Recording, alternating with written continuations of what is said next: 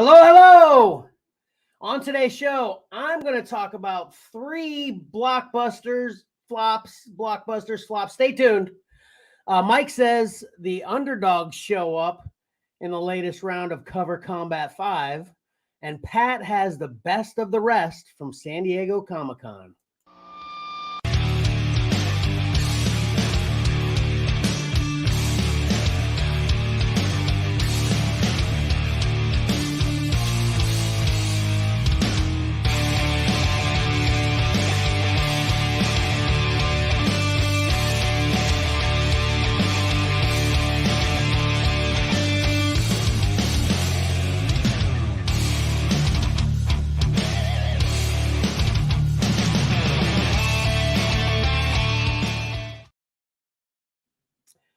Welcome to your favorite live streaming whatnotting podcast, Comics and Collectibles in the Crawl Space.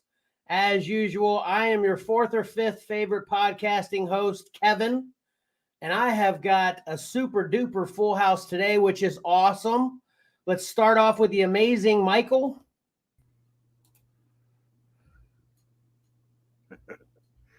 Hey, everybody. Good morning. And then, of course, the Superman, Patrick. Hello, everybody. And then another recurring semi-regular, Tyler. Hello. And lastly, the here today, gone tomorrow guest host, Johnny. Hey, guys. What's up, man? I'm not going to do the face. Everybody else did this reveal of their face when they said hello, but not me. I'm not doing that. Yeah. That's okay. We're happy. I was just thinking as I hit the intro that I should have had the old intro because, when it still included you, that would have been appropriate today. We're super happy to have you here every time. And if you ever want to come every single week, we would just be tickled to death, right, guys? Absolutely. Thanks, guys. Nice to be here. All right, so first thing I want to do, we have so much going on today, is I just wanted to show this real quick because this is a special episode.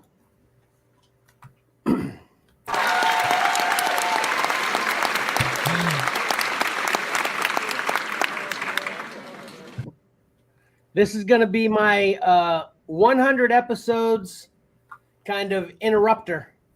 Anytime we got something special happening today, I will do that 100 episode cheer video real quick because we're here. And it's awesome, right? Yeah, dude. Heck yeah. Yeah, and there's a few things that are especially awesome about it, in my opinion. Oh, thank you, Mom. My mother is congratulating us all on a 100th show. But first of all is, I think it might actually be more than 100 shows.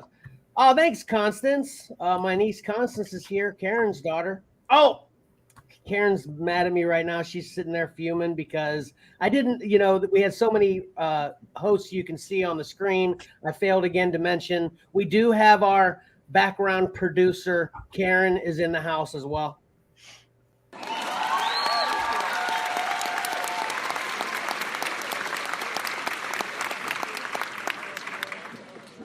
Sorry about that, Karen. I'm sure it'll happen again, though, but I don't do it on purpose. Count on it next week. Oh, thank you, Sharon. Another chime in. Congrats on the 100 show. Really appreciate it. Which that's the first thing I want to mention is, man, we've just gone, and Maddie, Tyler's fiance is here. Fiancé. Is that French?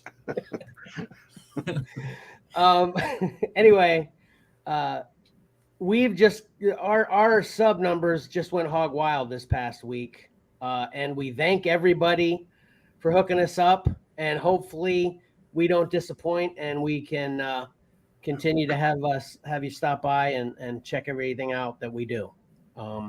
But then the other part I was mentioning is we might actually be over 100 episodes because in my minimal research that I did to prep for this show a little bit, we actually have 2 episode 50s, legacy 50s, because I was talking to Karen about some of the prep work, and she was pointing out, no, this is legacy 50, and I was like, no, this is legacy 50.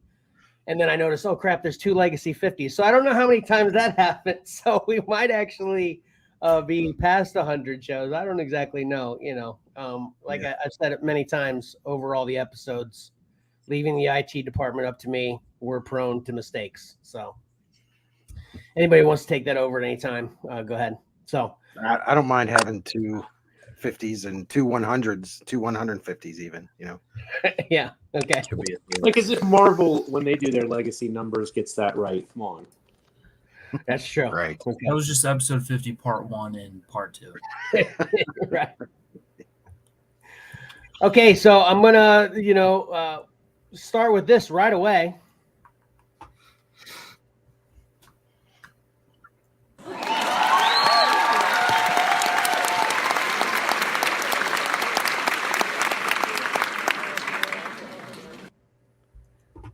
I haven't been a background producer in a long time, so I forgot what we learned about that. You got to let everything play out in its entirety. But the first thing I wanted to do is just a small clip, and this is audio only because obviously when we started, episodes 1 through 26 were just audio podcasts. So basically what it is a short memory, about 1.5 minutes. And I hope the audio is clear enough for everybody here. Let me know. Interrupt me if you can't hear it. All right? All right. I can't hear it. You couldn't hear it? No, I still can't hear it. Nope. Well, okay, wait 10 seconds. I did.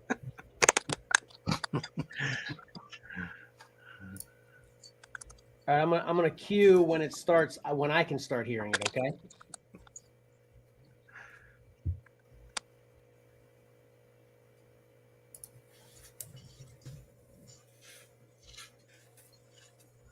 Is it okay to say I can't hear it? Yes. You can't hear it? Nope. No. Dadgum. Oh, thanks, Thank Hunter. you, Hunter. Yeah, another congrats. The Thank you. 200th episode is going to be flawless.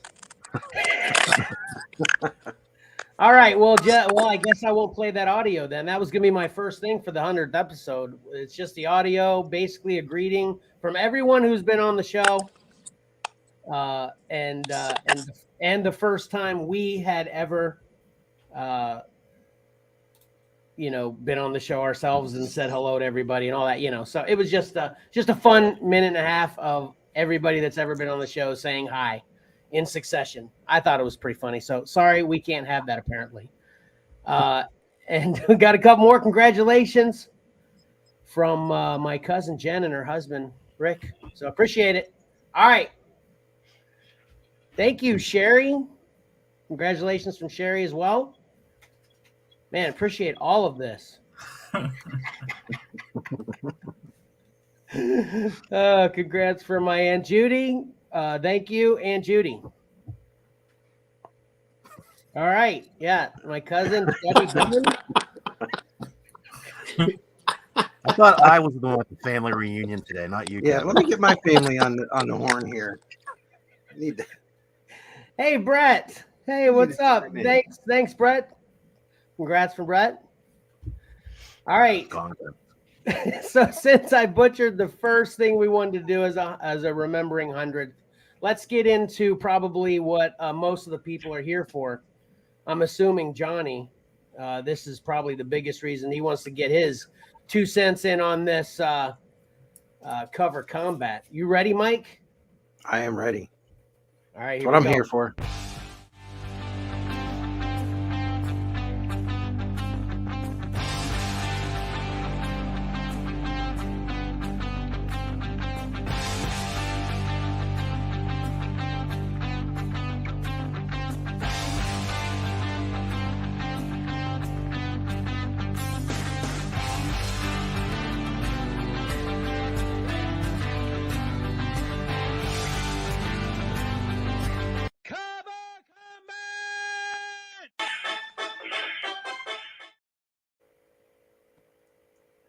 All right, Mike, we can see it on the screen if you needed to know that.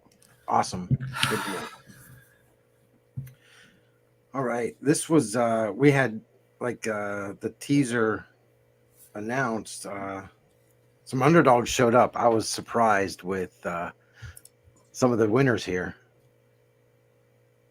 So this should Okay. be- which in turn makes for a really great round 2. Wait a minute.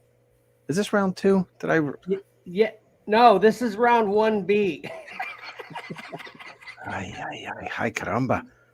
You assured everybody last week this would never happen again, Mike. I'm wondering if I changed it. Yeah, because basically I just have one long thread of even the next matchup is after this. So anyway, Oh, when you set up the next matchup, it like I think it goes- may have changed. it changes it from 1B to round 2. Okay. That makes sense. So I don't know if you can No. remedy that. I don't know if you could remedy that some way, but if you can't, what you could do is just put round 1B and round 2 in that part. You have the round 2, and then it won't matter. yeah. But it's par for the course for this 100th episode. Hey, nobody expected this.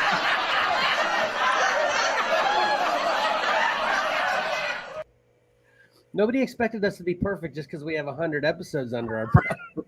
Right. That's just 100 opportunities to screw things up. Right. All right. So we'll start off with our first matchup. We've got Obi-Wan and Anakin #1 versus Star Spangled War Stories 81. And the winner here had 65% of the vote. Uh-oh. I think that percentage doesn't bode well for war stories. What do you think, Pat? Yeah, I don't know. This was kind of a tough one for me. This was tough. Tyler really loves that war story. He thinks it's ridiculous. He would vote for Obi-Wan. Alyssa is chiming in. Happy 100th episode. Thank you, Alyssa. Appreciate it. And Amy, happy 100th episode. Thank you, Amy. Appreciate you all being here today. That's for sure. Yep. All right. So I think what's this? Marco Cicchetto on the Obi-Wan and Russ Heath on the Star Spangled War Stories. And our winner was 65%. Shocking everybody.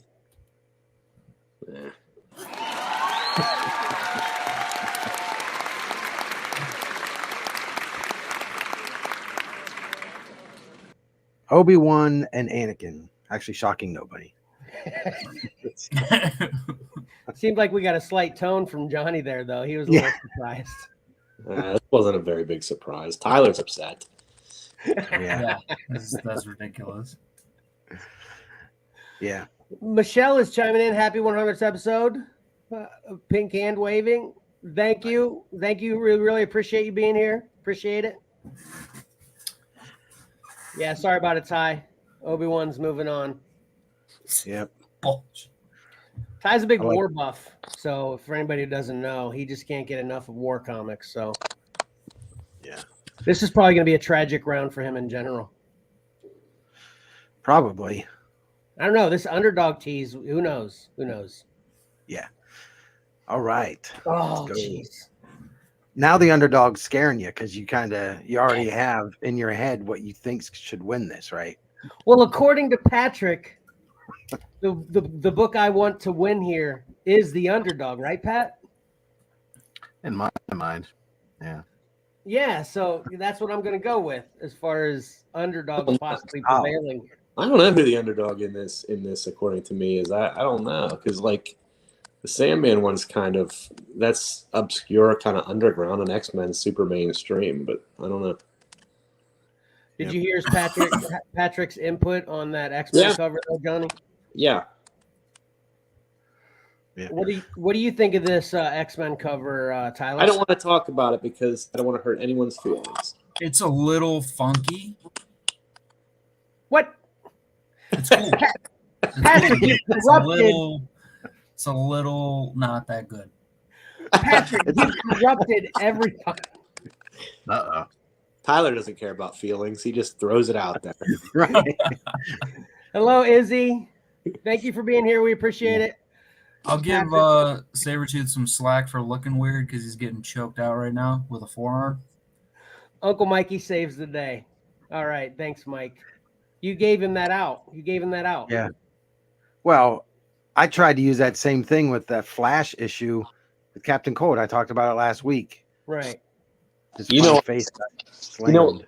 what did your kids call mine? My favorite cover, the Batman 400, Mike, was like Robot Batman or something. That's true. Yeah. Yeah, I think so. And it happens. Like it, Yeah. you know, we all have our individual tastes and our own nostalgia. So Yeah. That's facts. That's we can facts. look through flaws, you know, for our own nostalgia. So I'd like to hear Tyler's opinion on the Sandman cover in general, though. Do you like it, Ty? Yeah, I think it's great. Dagger. Okay. All right, Mike. What's happening? So, in case anyone was wondering, this matchup, because I didn't say it, is Sandman Overture number 6 versus Uncanny X-Men 222. John Williams. Is it John Williams? The third. JH JH. Williams. Yeah, JH Williams. Yeah. The third versus Mark Silvestri. The winner, 53% of the vote. Oh, man. Now it makes everybody even more nervous. All right, and here we go. The winner. Yes!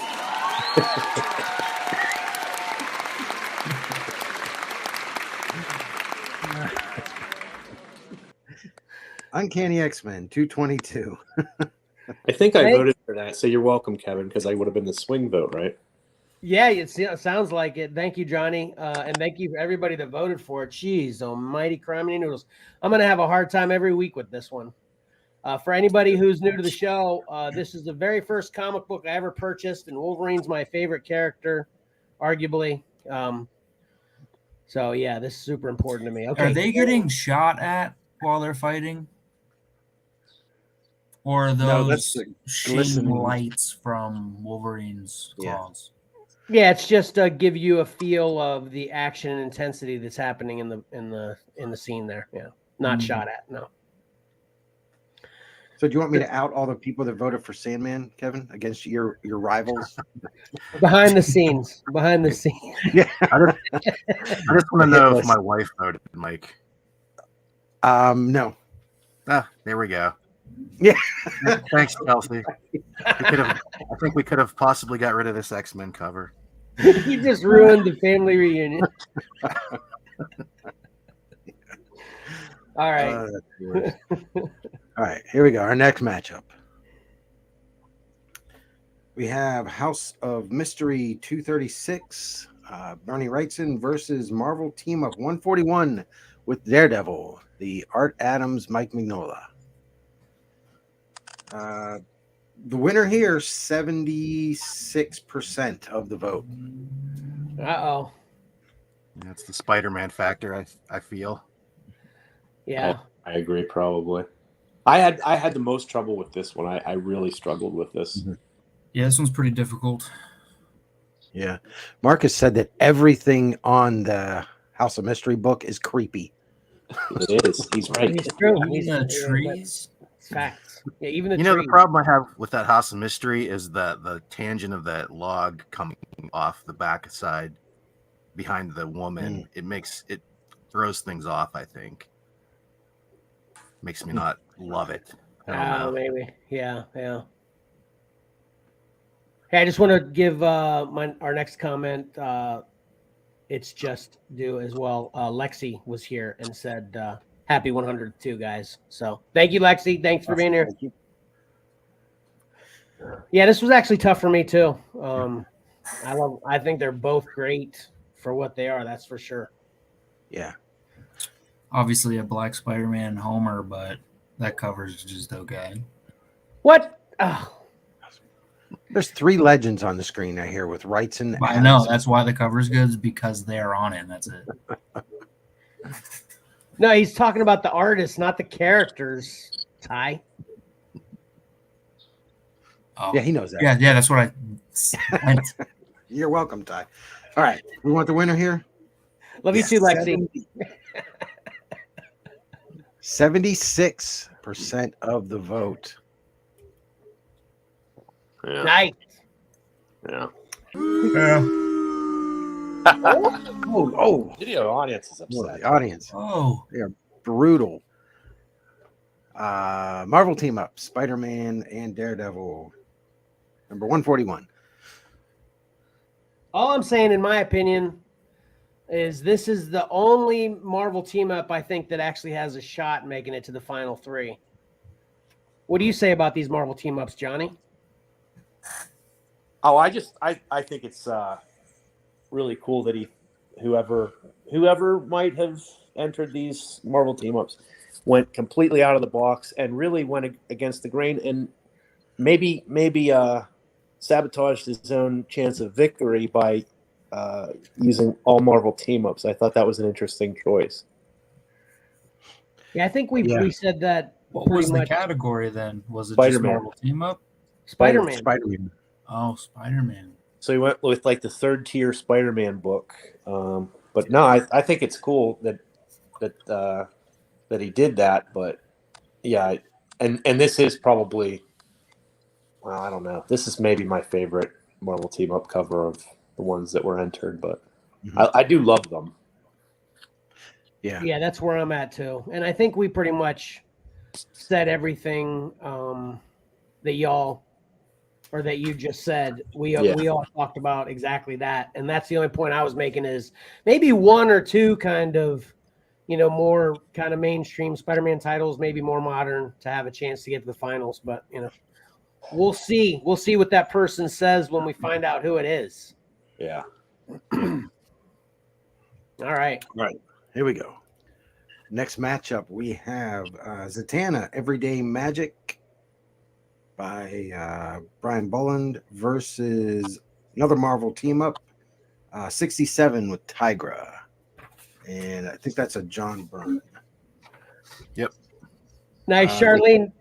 My another relative of mine is chiming in. Congrats, Kevin. It's a great video. Thank you, Charlene. We appreciate you being here. Checking 6 us out. John Byrne covers, by the way, in this cover combat. Yeah. Yeah. Yep. And Did I then just say that John Byrne's Spider-Man when he was doing Marvel Team Up is my favorite Spider-Man? Oh, nice. What say you about these, Tyler? They're both pretty decent. Which direction did you go? Spider-Man. My complaint about the Spider-Man was how much he's leaning back and his legs, kind of the way they look. Could I tell you something about that, Kevin? Because Kirsty and I talked about that, and she could easily do that with her leg, very easily. Ah, okay. My leg would be broken. yeah. Okay, fair enough. Which I like that cover. It's just we've talked about it many times. You have to nitpick something to pick sometimes because I like both of these. Yeah. My wonderful wife is chiming in. Hey guys, happy 100th episode. I'm so proud of y'all. Sweet. Lots of accolades. We're gonna actually think we're good at this by the end of this show. I can't wait until next week's 100th episode. Let them all know. All right. What do we have here? The winner here, 65% of the vote for the winner. Here we go. 1, 2, 3. Oh. Karen apparently can't see it yet. Yeah. Oh, okay.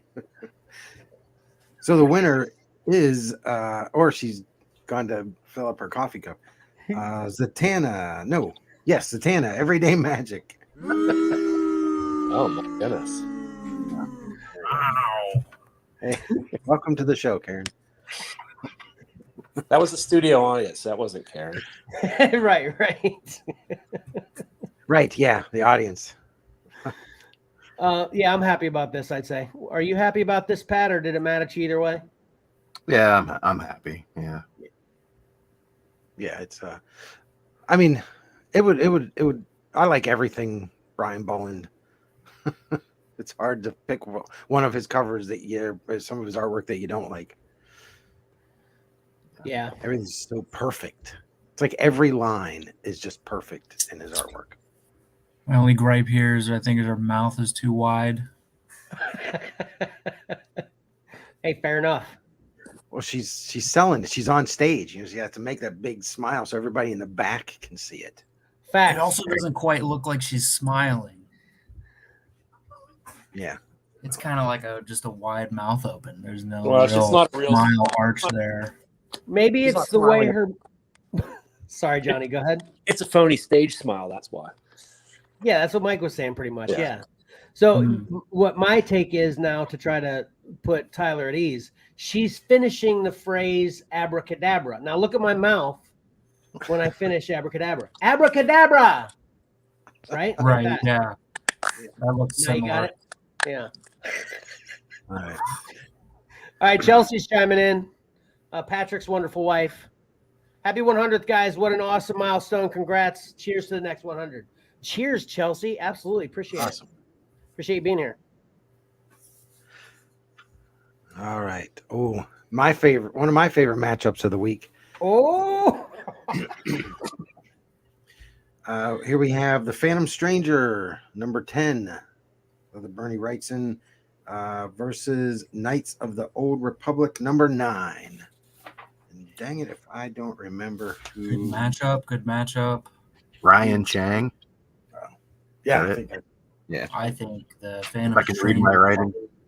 is the best I've ever seen, and the KOTOR Yeah, cover right. is dog. right. Sorry, Taya, what were you saying?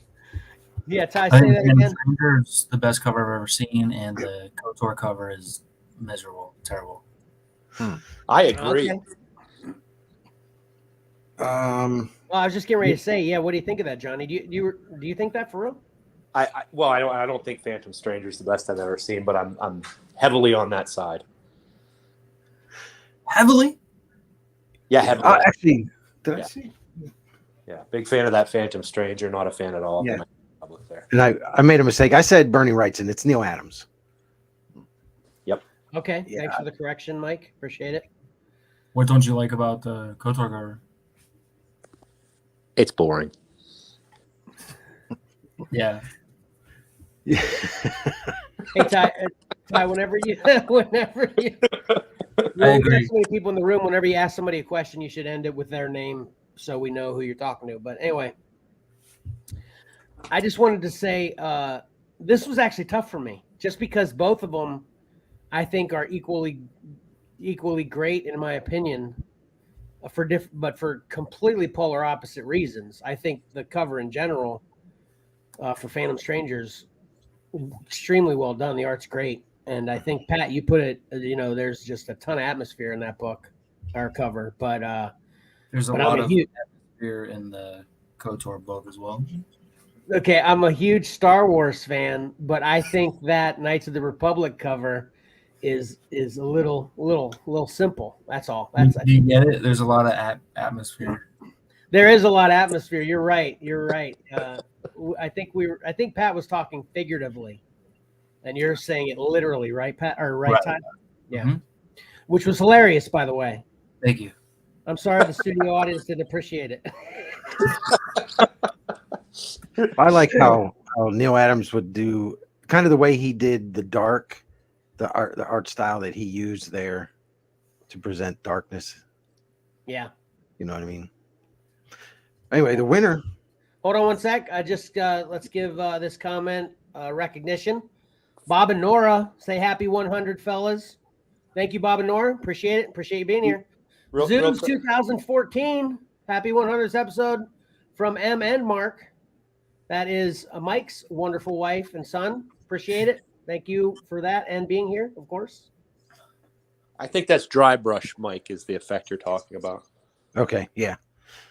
Yeah, he definitely used it a lot on the horror books and some of the Batman stuff, which there's skill there, Tyler.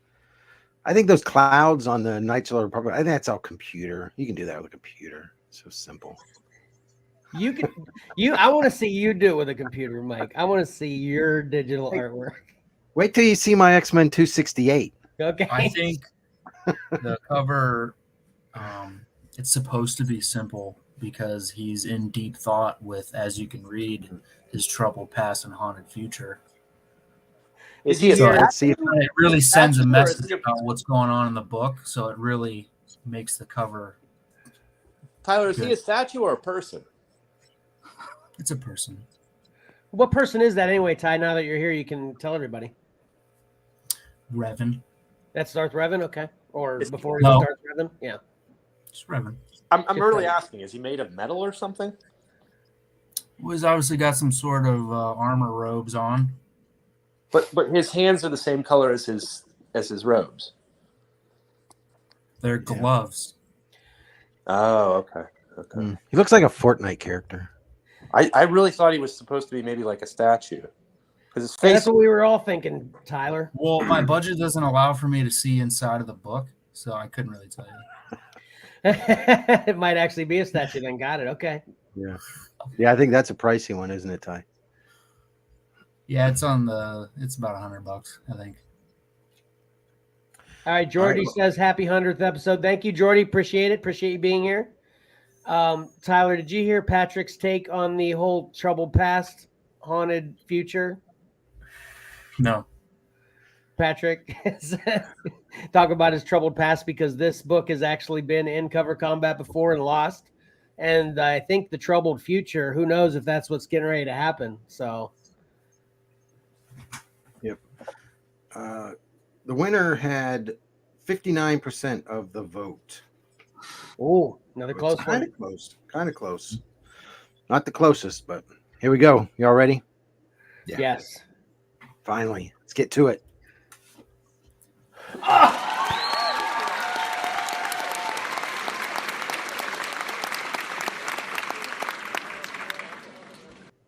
The Phantom Stranger, number 10, has defeated Knights of the Old Republic.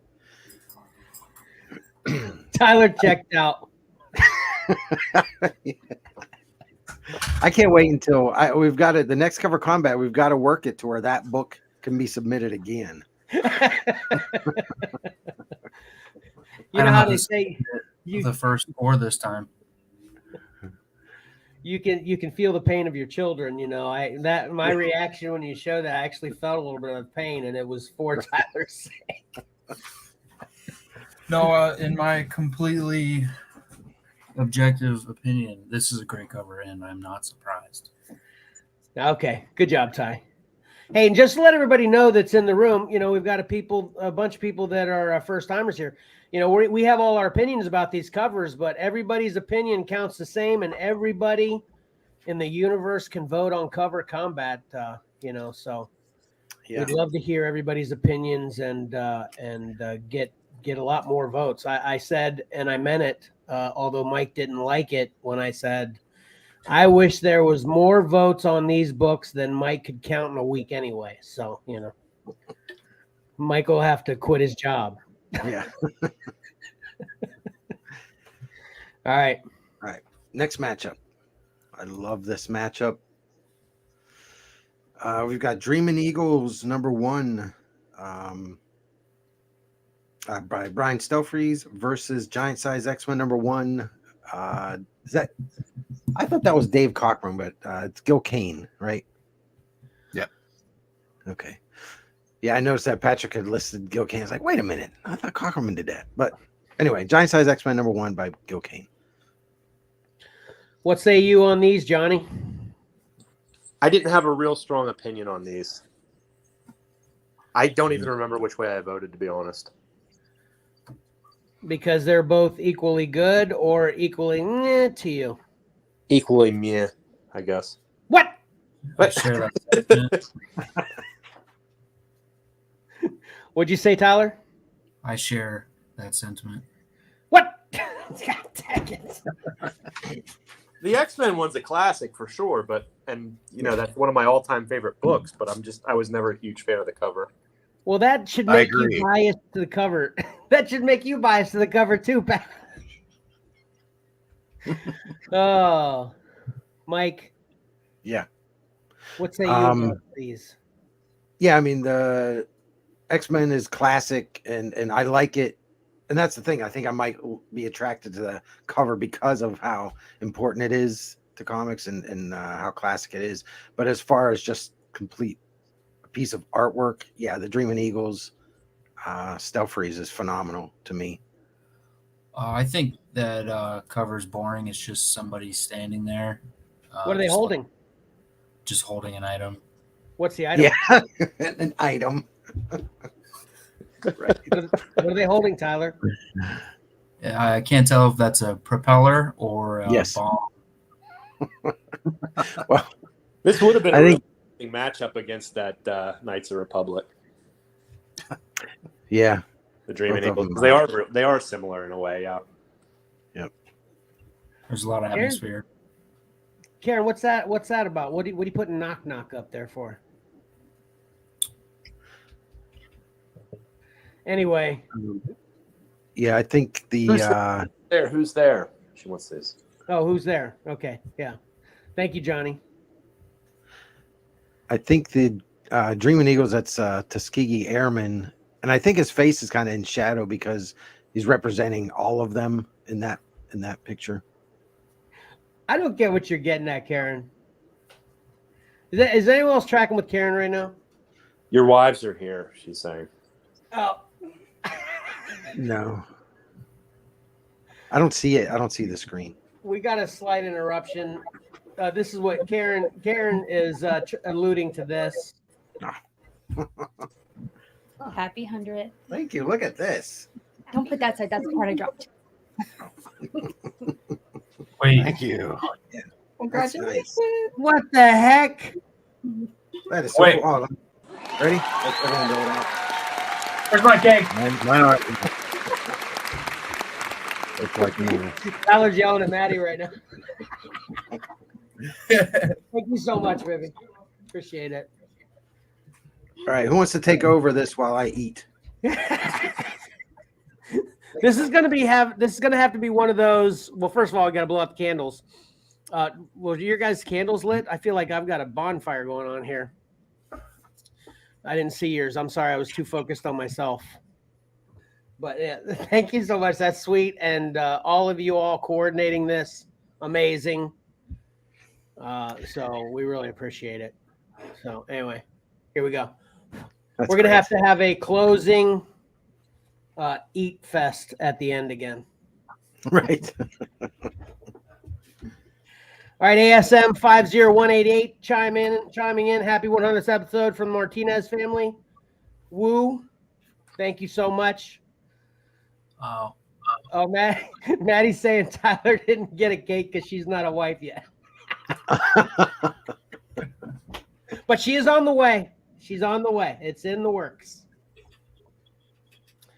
All right. Anyway, sorry about the interruption. It was awesome.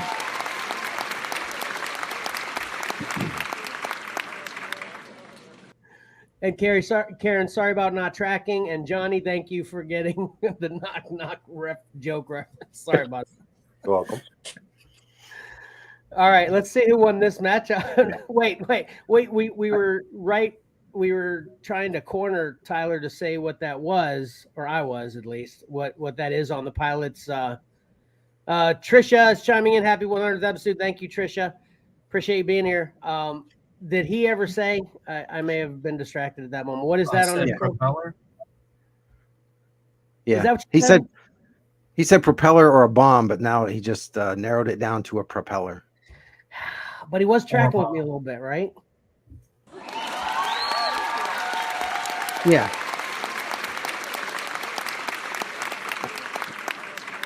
The apple doesn't fall far from the tree. Far from fall the tree. Yeah, both of you think that you can just shoulder a bomb. Small ones. They have small ones. Right, That Johnny? thing's as big as him. A missile. Could be a small torpedo. Yeah, it could be. Exactly. Thank you. Patrick looked it up how much a torpedo weighs. No, I That think was Karen Karen. did. Yeah, Karen did. Sorry, Karen. All right, who won this match? Anyway, the winner here at 53%. Mm. 53%. This was a close one. Thank God. Gives me hope. Now you're all nervous. No, it gave me hope. I was more nervous before. Oh. Okay. Here's the winner. So now you know that one of them won. Yes. Right. Okay. Here we go. Wow. Karen didn't see that happen. Yeah. Dadgummit. Dreaming Eagles, number 1.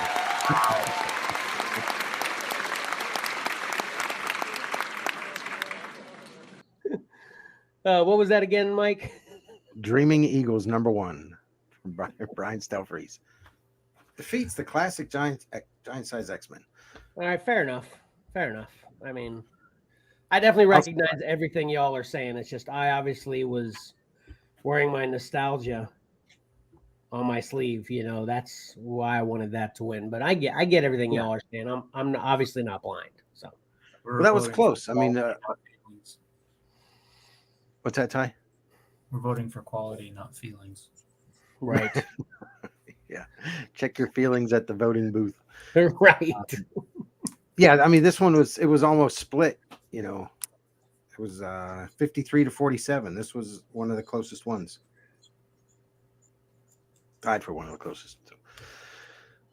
All right, moving on. We have Star Spangled War Stories 88 versus House of Secrets 94.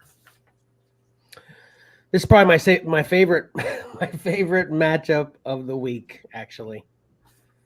Just because I think this is, correct me if I'm wrong, the only time in the entire round one where things were so equally and kind of artistically matched, right? Would you agree with that, Pat?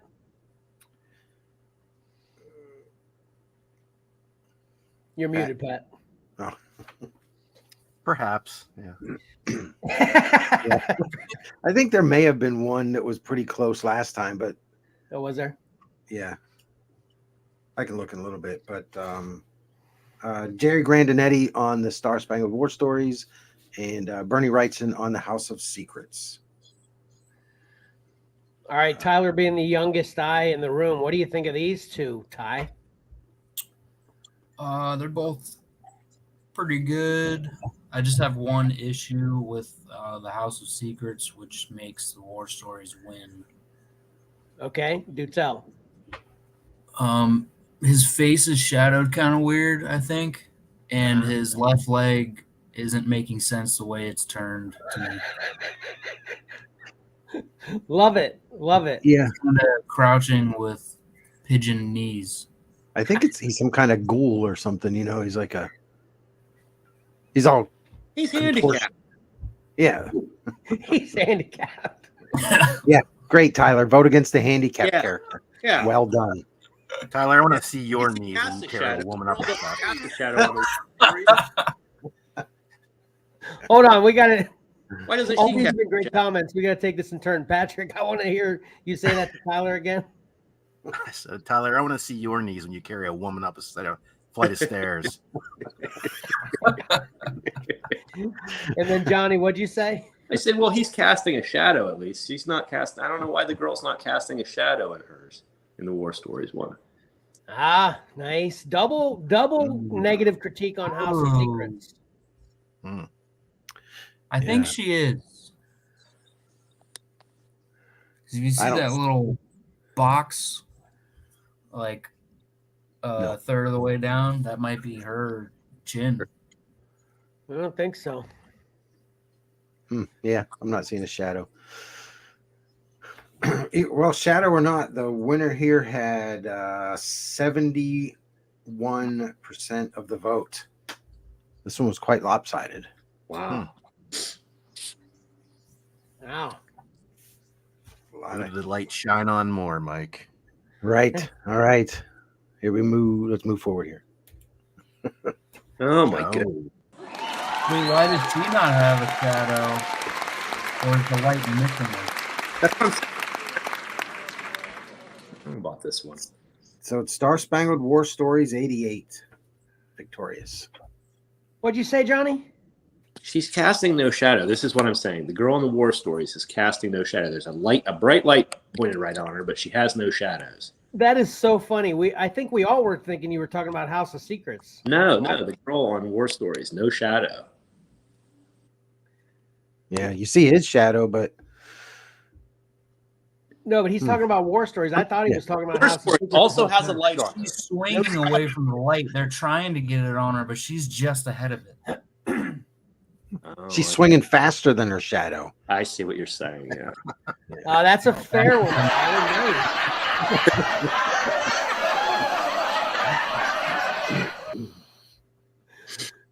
That is great, Tyler. This one's going to struggle in the next round because of the shadow or lack of shadow. No, Tyler. You see that the bullets are like towards the right side of that light, and she hasn't been struck. That means she's ahead of the light. Nice, Tyler. Nice. Oh, right. Yeah. Tyler just saved War Stories. Nice. Yep. Well done. We'll see. Wins. All right. Here we go. Our next matchup. Oh, there's a lot going on the screen there. Marvel Team Up 65, Captain Britain versus X-Men #1. Hey, just so Pat's comment isn't lost in all that wash there. That was hilarious, Pat, saying, all right, Mike, which cover has the more light shined on it or whatever you said. I'm butchering you a little bit, but that was great, Pat. Thank you. Oh, I didn't hear him say it. Exactly. That's why I said it. Oh. Ooh. Yeah, I think House of Secrets has more light per square inch of cover. You lose a lot on circles. Well, I think he was using that as a reference for the boats. Yes. Oh, I get you. And I just wanted to let everybody know that's graced us with their presence that we're not usually a 5-person room, so we're working it out. I think it's good, but that's why sometimes some comments get lost. So anyway. Yep. So here we go. Marvel Team Up 65 versus X-Men 1. Yeah, that for me, the X-Men 1 is just, I've seen it so much. I think I said it last week. It's just become kind of, boring to me. And I don't like that comment. I think I said that last week. So yeah. I think y'all are just brutalizing whoever submitted these X-Men covers.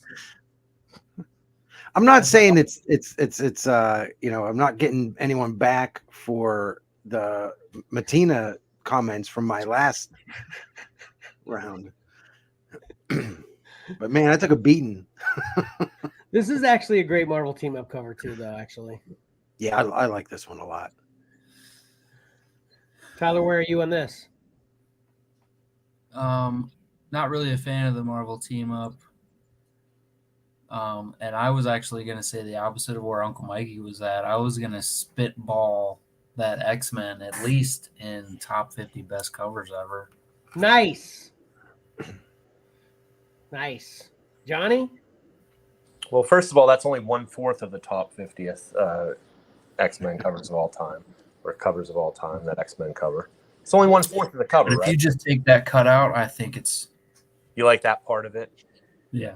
I love, my opinion is I love Wolverine and Iceman on that picture, but I don't like Cyclops on that picture. Why?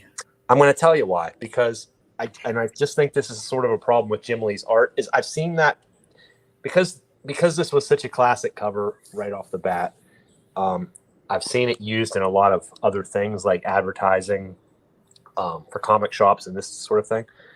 And I've seen them take Cyclops is what is his left arm, our right arm, and just sort of move it up or down to fit whatever, and it works just as well. So I feel like it's sort of like almost this weird cutout, like, I don't know.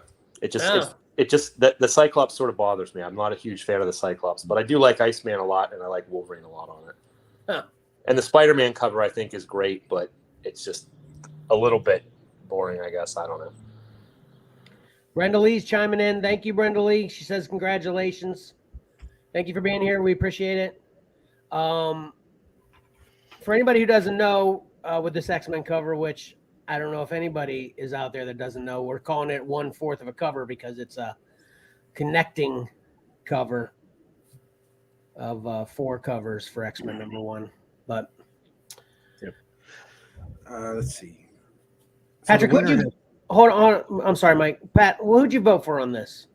I gave the slight edge to the X-Men cover. What gave it that slight edge? I'm a big John Byrne fan, but I'm a big Jim Lee fan. I just Had to pick I one. don't know. Yeah, just had to pick one, and I think the X-Men cover is a little more dynamic. Okay. I voted All for right. the Marvel team up. I think I voted for X-Men as well. You voted for Marvel Team Up, Mike? The heck? Yeah, He's over that X-Men. I'm He's over over that it. X-Men. Yeah, he is. Yeah, he is. I've got a short box of them. I don't even have that Marvel team up. No, you don't. I want to see that short box full of these X-Men #1. All right. Anyway, All right. The winner had 76% of the vote. So everybody else was pretty. What's the word I'm looking for? serve themselves. Yeah. All right. Here we go. Winner.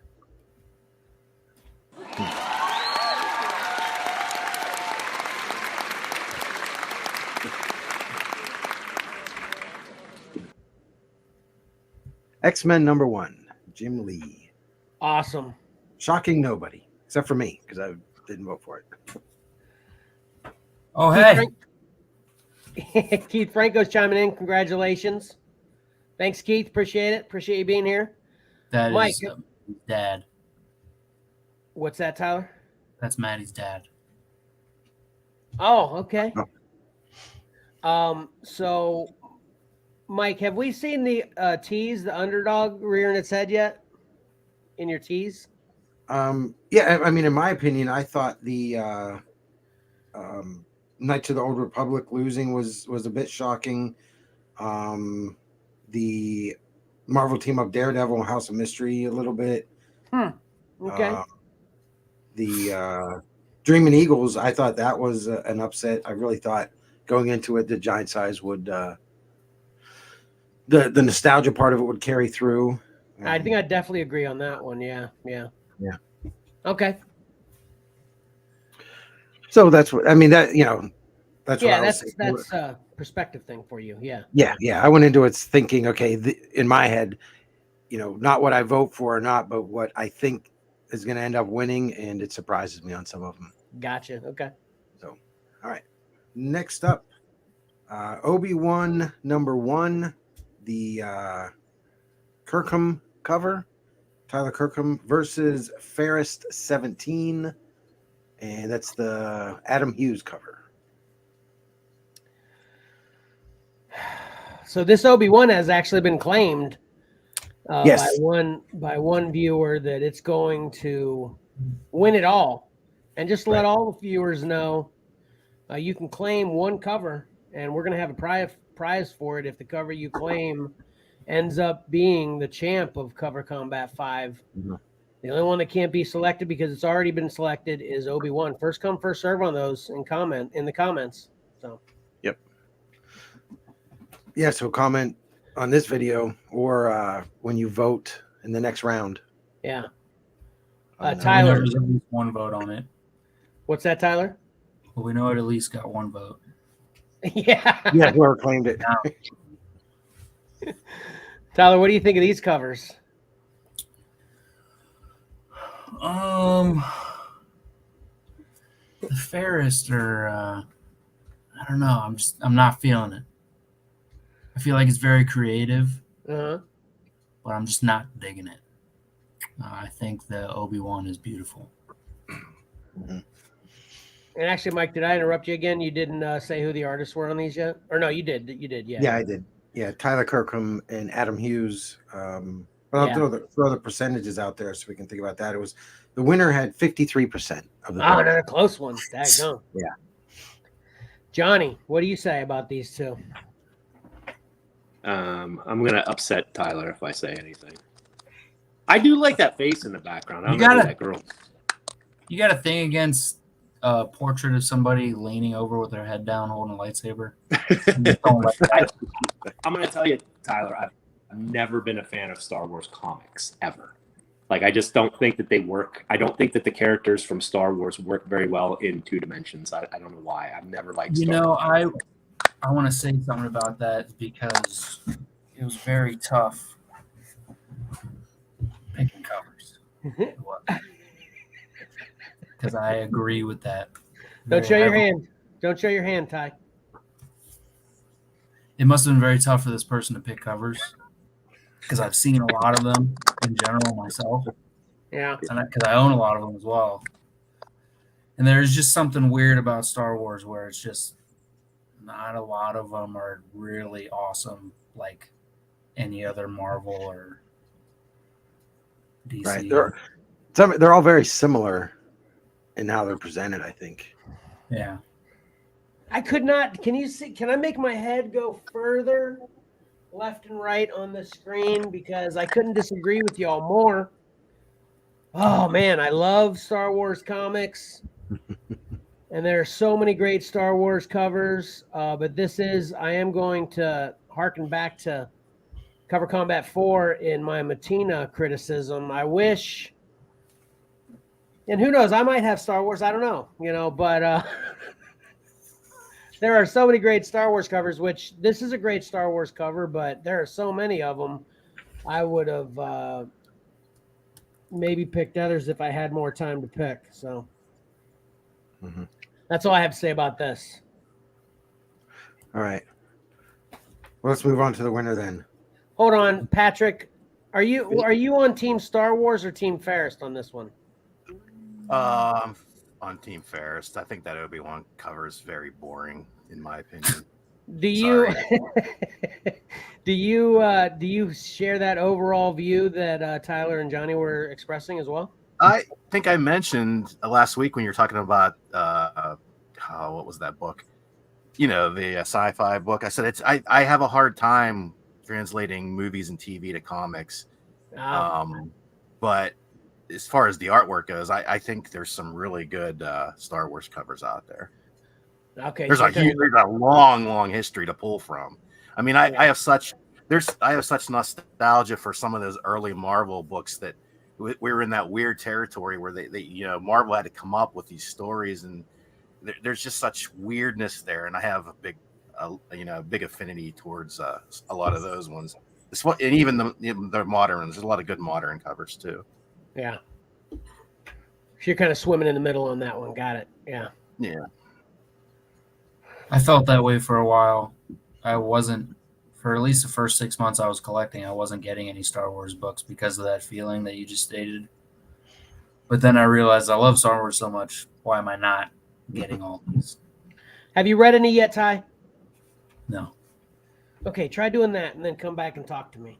I'm working on your Carnage Venom stuff. I know. Yeah, you keep it up. I know. Yeah. All right, Mike. Sorry. All right. That's right. The winner with 53% of the vote.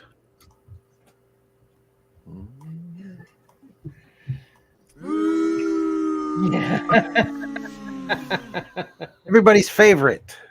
Ferris, number 17. This one's surprising because of the Star Wars factor. I figure a lot of people vote for books just because it's Star Wars, or like Patrick said, character driven. Yep. Our first claim has been eliminated. Our first and only claim so far has officially been eliminated. Sorry about it, your grandpa. I don't know if your grandpa's here today, but that takes that out of the running. And real quick, do we talk about that Obi-Wan series was based on the show? It isn't, but they are doing one that's based on the show. Oh, okay. So it's not the one that's based on the show isn't out yet. Essentially, is that what you're saying? They are getting ready to it's being solicited. I can't remember what number they're up to. Gotcha.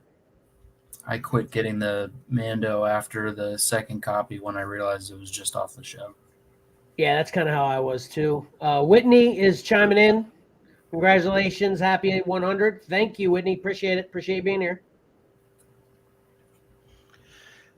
All right, so I would say that was an upset. Yeah, I'd I say. actually read that comic book. Oh, Maddie read it. Which one, Ferris? No, Obi-Wan #1, Oh, okay. and she enjoyed it. Yep. All right, next matchup.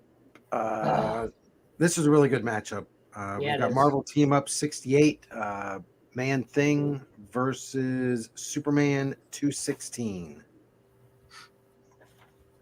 Yeah, this is tough. Yep. Was that a burn? I think that's another burn, wasn't it? John Byrne and Joe. Yep. Yep. And Joe I'm Kubert. glad Johnny's here because I was going to bring this up last week. That I think Johnny and I have had this conversation before that nobody can draw Spider-Man from the back better than John Byrne. Yeah, absolutely. There's just something, I don't know, something about it. Yeah, this is one I forgot about too. This is a pretty equal matchup artistically and type of cover.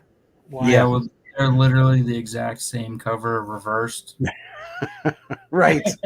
I think these are funny too because one's a Spider-Man and one's a War, but those could easily both be horror books too. That's true. Yeah.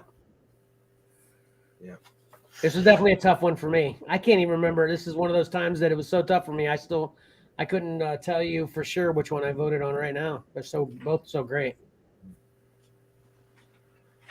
If you want to know, I can let you know.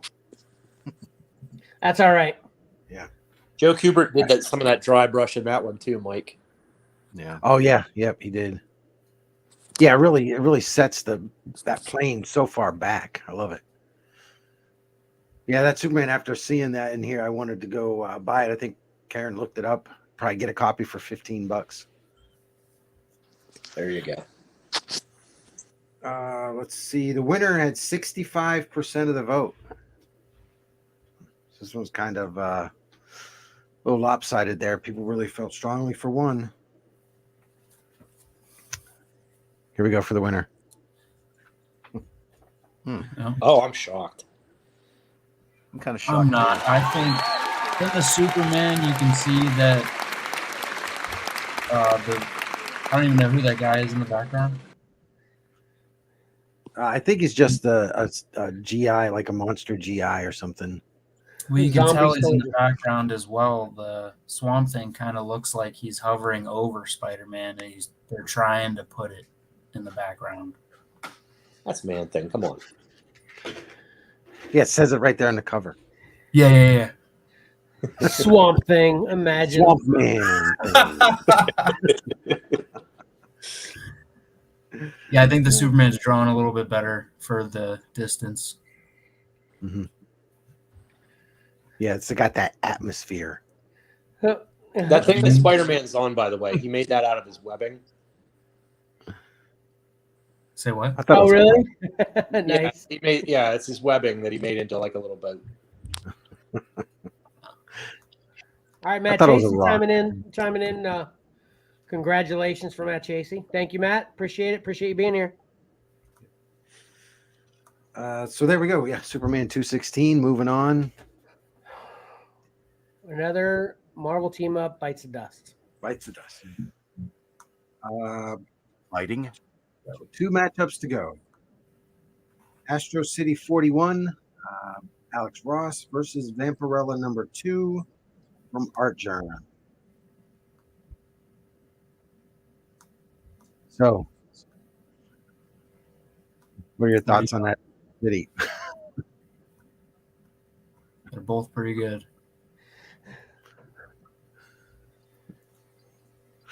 Sorry Yeah, about that it. was- Sorry, Mike. What'd you say? No, go ahead.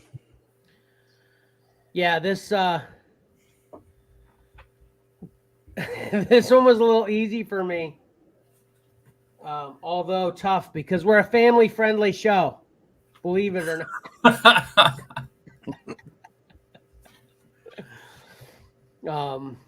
And that Astro City, that's a Vertigo, not a War, right? We talked about that, right? Correct. Yes. The Vertigo submission. Vicky is chiming in. Happy 100. Favorite Star Wars is Rogue One. Awesome, Vicky. Appreciate you being here. And me and Tyler pretty much agree with you, although tied for A New Hope and Empire, in my opinion, kind of all equally the same. And then Jason's chiming in. There you go, Pat. Congratulations, guys. That's your fellow Expanse fan, Kevin. All right. Happy to see you here, Jason. Hopefully you checked out my review. Hopefully, Pat, if you hadn't, let you know about me reviewing the Expanse comic. You should pick it up. It's good stuff. Anyway, yeah, I'm like I said, I'm torn. I'm ready to have Vampirella not be distracting during the show, but actually, I think that's better than the Astro City. What do you say about this, Johnny? Well, being that it's a family-friendly show, the problem with Vampirella, I guess, would be that every Vampirella is a little bit not family-friendly.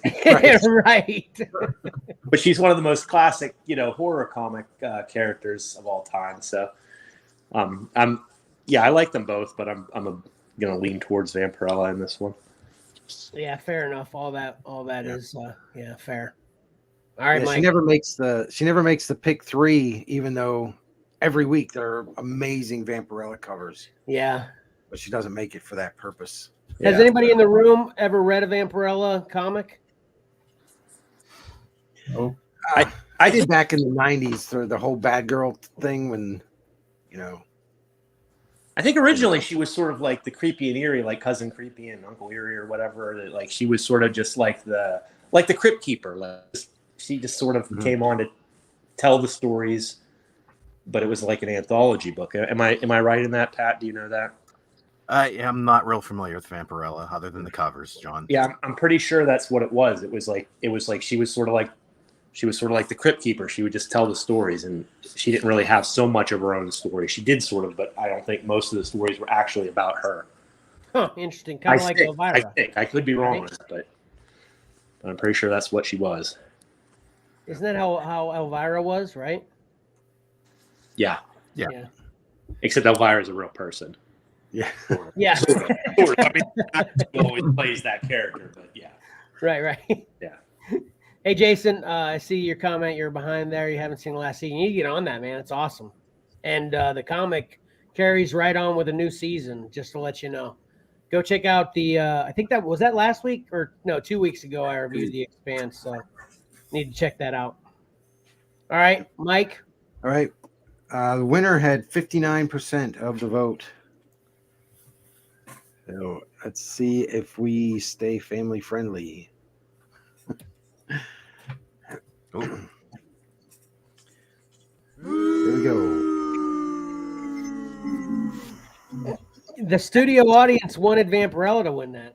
Yeah. Mike? Astro City 41.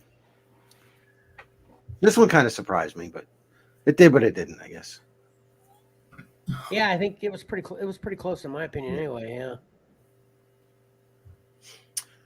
All right, our last matchup. Wait a second. Go back to that 1 second, Mike. I'm not totally sure that's 100% family friendly either. Yeah.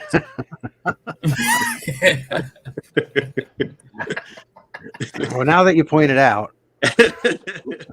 Well, now that you point it out, now it isn't. But no, I'm just kidding. All right. All right, final matchup of the week. Darth Vader 25 from Joe Quesada versus the X-Men #1. Classic book from King Kirby. This is tough. I got to hear what Tyler has to say about this. Yeah. That Vader cover seems familiar. It's just differently colored. Yeah, I was surprised to see the black and white submitted and not the colored version. But I think the black and white looks a little better than whoever submitted the color one. Yeah, I was just thinking. And it definitely wasn't a test run because the colored one was eliminated so early last time. I don't Oh, I didn't remember. even. I don't even remember this one being submitted before. Huh. Mhm.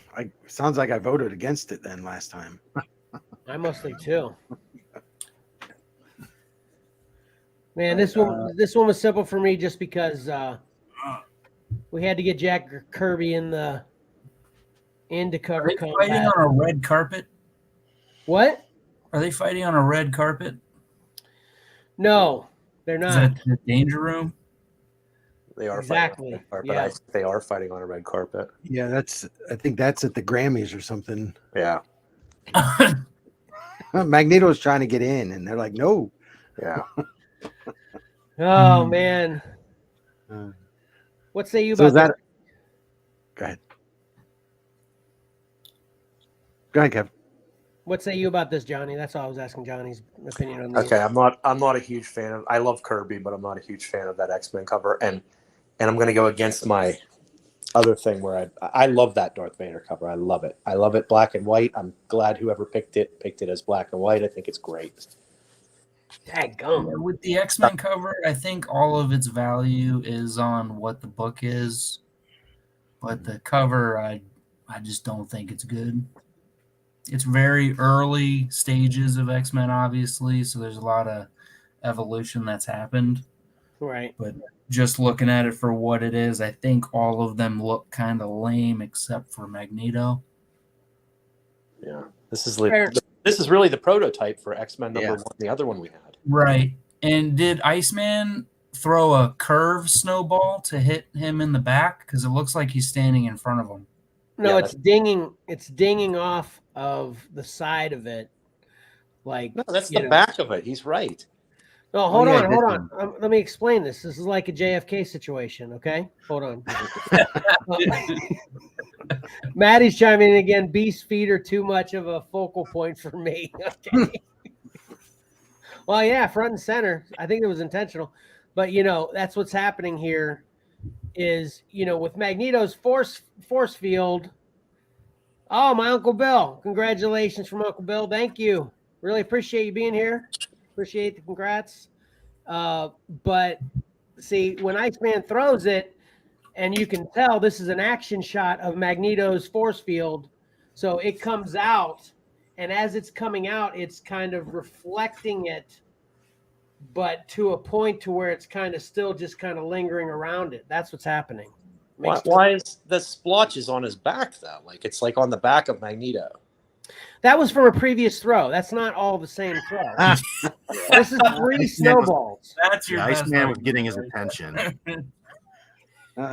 Wait, Yeah, so if you haven't that's read this 3 comment, throw, but there's another 2 directly ready to also hit his back. No, he just missed. Magneto's fast. Okay, this is what happens in this comic. Okay, Magneto doesn't know the X-Men's coming.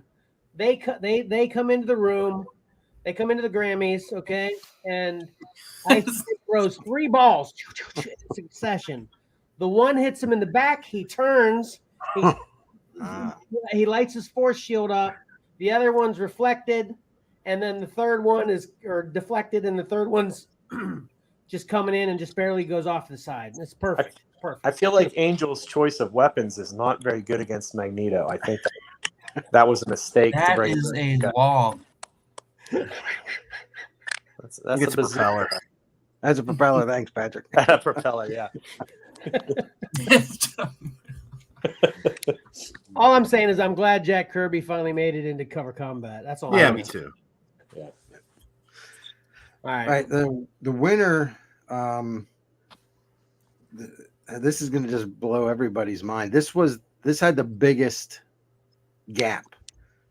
82% of the votes went to the winner. Wow. Dadgum. Ah. All right, here we go. Ah. Studio audience doesn't care. Yeah, that's Darth Vader. I want a deeper explanation from Johnny as to why he absolutely loves this cover. I just think it's striking. I think the blacks and the whites it works for me. I don't know. So it's Yeah, the the upshot color I think palette. is great too. I actually wish on a lot of those Bernie Wrightson covers that were submitted from whoever submitted horror, I think Bernie Wrightson's work looks better black and white. I think some art just looks better black and white. And I agree think with this looks so much better black and white. I think it's stunning. What'd you say about it, Pat? I like the composition of this cover too. The whole upshot on the Darth Vader coming up on the cliff there. It's really, really cool. Yeah, it is good. Yep. I agree with what you guys are saying, but I still voted for X-Men #1. Yeah, me too. But I agree. Yeah, I agree with everything they're saying too. But yeah, I definitely voted for X-Men. It was tough. It was a tough choice though because I do love this cover. Yeah. Could I just ask real quick, because obviously like we were sort of all pinned in by the categories we had, but what's everyone's favorite Kirby cover if they had to pick one? Just off the top of your heads. Probably FF1. X-Men #1. Yeah. X-Men #1? Yeah, for me, yeah. Mike? Oh, geez, there's so many. I don't even know off the top of my head. I don't know. I mean, I can't even My pick one. My favorite's AF-15, but like probably close second would be Hulk #1. What'd you say yours was, Pat? Fantastic Four. Fantastic number Four. one. Fantastic Four, yeah. Okay. All right. All right. Next up, let's see. Well, now that we've seen all these covers, we're going to talk about. Well, last week's we haven't talked about last week's. We've talked about this week's winners. Here's the next matchups. You all ready? Yes, I think so. All right. Our first matchup. Is it round 3? That's how I made the mistake.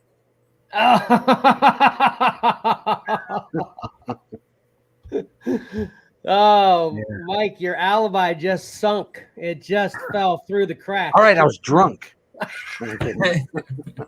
You shouldn't drink so much. For all the viewers, this is round 2. This is not round 3. Which, in Mike's defense, we've Look, changed. I have it correct here. Okay. In Mike's defense, we did make like I think 3 changes in total as to what we were gonna two things, how we were gonna work it, and then exactly what we were gonna call it. So please, viewers, forgive the screen errors, but Mike's gonna have it all perfected by next week, right, Mike? Yeah, and I mean this is what I'm working with. Just you know. Yeah. We know. You got a lot of work on your hands. We got it. All right. But this is round 2. Round 2, and we're starting off with Obi-Wan and Anakin #1, Marco Cicchetto versus Chamber of Chills 19, Lee Elias. This is hard. It's very difficult. Yeah. This one's extremely easy for me. Not only because I'm a huge Star Wars fan, but also because I'm a big snow, cold, frost fan in art, and I would say this is my least favorite of the classic looking covers that we've got in Cover Combat this time. So this was pretty easy for me. I think this is the only Golden Age cover that's made it like this. Yeah. Yeah, I love that cover. Yeah, that's why it's hard for me because for the same reasons Kevin likes Obi-Wan, I like it as well. But then also I love horror books. I love pre-code horror. Yeah, so this is hard. I'm not a horror fan in general. So whether comics, movies, anything you got. So, and I just don't like it. What say you, Pat? I said I just noticed this cuff link there on the Chamber of Chills. It's a little on the nose, but it's kind of cool. Yeah. Yeah. Hold on, let me make my big screen big. What is it? I can't even tell. Oh, skull? Okay. Yeah. Oh, it has no nose. All right. Next matchup. Oh, yeah. Oh, boy. Vader Down #1 from Mark Brooks versus Zatanna Everyday Magic, Brian Boland. Very similar layouts. Yeah. Yeah. We get that a lot in Cover Combat, it seems. Yep. That's all uncanny. I don't do that. I don't have time.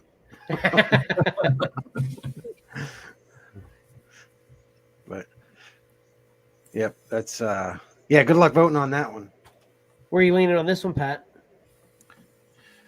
I'm not sure. Probably the Zatanna. This is tough. Yeah. Big Mark Brooks fan, but that cover just isn't doing it for me. I don't think, for some reason.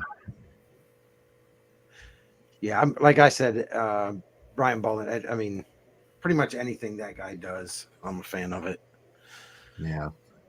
I like the little flavor of the underline and Zatanna being a magic wand. Mm-hmm. Yeah, that's cool. But right, Vader's cooler, so.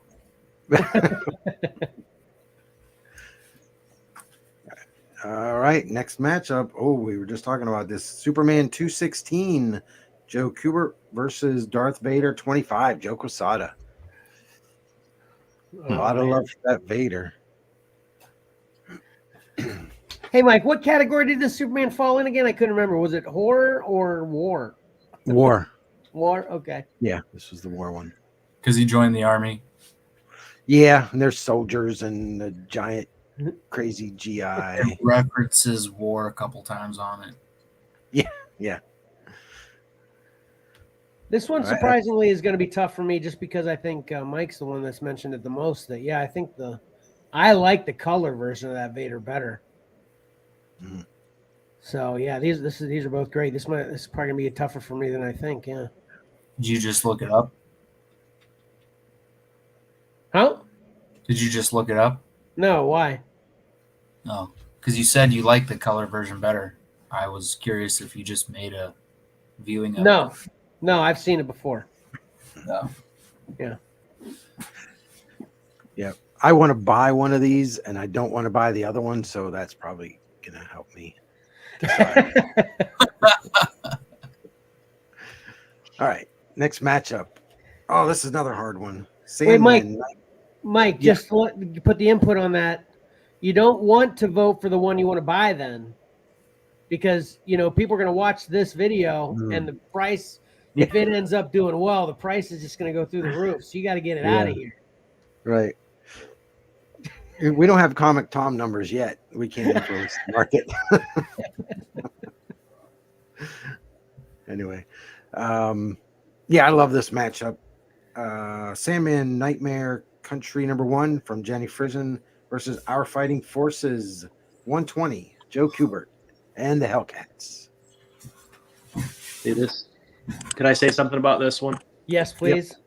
This one does make me wonder if I reversed who I thought got the in our pre-show, if I reversed who I thought got Warren, who got Bird again.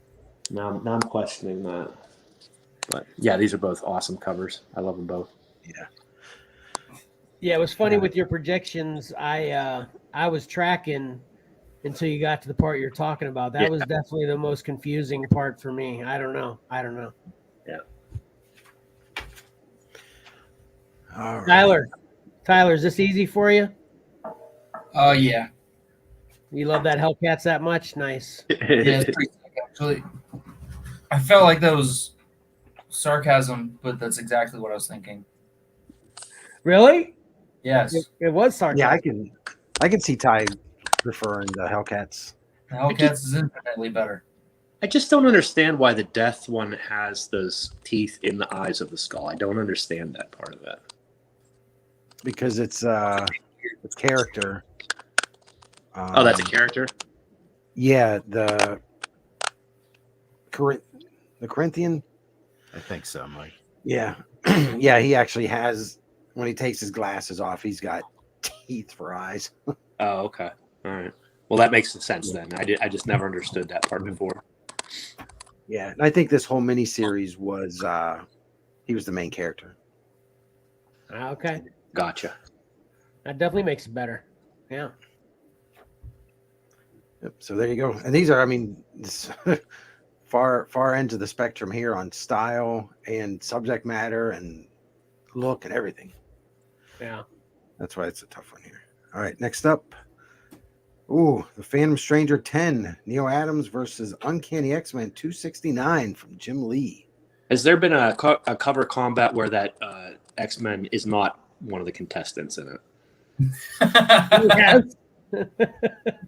I think it was only a contestant one other time. Oh, was it? Yeah.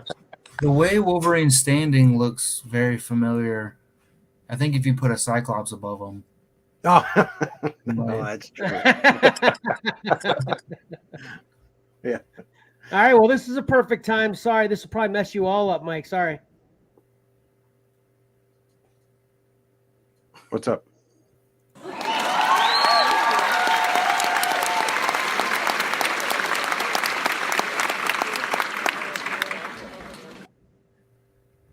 This is a perfect time to do a 100-episode special right now.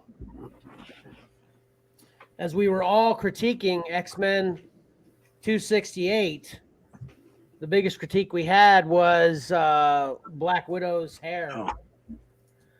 So, I don't think, have we actually heard, Pat, did you remark X-Men 268? I did. Awesome. Who wants to go first? Mike, do you want to go first? Or do you want me to go first? Because Pat's naturally at the end here. Maybe Yeah, you I'll should go explain why we did it. What's that? Maybe you should explain why we did it. Because we were debating whether we thought Black Widow was better with short hair or with long hair. Long hair. Johnny, what say you on that topic?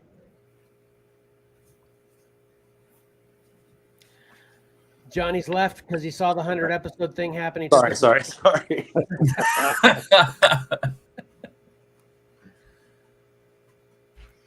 What you say still you on sorry? the topic of Black Widow having long hair or I like original long this conversation.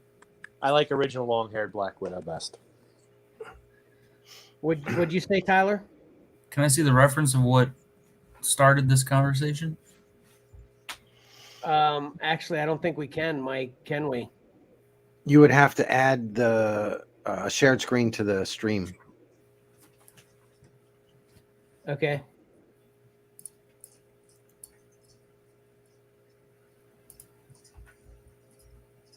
Can you do that? Hold on. You're just, oh, it was the cover that was just on.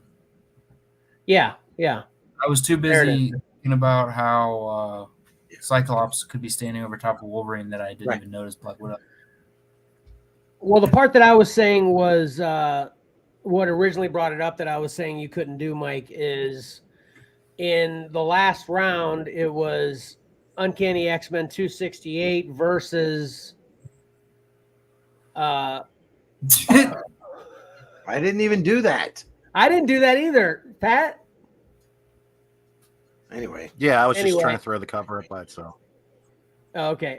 Anyway, Uncanny X-Men 268 was up against a Marvel team-up that had Black Widow on the floor passed out, and the Black Widow on the floor passed out had long hair. And there was a conversation about that Marvel team-up with Black Widow with long hair versus this Uncanny X-Men with Black Widow with short hair.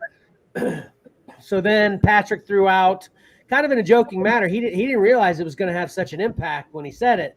But Pat's like, we talked about remarking jokingly this cover. So Pat's like, that would be a great 100 episode idea. Here we are. Patrick, this is all due to you.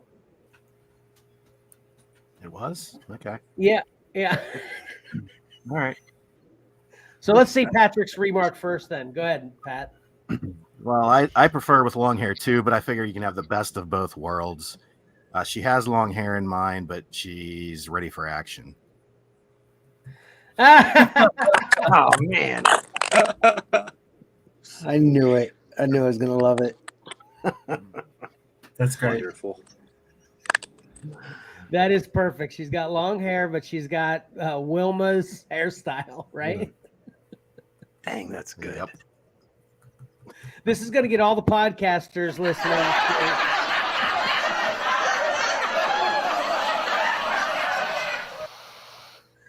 To check out this video. But anyway, Yep, that's well great. All right, Mike, let's see yours. All right. I went way outside the the box here. I also signed mine, because it's like a remark, as if I was at a convention. Oh, nice idea. And wow. and Whoa. I don't even see it. There we go. I even changed her hair color. That actually looks like it's like some strands of hair on there. Is that a drawing or is that strands of hair? Yeah, it's a drawing. I just did it with my I did it with my iPhone and just my finger. Oh. It has photorealistic qualities. I thought it was just you took some hair off of one of Cora's Barbies and just kind of placed it strategically on this cover and took a picture of it. It's just the finer pencil option. Oh.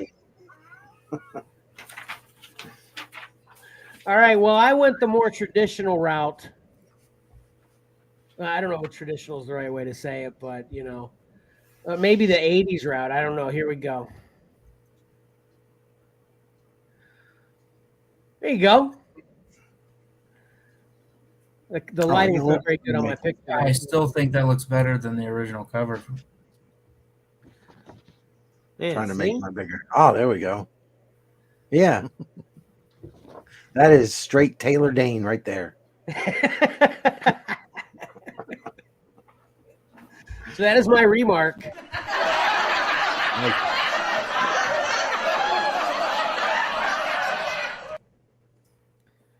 And I'm going to. Those are all great, and well, I shouldn't say mine's great, but I was actually pretty proud of this. It actually looked pretty decent, and I'm a horrible drawer, so I was a little proud of this. Well, send those to me. I'll put all three of them up on the Xcellar page later on. Okay, that'd be great. And I was actually going to say, since we're in a 100 episodes celebration segment here, I was just going to add this too. Thanks to Tyler's diligent work, we now have a Patreon. So you can go to patreon.com/XcellarComics, right, Tyler? Mm-hmm. Yep. Or in the Patreon app, if you want to support the show and all we do. All this stuff ain't free. We do have a pretty substantial overhead for something that doesn't generate any income, really. Obviously, we sell books, but we pretty much take that, what we sell in the books, and turn it right back into other books to sell. Yeah. So, we've got a substantial overhead. We could use some help, and now a Patreon is the way that people can do it.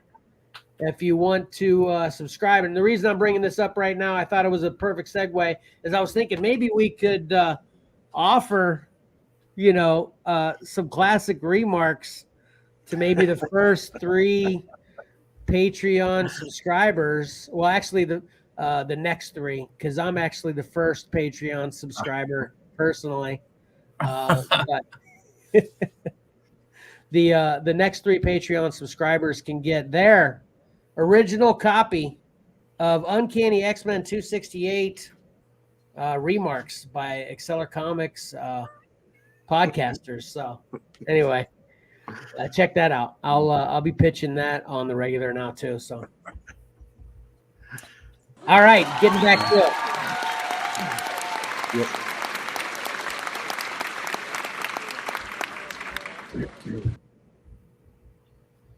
I did put it back up, Mike. It's just going to take a second to get back up there. There we go. Okay, continuing on.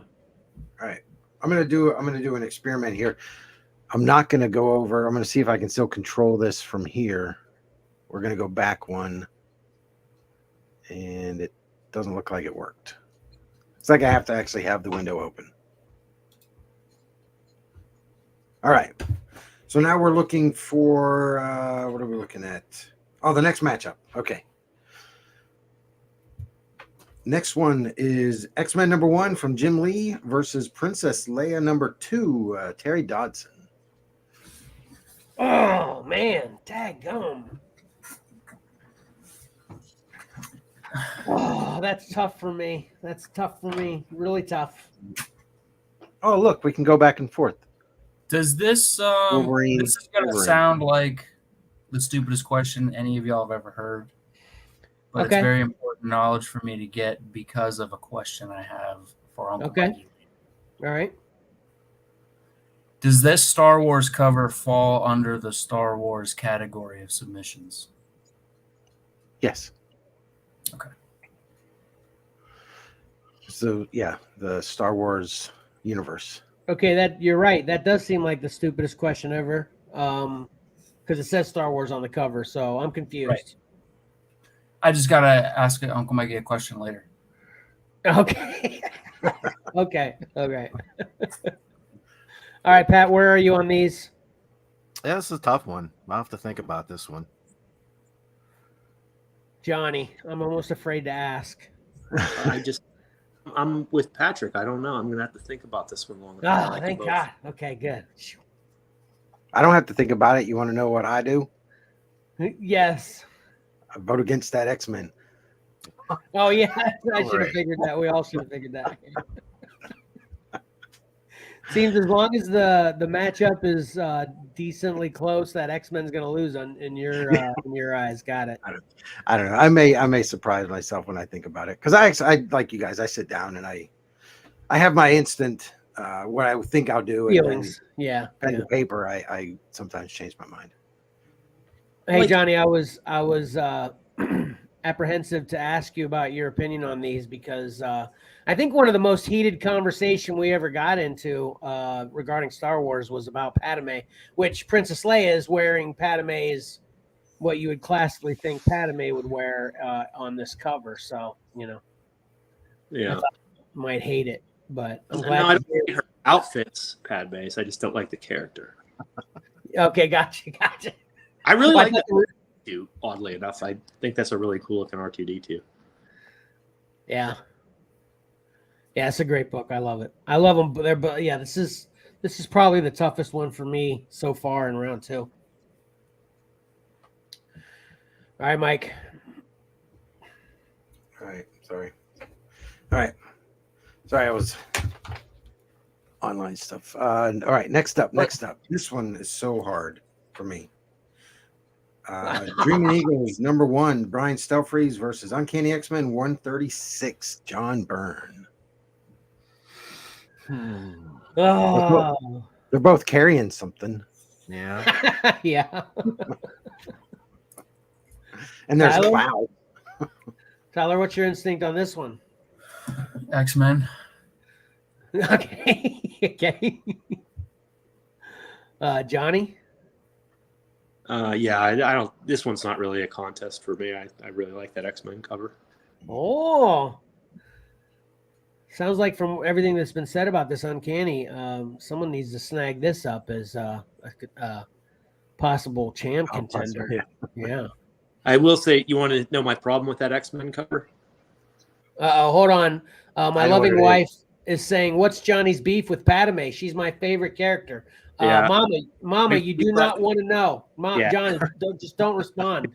Okay, I'm not, If you know what's good for you. yeah, We can't handle that during a podcast. When we're all together in the same room, when me, Mama, you, and Kirsty are in the same room with a drink in our hand, that would be a perfect time.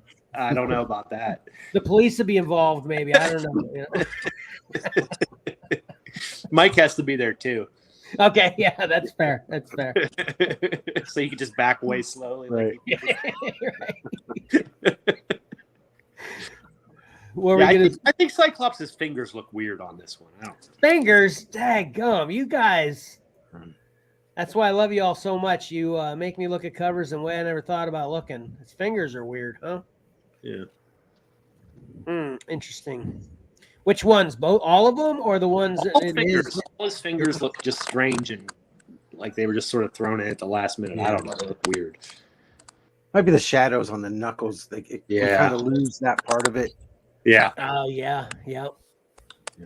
It also makes her look a little stiff, like the fingers don't, like if you're holding a person, their body would move, where the fingers were sort of, there'd be like an indentation in their body there, right? But like they're just, it looks like she's like made out of granite or something. Like they don't, it doesn't hold much weight there, in my opinion. But it's a cardboard cutout. I still love that cover though. Yeah, it's ridiculously good in my opinion as well. Yeah. Yep. All right. All right. Worm's face is weird. What? Karen really wants us to see Mama saying, "All right, bring it, Johnny." That's what. Oh, wow.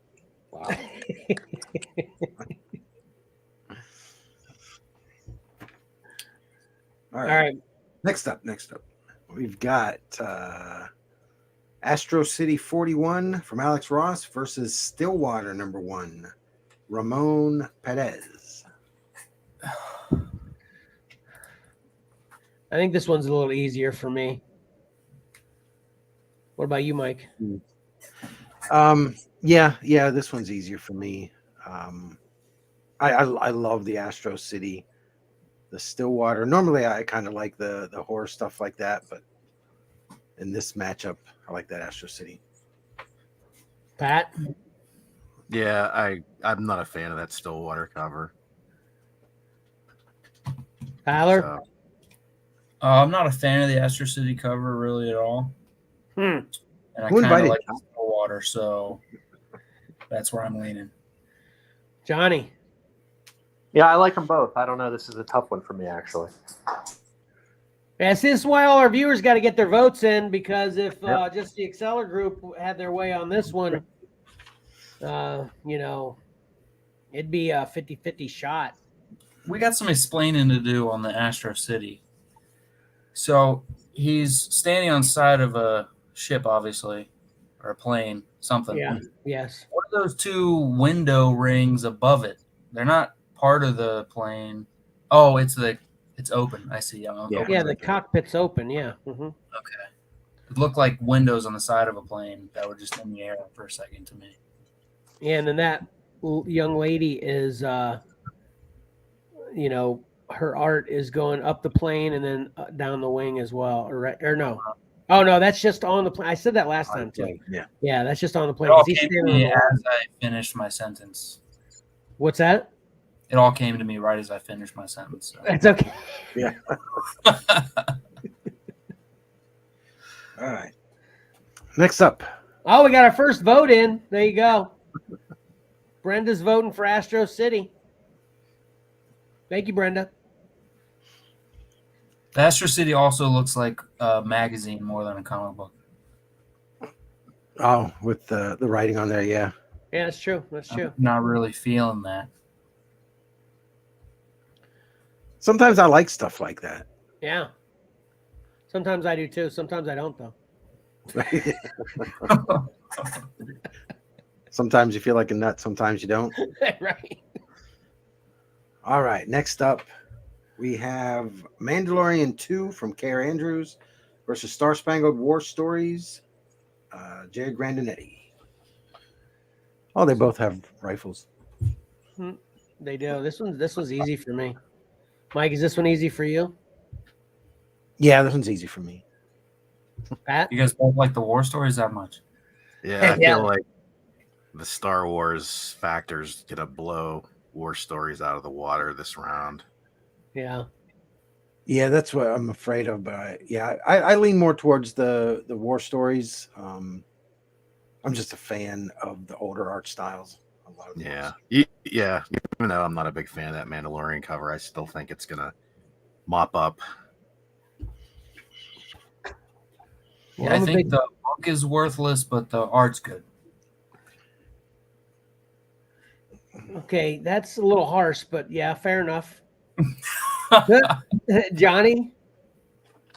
Yeah, I'm not that big of a fan of the color like brown and beige, so I like the war stories better for the colors. Man, I love that Mandalorian a lot. So yeah, that's the direction that's easy for me. Yeah. All right, moving on. Next one, we have House of Secrets 92 from Bernie Wrightson versus Obi-Wan #1, Ken Lashley. Oh, wait. What was the Obi-Wan that got what was that Obi-Wan that got eliminated? Obi-Wan #1. Tyler Kirkham variant. And we said your grandpa was eliminated with that. Maybe he was voting for this Obi-Wan. No, I checked. now. You verified with him which one he was voting for? No, I thought there was a picture of it. I'll have to go back and look. Yeah, we need to verify that. Sorry, your grandpa, if I got that wrong. If you're, I don't think you're here because we haven't seen your comment yet. But if you watch this later, we'll verify that with you. Yeah. But be honest about it. Don't pick this one just because it's still alive. Is this the first instance in Cover Combat where the same book was submitted twice? With different covers, I think so. That'd be interesting to know. Mike, you should have all these stats like this. I should. There's other stats for tiebreakers. Remember that one time I counted how many votes each cover got by the end? Yeah. Yeah, that's hard. That's a lot of work. Yeah. So please support Patreon. So this can be Mike's full-time job. Right. Yeah. That'll make everybody at work happy. This man, this one actually is tough for me. I love both of these so much. For both of them for multiple reasons as well. Yeah. It's tough for you? Yes, it is tough for me. Yeah. Yikes. What about you, Mike? Is this one tough for you too, or is it easy? It's easy. You leaning towards House?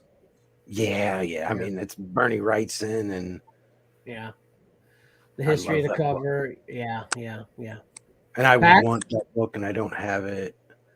I've got a facsimile to get. You got the facsimile of this, right? I did not. I should have. Geez. Yeah. I think it was budget. Thing? Yeah, that's Swamp Thing. Yeah. All right. This is the first appearance of Swamp Thing, Tyler.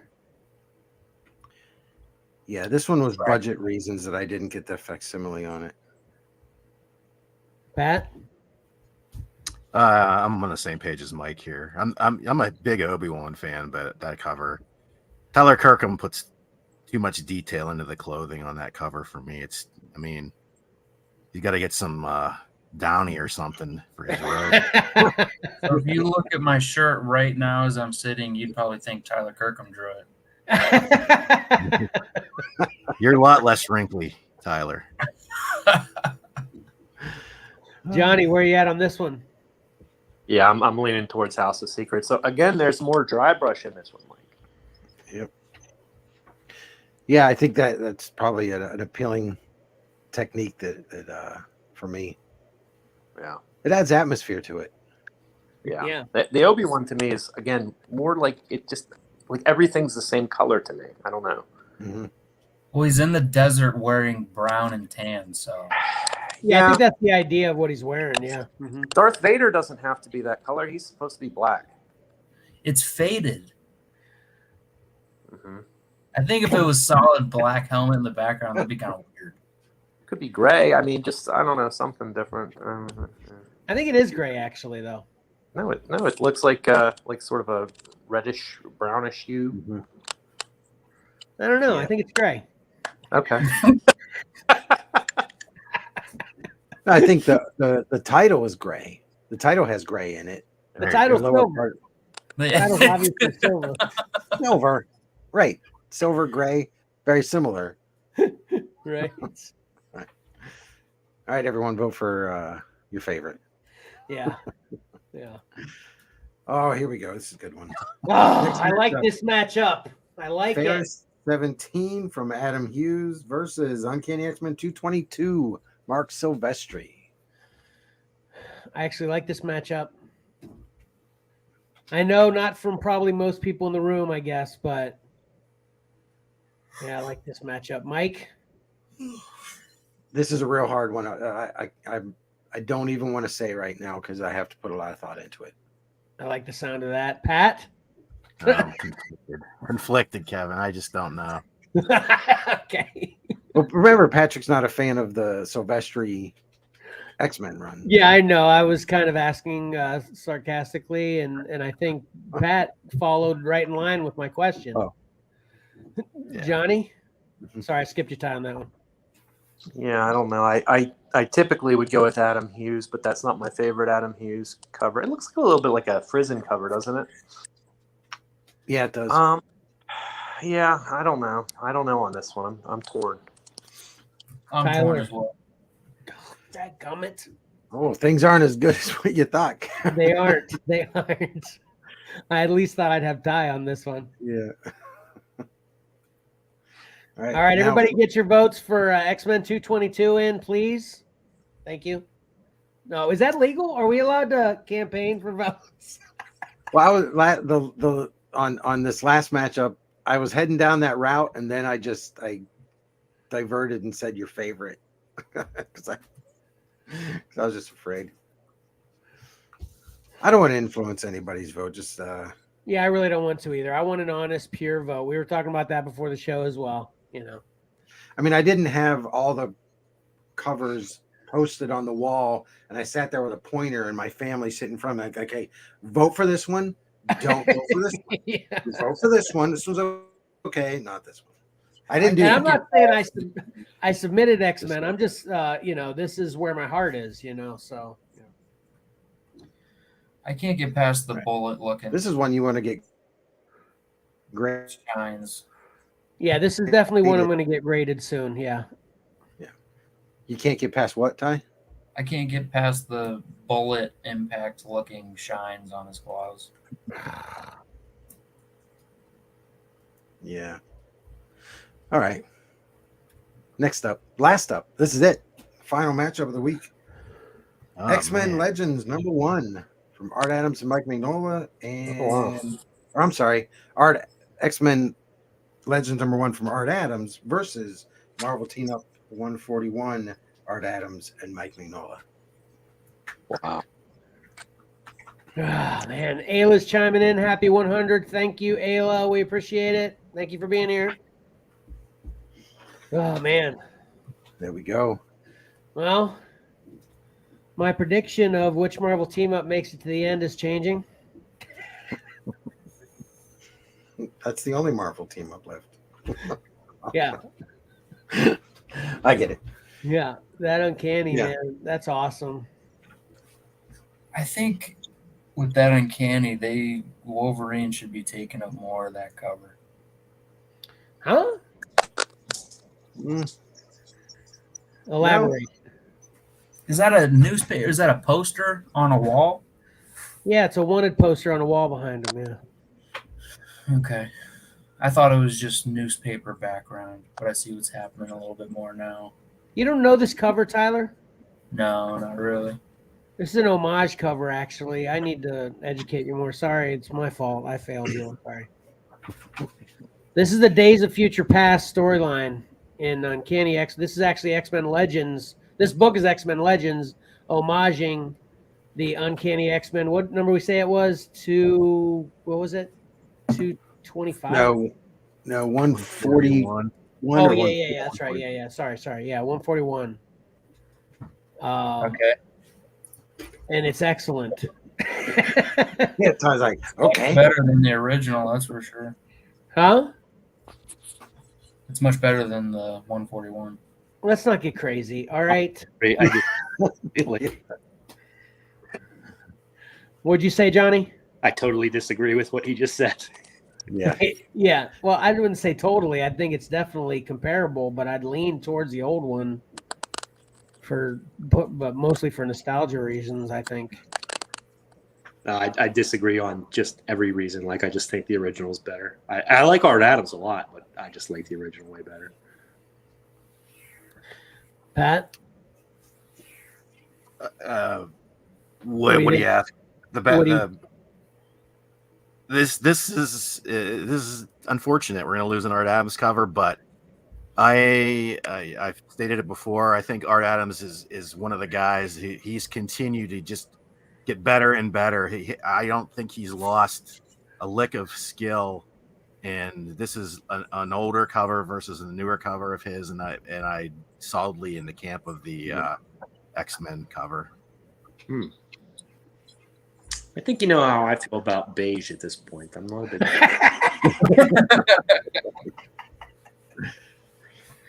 Yeah. Fair enough. Okay.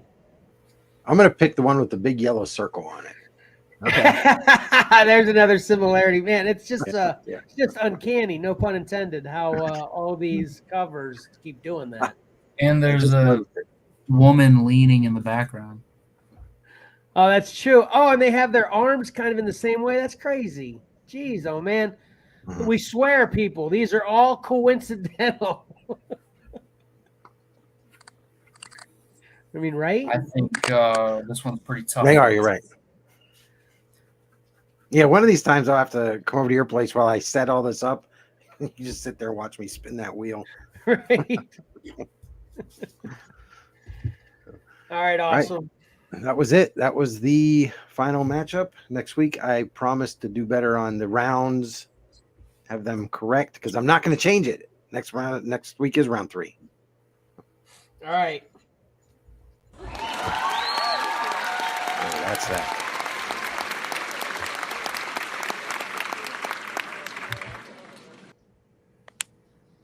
All right, this is another opportunity here.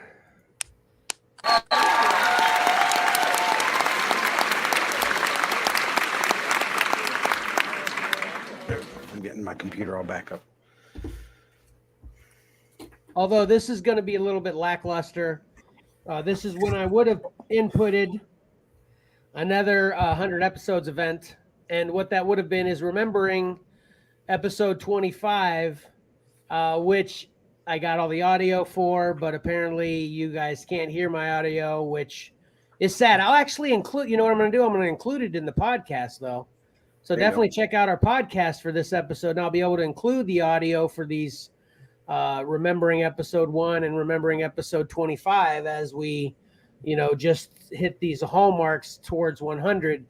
But I wish you guys could have heard it because it was crazy. Obviously, we were all there, but I'm sure none of y'all remember what that episode was or anything we said in it, but it is hilarious because what happens in that episode, and it's perfect, and like I said, this was a perfect segue to remind me to talk about episode 25, is we have an extensive conversation about how if we get a lot of interactivity on our podcasts, first of all, Johnny talks about how he can't wait until we go live and we get on YouTube for the interactivity of the show. And secondly, we talk about how we're going to have to be careful when we get a lot of interactivity because we're going to have 3 or 4 hour episodes at that point. And then lastly, Mike chimes in that, man, if we get to that point, we're only going to be able to do an episode a month. It's like, it is the funniest conversation, not only appropriately with Johnny being here and obviously him being the indicator of being on YouTube. And we all know how that story went, but also then Mike chiming in about the 3 or 4 hour episode when here we are. Yep. We literally have 3 or 4 hour episodes now, but we do our best to do them every week. It's not a once a month thing. So I guess I should say thank you to Mike because he is adamant in that podcast about how there is no way in heck if we start to have 3 or 4 hour episodes that we can do it more than once a month. So the fact that obviously Mike has stuck it out, it's awesome. So definitely check out the podcast to be able to hear that. It's a lot of fun. And on that note, sorry, Mike, what were you going to say? No, I said cool. Sorry. Okay. On that note, I know you had mentioned, Pat, about having something to do today. And last week we kind of, a little bit later than maybe we should, we pulled an audible, changed the sequence of the show. Do we need to do that this week? What are you thinking at this point? We're 2 hours in? Not yet, but I'll keep you posted. Okay, cool. Okay. I got to go, Kevin. Okay. All right, John. It's been great having you, man. I can't believe it's 2 hours and we've only done one segment. Yeah. 2 hours. I know. Give me the-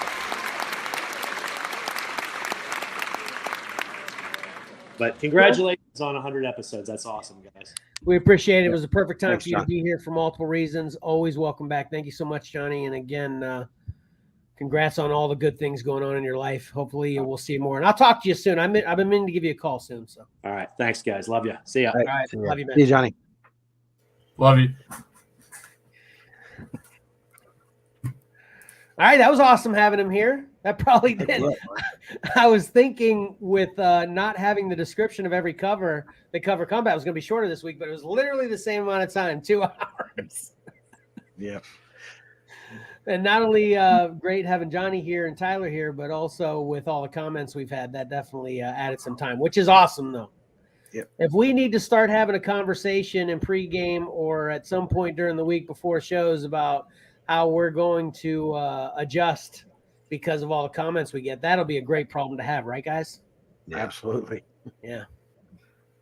All right, so that'll move us into what I hope a few people favorite segment is, maybe Tyler's, right, Ty? What? No, I don't know. All right, here we go.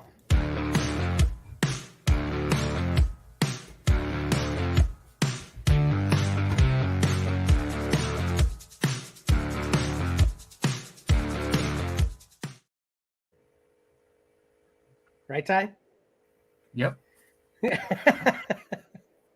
All right, I only watched 3 things, but as I teased in the intro, these are all big ones. And you know, I usually start low and move my way up, and it's kind of ironic on this one that my first show that I want to talk about is the Secret Invasion finale. That's the lowball show of the week, if you can believe it. Patrick, are you up to date on this? Yeah, I had to get on it because it was getting spoiled left and right. Oh, I know, right? What are you guys watching? I didn't even see spoilers anywhere. All right. I guess it's all about who you follow. Yeah. Yeah. Tyler, are you watching Secret Invasion at all? I watched the first 2 episodes, I think. At least one. Maybe it was just long, so I thought it was 2. Okay. Well, do you care about any spoilers? Are you going to try to get to it later or what? No, you can go ahead and tell me what's going on. All right. Should I put a spoiler up on this one, Pat? Or like you just said, everybody's spoiling left and right. Why not join the club, right? Sure. Yeah. So, man, I have such mixed emotions with this episode. I think Pat nailed it on the head last week when we were talking about how we kind of felt like episode 5 was kind of a slower episode than the rest. Not a lot happened, but they did set it up for the finale, which seemed to be I stated was going to be the big battle between Gravik and Nick Fury, and then Pat chimed in saying Bagaya is going to be there as well. Am I saying, did I get Brady's name right in that, Pat? Yeah. So this was the cool part of this episode. So basically what happened in the finale is kind of exactly what I just said happened between what me and Pat said in last episode. They totally had us going that Nick Fury, with being the most courageous man in the universe, by himself heads out to face Gravik on his own. And I was totally buying into that. Were you buying into that, Pat, or were you At first, but then I started wondering why hadn't certain people hadn't shown up yet. Okay. So basically where Nick Fury, here's the other reason it kind of got me, and I was thinking of another comment you said in last show, Patrick, and so basically Nick Fury heads to where Gravik is, and of course Gravik is just chilling in the middle of his, super scroll generator machine, like he's just chilling there, and that was my first thought when he walked in the room. It's like, what was Gravik doing? Just like, kind of meditating to himself in the middle of the machine. It was just like so convenient for the story, right, Pat? Yeah, I guess so. So he's just chilling in the middle of this machine that is going to transform Skrull into super beings if he can get the DNA he's trying to get from Nick Fury. And my second thought was, oh my God, Pat is right. Or here's another thing that Pat said that was intuitive. And I think what you said, just to paraphrase it, Pat, was, man, I hope they don't give Nick Fury powers. Remember when you made that comment? Right. So I was totally thinking, oh my gosh, It's going to happen. They're going to use this machine to make Nick Fury have the abilities of superheroes, and then that's how he's going to hold his own against Gravik. But Mike, I know you haven't watched the show, but you know about Skrulls. Can you guess what happened next, Mike? Or do you want to even guess? Yeah, I'm going to pass on the guess. So Nick Fury was actually Gaia the whole time. It was Gaia. I knew it. It was Gaia that was actually there for the ultimate showdown against Gravik. First of all, Pat, I have to ask you this. How crazy is it that she just had the harvest and literally just gave it to Gravik right there, right? Yeah. So I was thinking, why do you want to give? Because they were already on kind of equal footing, would you say, as far as because they both had the extremis in them already. Seemed like actually Gravik may have had Groot's power. We saw in another episode. But they were kind of on equal footing already. Why do you think they would want to play it out to where the harvest is used and now we got two super Skrulls going to battle it out, right, Pat? Right. Yeah, he had the advantage because he had multiple powers already, and she only had the extremis, I think. So you think it was? So we're supposed to buy that it was intentional that she brought the harvest on, knowing he would activate the machine when she was in it, and then they'd both kind of equal powers. Okay. Yeah, I think it was Gaia and Fury's plan. Okay, I'll buy that. So the machine turns on. Now Gaia and Gravik both have all the abilities, and they kind of clarified in this episode too, all the abilities of all the Avengers, right, Pat? Everybody they harvested at the end game battle, yeah. Which he kind of rattled off a whole list of who that was, and it seemed like it was pretty much all of them, right? Yeah. So then Gaia and Gravik duke it out. I guess there's no reason to spoil the ending of that. It plays out in a way, and now we have Gaia. I guess who it's kind of inarguable because I guess, there's been arguments as to whether Captain Marvel is actually the most powerful Avenger, yada, yada, right? So now it's kind of inarguable, right? Gaia is obviously the most powerful super being on Earth in the MCU right now, right? I mean, would you agree with that statement, Pat? Unfortunately. What the heck, right? What kind of corner does the MCU want to paint themselves in, right? They should have inserted something in there where the whole technology to imbue themselves with this technology is unstable. Oh, gotcha. And it may break down. It may not last very long or something like that. That would have been an easy way out. Well, I guess any of the MCU writers that are listening to the podcast or watching our video, you just gave them out right there. Good job, Pat. That's what they should do. Right. Even if they didn't know that ahead of time, that's a way out of it later. So do it. Do it, Marvel. Please, for the love of superheroes, please make whatever is in Gaia not be stable and she loses it because... Man, we've talked about it many times with the MCU. It's just like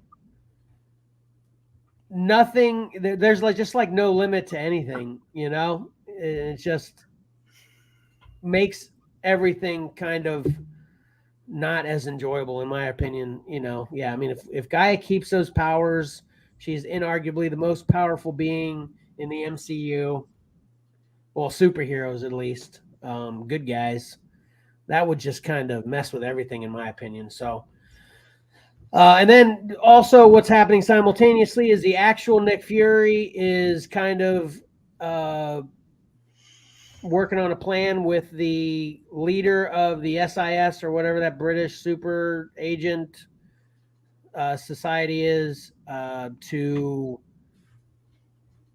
basically trick Rhodey and all of the agents that are around the president, and not only trick them but kill. Were they killing them, or were they just like sleep darting them or something? It seemed like they were killing them all, didn't it? Yeah, I'd say they were killing them. Yeah. It's crazy. I thought that's one thing I thought about this episode. This was pretty, or not this episode, but this whole series. It was extremely violent because there's superhero, super villain violence, but then there's just straight up human on human violence with lots of people getting shot in the head and killed. It was. Did that strike you at all in this series too, Pat?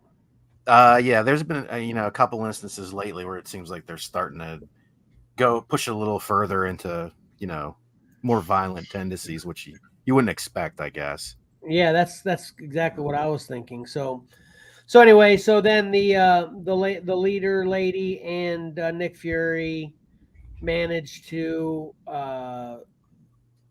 take out Rhodey, who is with the president, and there's this whole thing with the president, and they just launched nuclear weapons in a pre-strike, I guess, again, or they're getting ready to.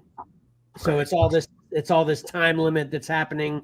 They have to convince the president to call off the strike, while Rhodey, who is actually a Skrull, is trying to convince the president, no, don't listen to them. They're obviously the bad guys. They're crazy. They're probably Skrull, whatever Rhodey's saying. That's what's kind of happening on the flip side while Guy is fighting Gravik. And then we kind of end the season with all of the people that were being held in kind of suspended animation state, or whatever you want to call it, that the Skrulls were using their likenesses, and we're still kind of in the same spot we were at the beginning of this season, right, Pat? I mean, there's like millions of Skrulls is what they've quoted a couple times. So there could still be, you'd think that Gravik wouldn't be the only one that wants to keep the fight going, right? Yeah, now the fight's being taken to them. Yeah, that's the other part, and I actually didn't care for this. That seemed like the president was the show was presenting him to us as a likable character the entire season, right? Yeah, I kind of agree there.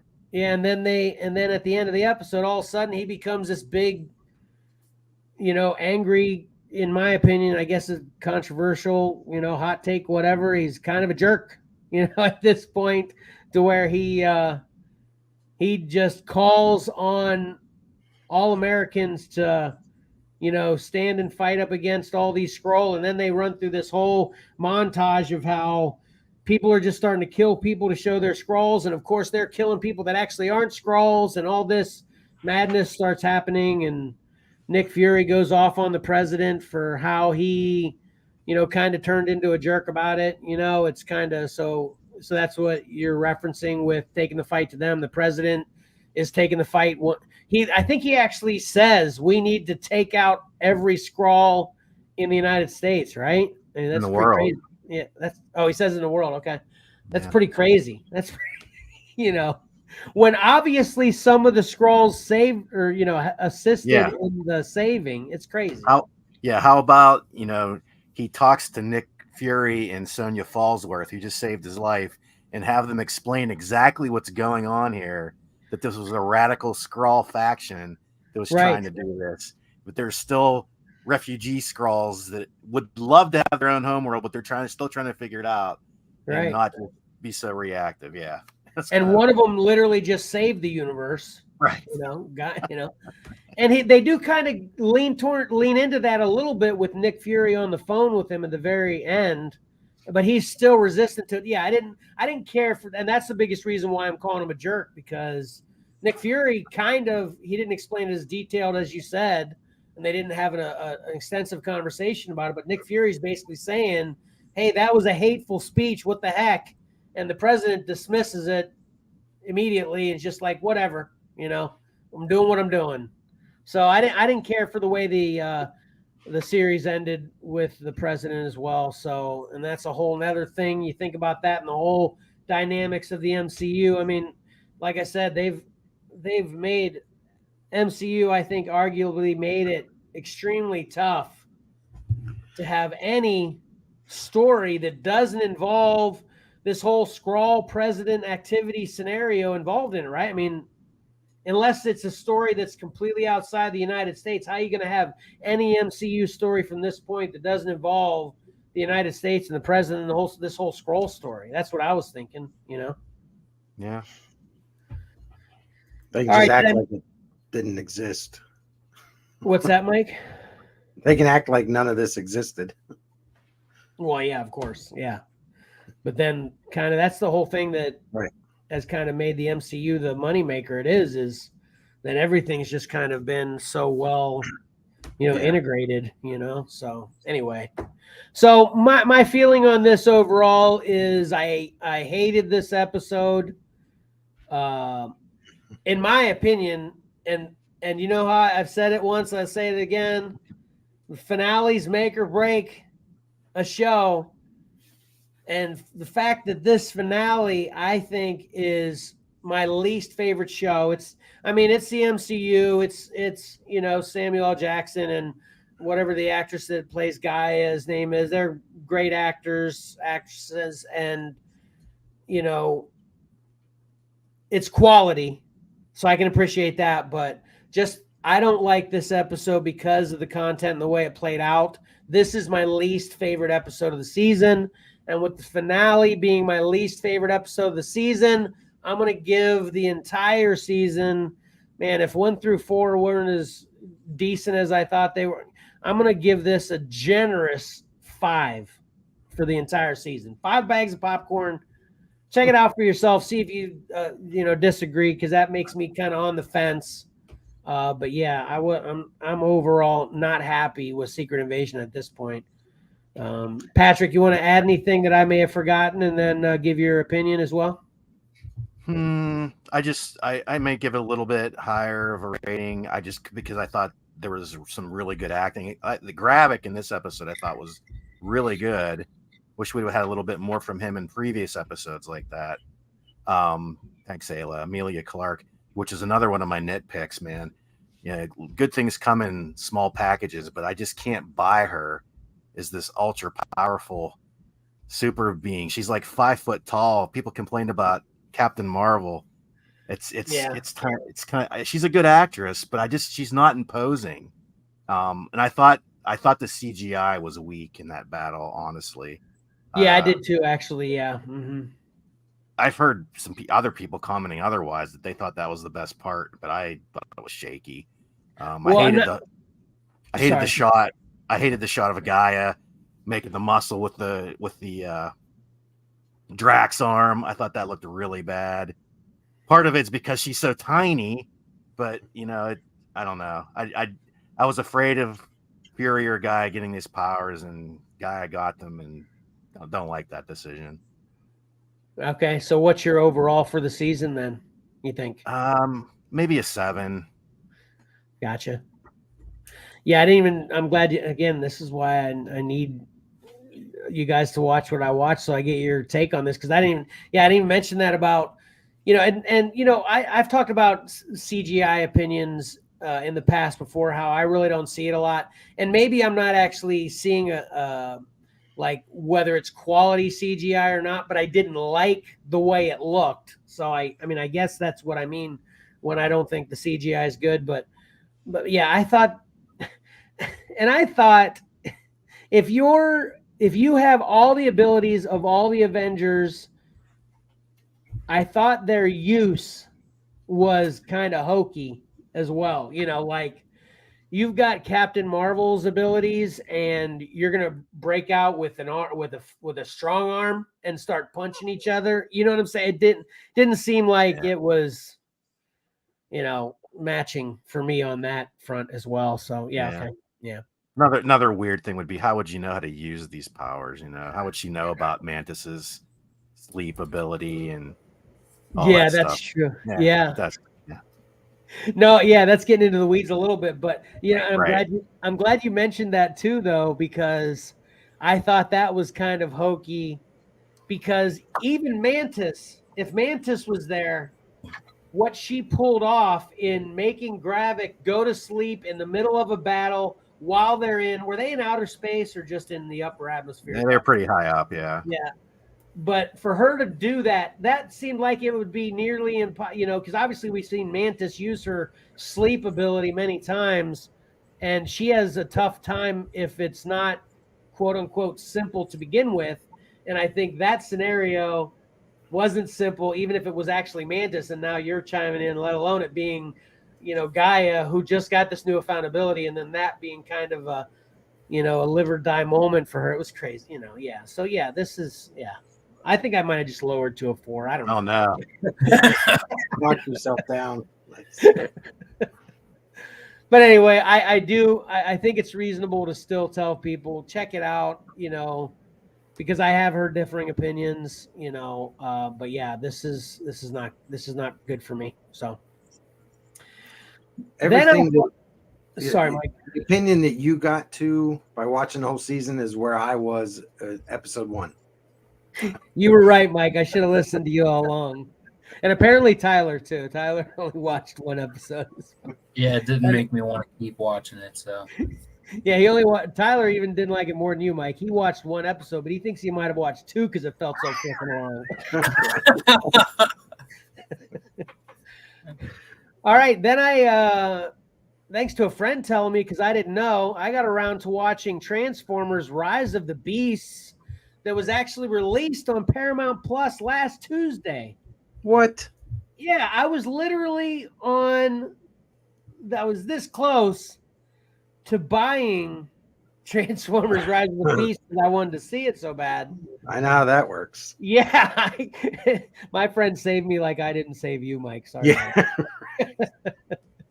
But anyway, yeah, Transformers Rise of the Beast is on Paramount Plus. Came out last Tuesday. Karen's telling me she really wants to watch it, so she might want to check out here. So I'm going to put up the spoiler alert for not only viewers, but also for Karen.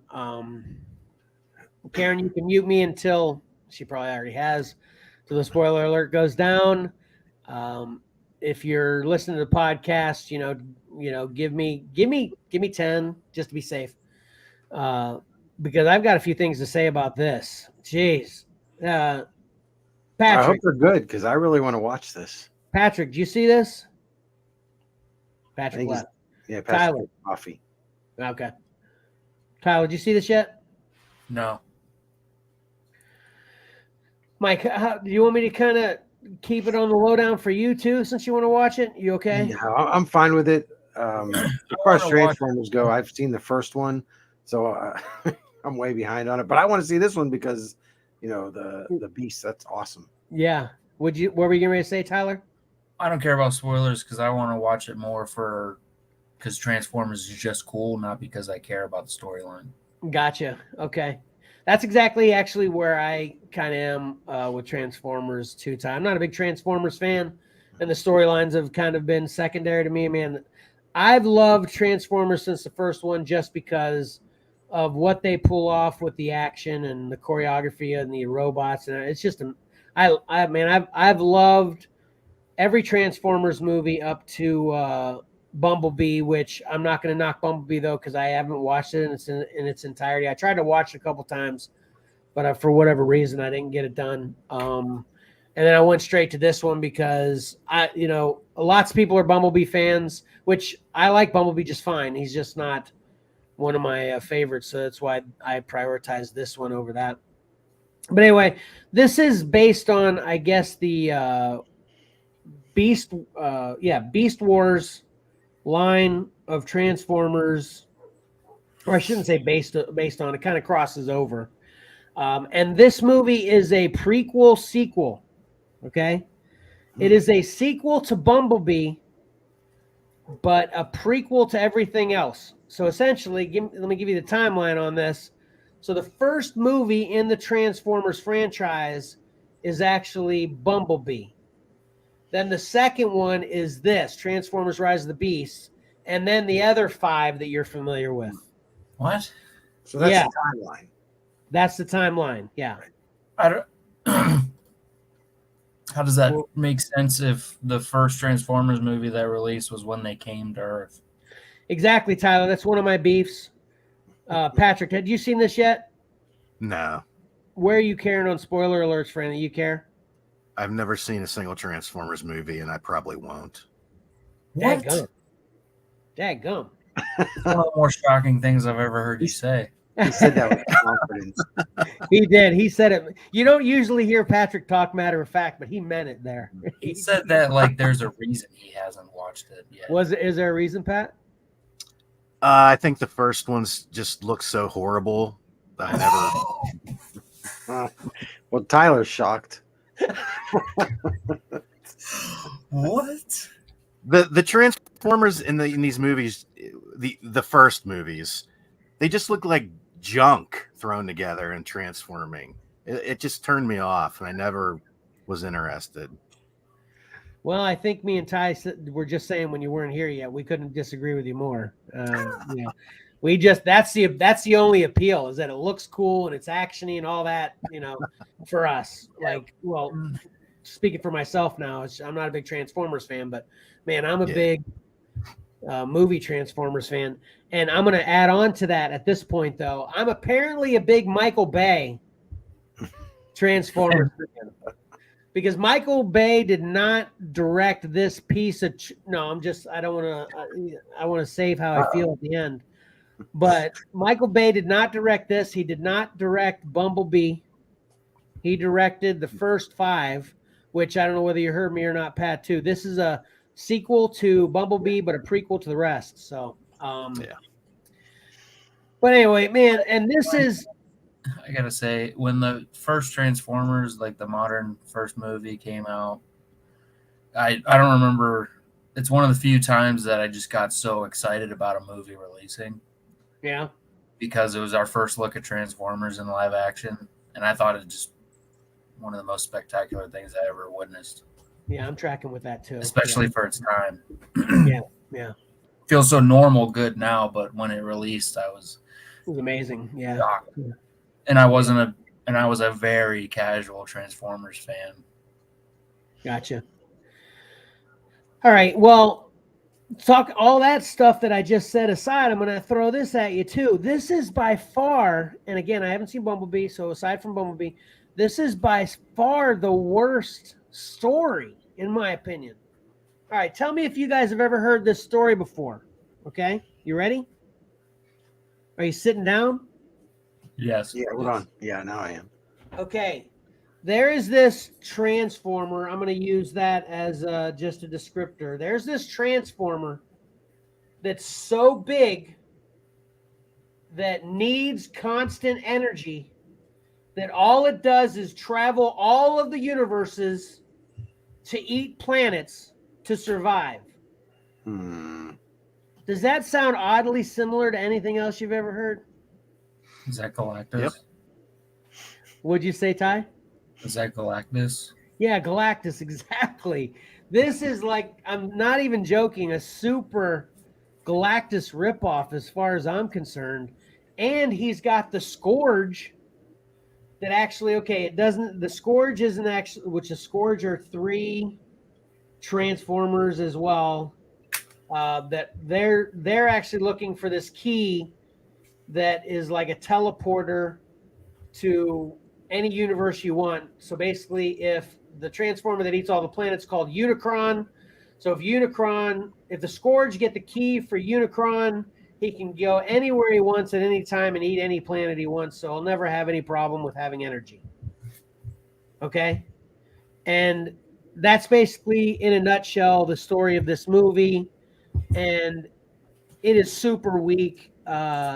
The Beasts, the Rise of the Beast, the Beast Wars come in to play because the movie starts way back thousands of years ago where the Beast planet, they actually had the key to travel the multiverse, and they're called Maximals. Okay, Maximals. And again, they're just like Transformers, which that's another thing I gotta get to. So the Maximals have the key to travel to the ends of any universe at any time. So the Scourge come to, this is how the movie begins. They come to the Maximals planet with the Unicron just to get the key and then basically eat it. Of course, the Maximals are aware that if he gets the key, the whole universe is done. So they take the key and they use it to transform to, or to, teleport to a different universe. Of course, that universe is ours, and they end up on Earth. They split the key in two parts. This amazing young scientist, female girl, she actually finds half of the key in a relic. She's like an archaeologist or a fine art relic. That's her study.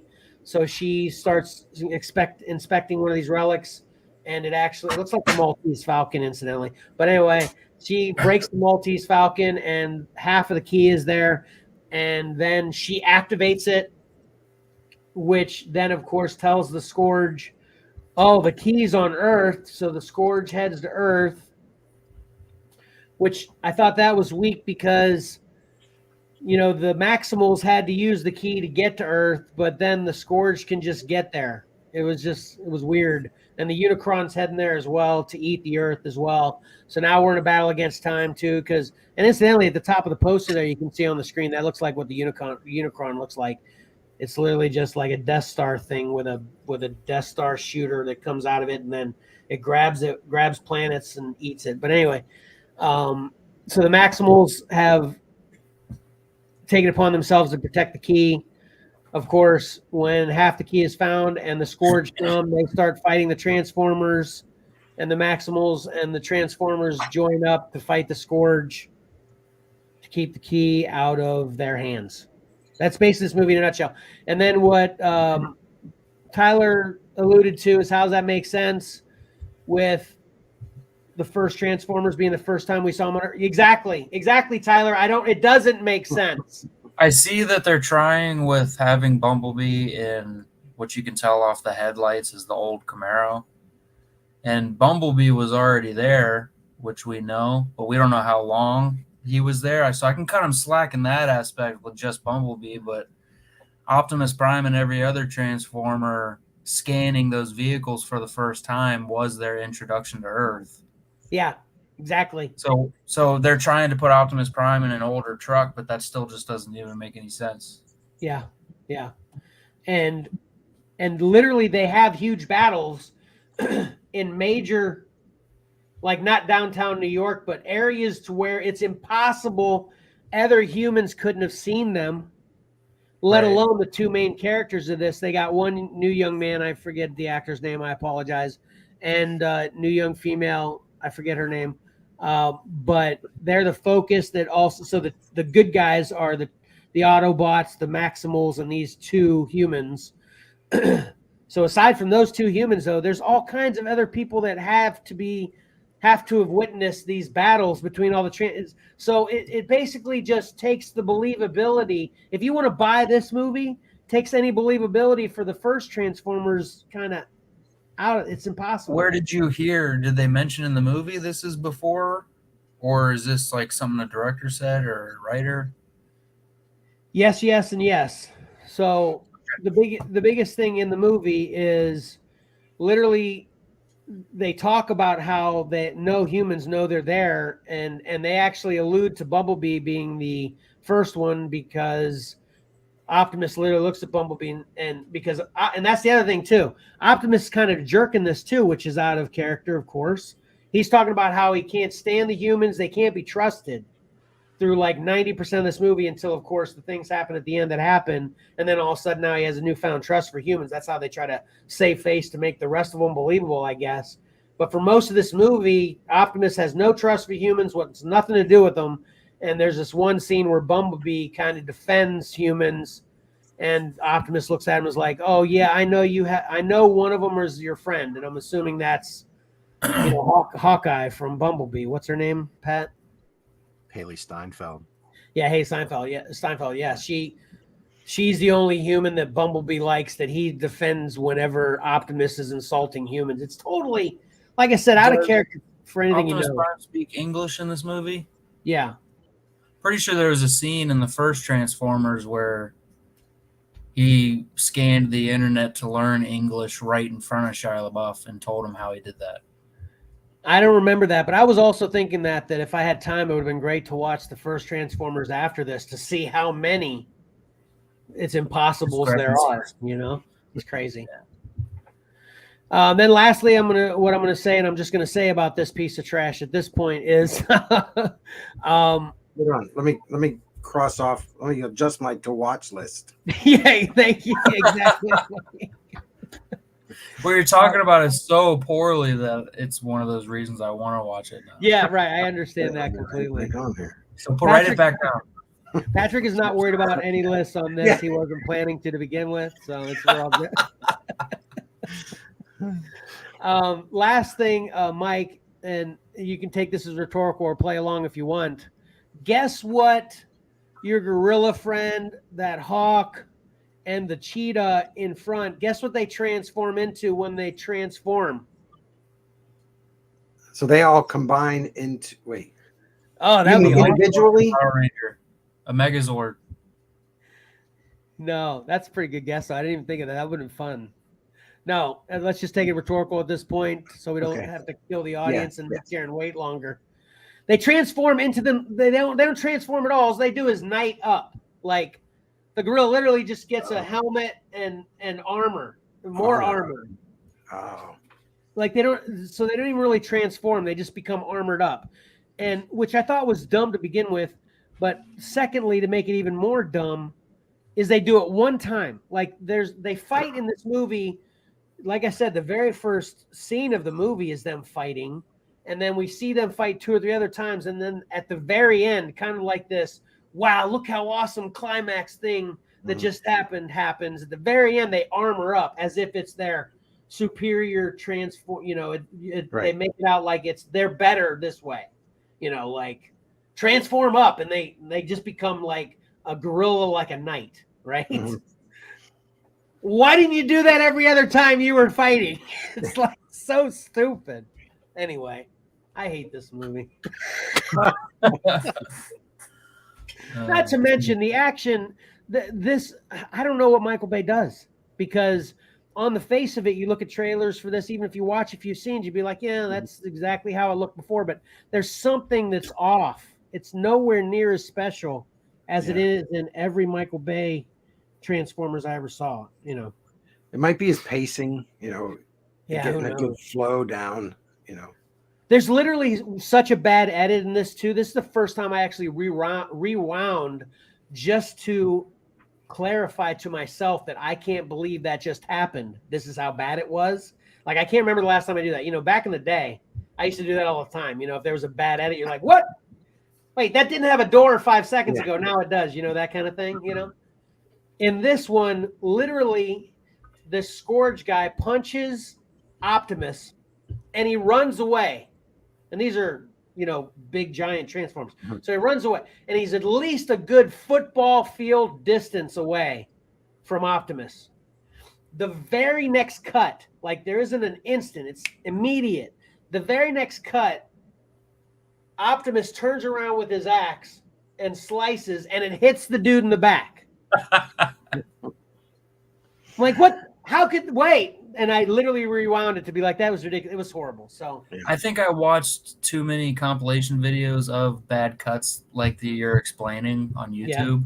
Yeah. Where I don't know if it just made me more aware or ruined my casual experience of movies in general in that aspect.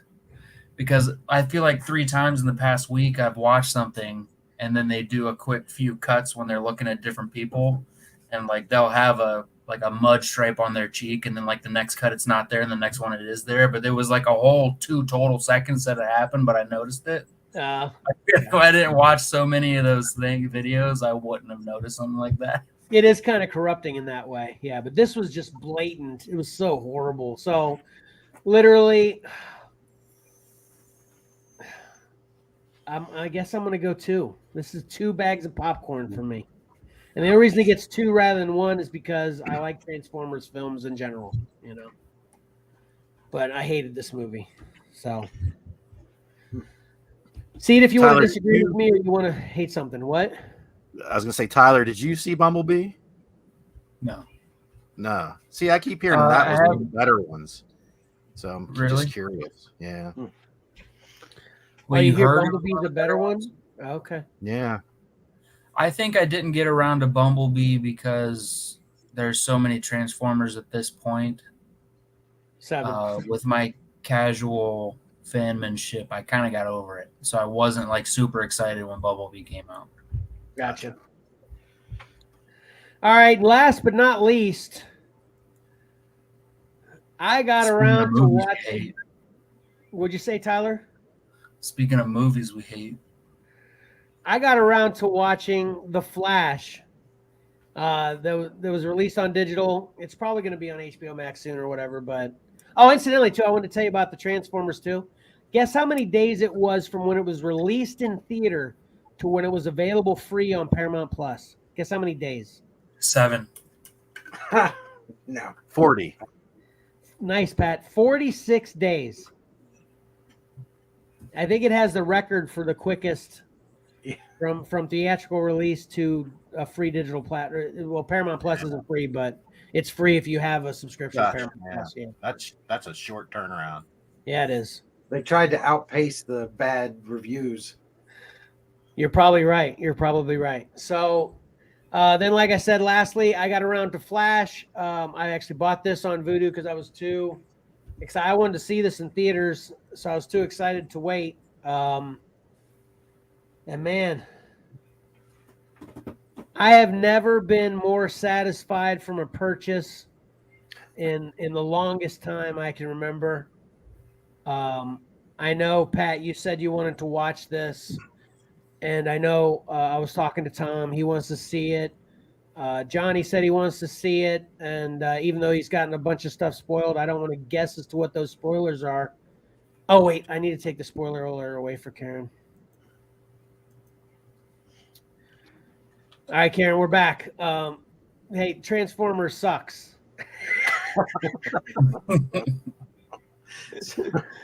But man, so At least you didn't spoil it for her. well, I just wanted to give the review. Yeah. Sorry, Karen, but see for yourself. See for yourself. Yeah. It's free. It's free. Anyway, it is actually free for Karen because she has my login. Anyway, so I got to check out The Flash. Like I said, I was super excited, but I don't want to spoil a whole lot of it because of everything else I just said. So this is what I'm going to say with no spoilers about Flash. I cannot over-express how much I love this movie.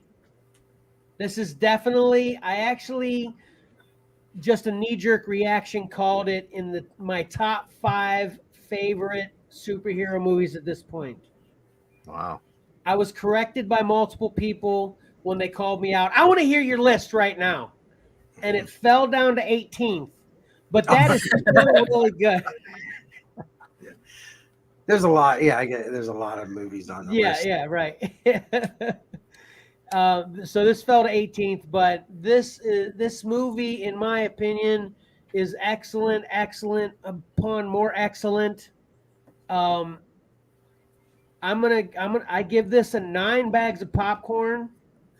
And the only reason it doesn't have 10 is because of the first maybe 20, 30 minutes. So I think I explained it to Tyler very well. And Tyler, we're going to get to your opinion on this.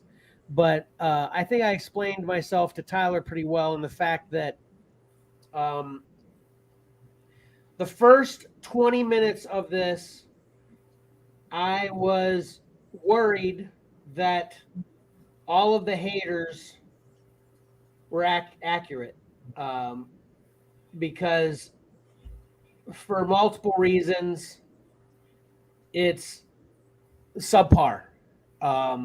Everything from the way Ezra Flash is running to what actually happens in the first act, it's just not good. And I was just like, so this is the way I put it to Tyler. I said, here's me with this movie. Beginning, okay. Middle, okay, it started to get a little better. I'm starting to track with the story. Then I was like, I can't actually say this part without it being a spoiler. I laughed at something. And then when I saw something else happen, I was like, oh my God, and literally out of my couch, oh my God. And then action happened, and I was like, oh my, that action was so epic. And then I saw another thing, and I was grinning ear to ear. And then I saw another thing, and I screamed out something I can't even scream out without it being a spoiler. And then the ending invoked more emotion for me than I can remember I have ever felt in a very long time. You put all that together, that gets a 9 for me. Pat, get to this. I can't wait to hear what you have to say. I can't wait to hear what Tom had to say. I can't wait to hear what Johnny has to say. This is spot on superhero action story entertainment to me, with very few complaints, with all those complaints being in the beginning of the movie. And when I say beginning, like I said, first 20 minutes. Now, I will say this. Obviously, I know a lot about the hate and controversy with Ezra Miller. Here's where I lean on this. You know, Karen says she loved it too. Oh, and Mike, just to add on to that, Mike, you said you loved it too, right? Yes. Yeah. And so my input on Ezra is I couldn't find anything. I'm not saying it doesn't exist. I couldn't find anything where he was actually convicted of anything. So it seems like mostly a he said, she said situation. Although I know he apologized for stuff too, which is slight admittance of guilt, but maybe it's just trying to save your career. So that's where I am on that. And then lastly, the fact that, Hollywood does not exactly lean towards forgiveness, so the fact that they still put it out makes me lean towards it might be even more he said, she said than I was even thinking.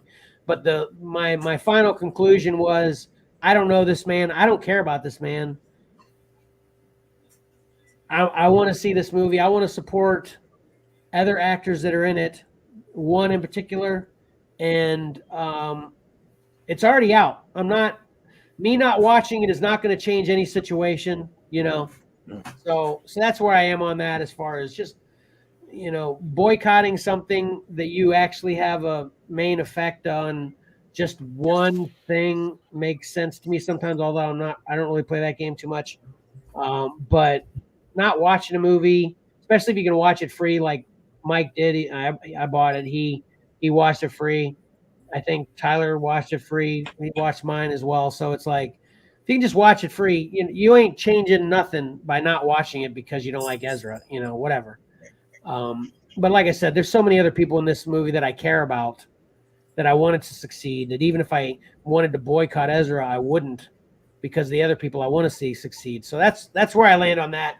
Take that or leave it. I'm not trying to be controversial with that, but I've actually talked to a couple people about how much I love this movie, and they said they wouldn't watch it simply because of Ezra. And I'm like, listen, just don't short yourself. And of course, one of those people was Tyler, and now we'll get into Tyler. No spoilers, but how do you feel about this movie, Ty? Salem, what do you got to say? What? Trying to get the Salem, your cat. Yeah, okay. I didn't even see that at first. Okay. Spoiler free, super general. Feelings are just to say what you said about the early part of the movie.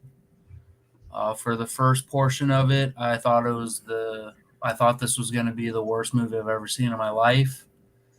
To then it picked up, and everybody else in the movie was awesome. The storyline was good, but Ezra Miller's Flash dampened the entire movie for me. I give it a 4. If it was just a Flash movie and it wasn't everybody else in it making it good, then it would be the worst movie ever made. The worst movie ever made. Dang, Yeah.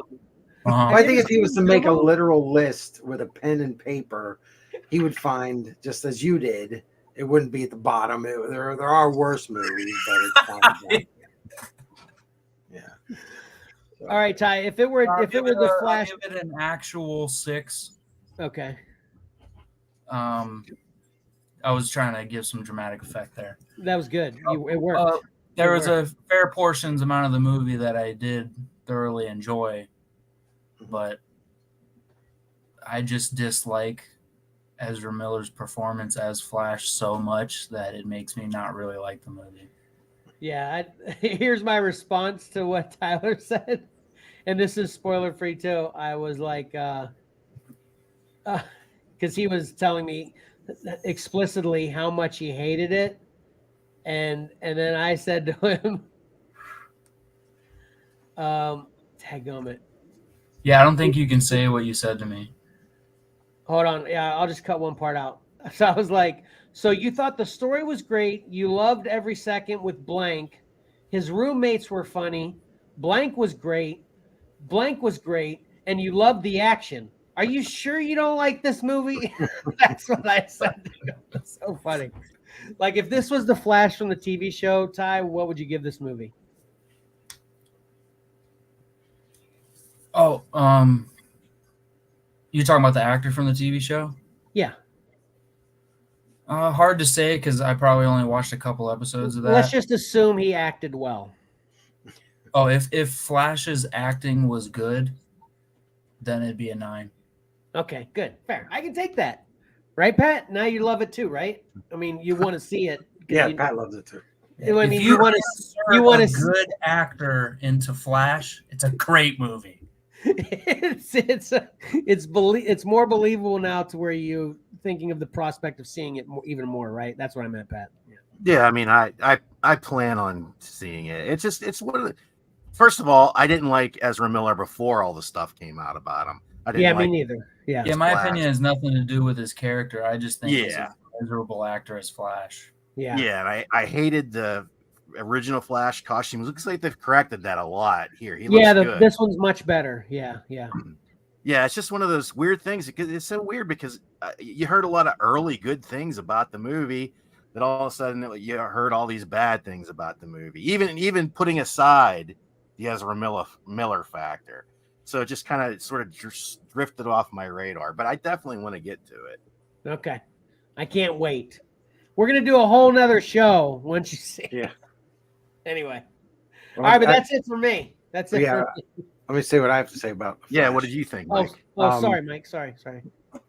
Yeah, I'm with Tyler. I'm not a fan, and Patrick, of Ezra Miller as the Flash. I didn't like him in the Justice League. I liked him more in the Snyder cut. I was able to accept him more. So I think that helped me enjoy this more, because I still don't like him as the Flash. He's just not Barry Allen to me. I didn't like, how he presented the character. This movie was not what I expected at all, as far as story wise, and also I have no clue what I expected, but it wasn't it.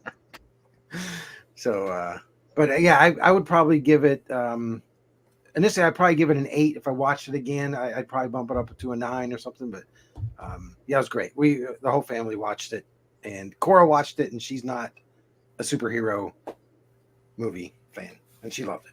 So Marcus liked it. yes, Yeah, since he's a big Flash fan. yeah. So that's what I had to say.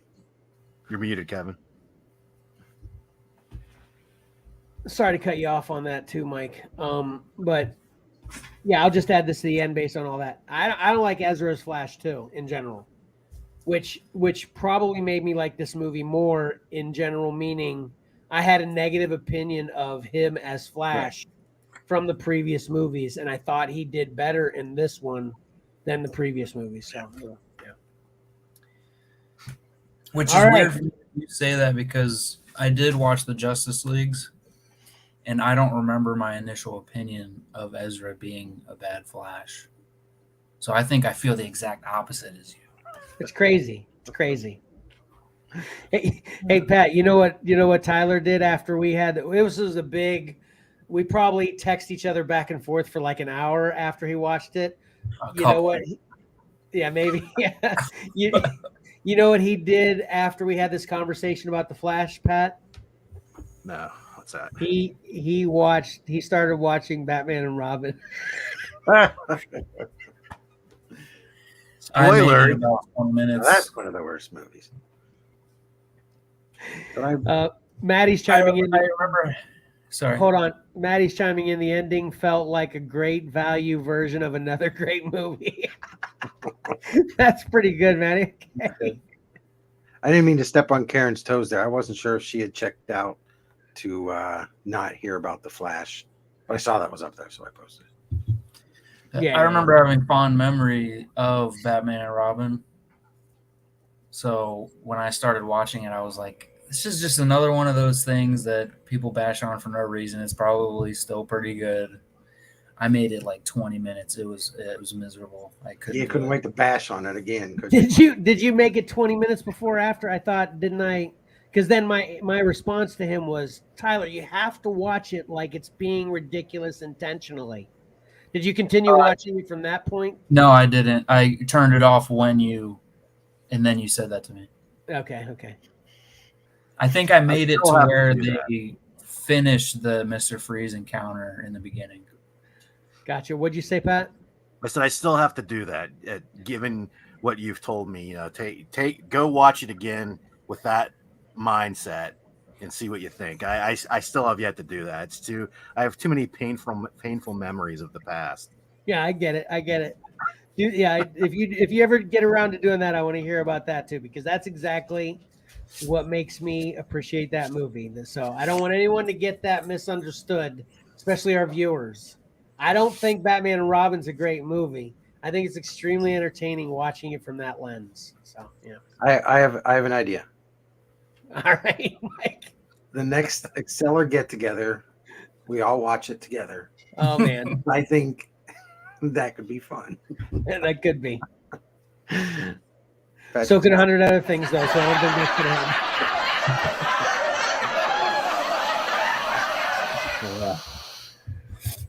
All right, Pat, is it audible time or are we into what's usually next? Pick 3. As far as I know, I'm still not under the gun. So, All right, cool. So we get to do this again. nice. Bring it.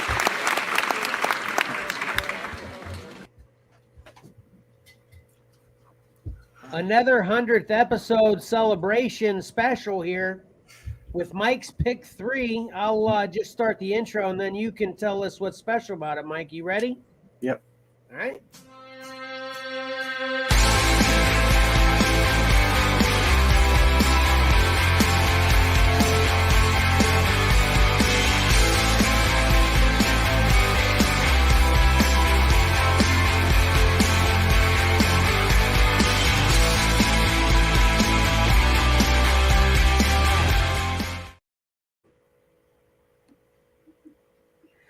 All right, Mike, what's special about this, first of all? Select from a list of books coming out this upcoming new comic book day.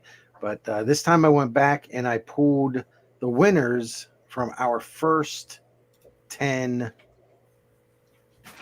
pick 3s. Nice.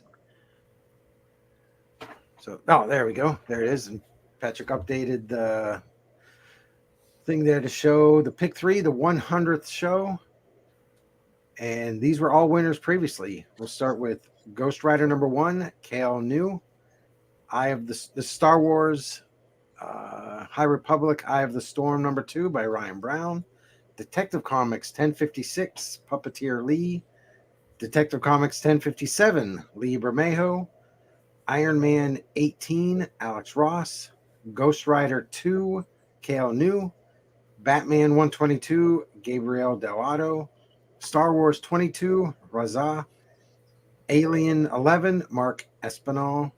And Once and Future 25 by Dan Mora. Awesome. Yep. Oh, I didn't realize the layout of that's cool. The Ghost Riders on top. Oh, yeah, I didn't even realize, too. That is awesome. So it was fun looking back on these. Yeah, definitely. Your grandpa's chiming in. Happy 100th episode, fellas. Thank you, your grandpa. Appreciate it. Thank you. So, yeah, these all won before between a Yes. competition for 10 for pick 3. Yep. So we all got to revisit that. Yeah, and looking at them, I was surprised the Star Wars 22. I was like, well, there's nothing. I mean, it's Chewie, it's Star Wars, it's kind of neat, but I was like, that one won. I was surprised that one won. That's funny. I was gonna say that as well. Yeah. I was thinking that about the Old Republic as well, or the High Republic. Really? Yeah, I mean, I love all these covers. I was just thinking that a couple of them surprised me that they actually won pick 3. Yep. And then other ones, it's like, hey, I'm not surprised that one won pick 3. Yeah, ironically enough, with how much we talk about Ghost Rider, kind of looking the same all the time. 2 of them in the first 10. Yeah.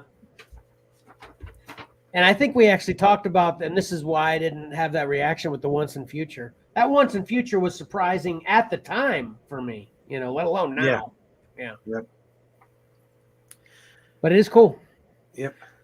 And what's surprising, there are, and it's all over the map on how many votes each of these books received, but 2 of them only received 1 vote.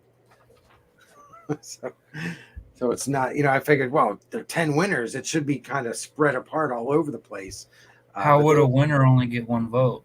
No, during this voting, not the first voting. Oh. So even out of the winners, there are still some big time losers. Well, at least none of them got 0. That's true. Yep. Yeah. It was close because 2 of them got 1. I was nervous. Like, man. Yeah. I'm gonna guess the 2 that got 1 vote is Chewie And Once and Future. Huh? And Once and Future. I'd say Alien. What do you say, Pat? Which of the 2 that got 1 vote?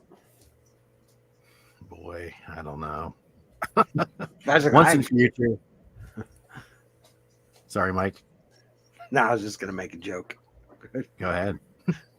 Patrick's like, I'd pick a bunch of them for 1 vote. Yeah, I was like, who voted for these covers? Oh yeah, we did.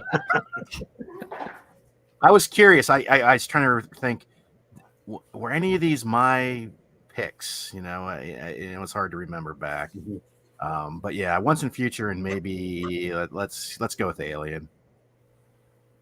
All right. I'll reveal after I reveal the top 3. Coming in third, we have there we go. In third place, we have Detective Comics 1057 by Libra Mayo. I remember Pat's complaint about this one. Yeah. Batman's jaw is too wide. No, why are they looking at us like that? Right? Yeah, if this cover, if they crop this, got rid of Commissioner Gordon, this would be an awesome cover. I don't like Commissioner Gordon on this cover. Gotcha. Well, we'd have to see what Bermejo did here when he did Detective, which I didn't find out until the end. He was trying to tell a story right throughout his covers. So we'd have to see what the next issue looked like, I guess. Oh, your grandpa, hold on, your grandpa's chiming in. He's saying, I like the Iron Man. Oh, man, I think we just got our first vote, Mike, for the Profits to return. We'll see. What were you going to say, Ty? Can you even tell that Gordon's even looking at us? Yeah. What do you mean? It looks like he could be. You can't really see where his eyeballs are doing. You think he's looking down, like at our feet? He could be like starting to turn around as well because Batman just landed. Oh. Yeah, I'm not getting definitive he's staring at me vibes. Okay. All right, number 2. Second place. Get that drum roll ready, Karen. We have Detective Comics 1056, Puppeteer Lee. I love this. Yeah, I love it too. This is back when they were advertising the Batman in theaters. Yep. I gotta look into that. That Puppeteer can't be his first name.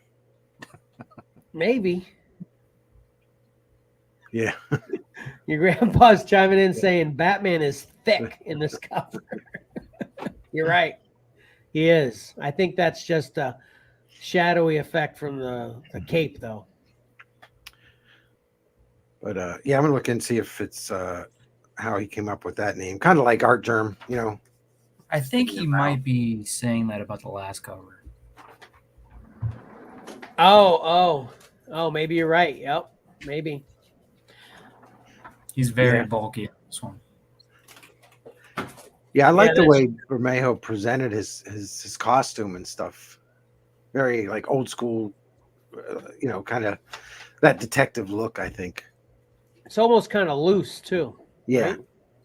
Yeah. So it's more in like a guy dressing up than a superhero spandex costume kind of thing. Yeah. Yeah. All right. But number 2 was Puppeteer Your grandpa's confirming that Tyler was accurate. Okay. You're welcome, your grandpa. Super delays here. Yeah. All right. And number 1 with a drum roll. Karen. There it is. Ghost Rider wins it again. There it is. Ghost Rider number 1. KL New. Yeah, there it is. As cliche as it is as a Batman on a gargoyle, it's just undeniably sick. Pat, what say you? Is this undeniably sick now? I'm feeling a little queasy, but sure. Hey, at least I got one in the top 3 after being shut out the last 2 weeks. So, Which one was that? The Batman in theaters one? The detective? the bat symbol one. The Bermejo one. Oh, gotcha. Yeah. Oh, okay. All right. So the covers real quickly that only received 1 vote. The Star Wars Eye of the Storm got 1, and Marcus loves that one. Once and Future, Jesse loves that one. And then Alien actually got 2 votes from Kevin and Lexi, and Star Wars 22 had 3. Everything else was 5 and up. I actually like the second Ghost Rider cover more than the first one. Yeah, I would actually agree with that. I love that too. Yeah, that's really cool. Yeah. Yeah. 4 votes for that one. I actually voted for that one too. I think I did both Ghost Riders and Detective 57. Yeah. Yeah, I did both Ghost Riders too. So that's All right, it. Mike. Our Great 100th episode victory. Very nice. The audience doesn't care. This is a perfect opportunity.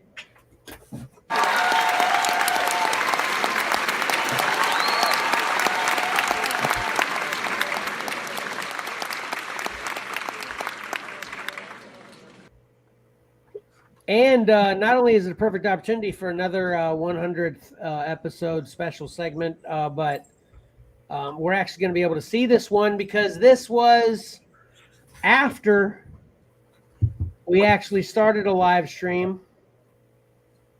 This is episode 50. And this is a couple minutes long.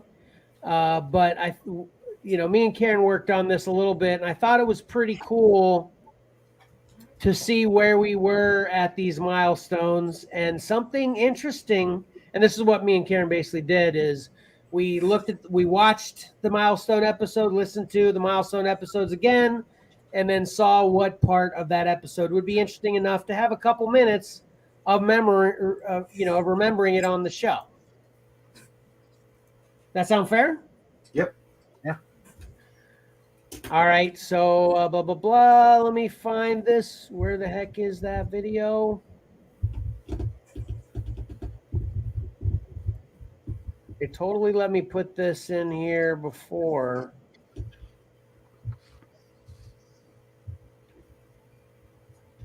Subject.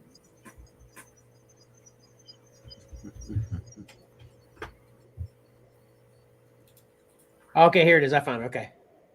So this is just a moment of something that I personally thought and Karen thought was the coolest of episode 50. Here we go.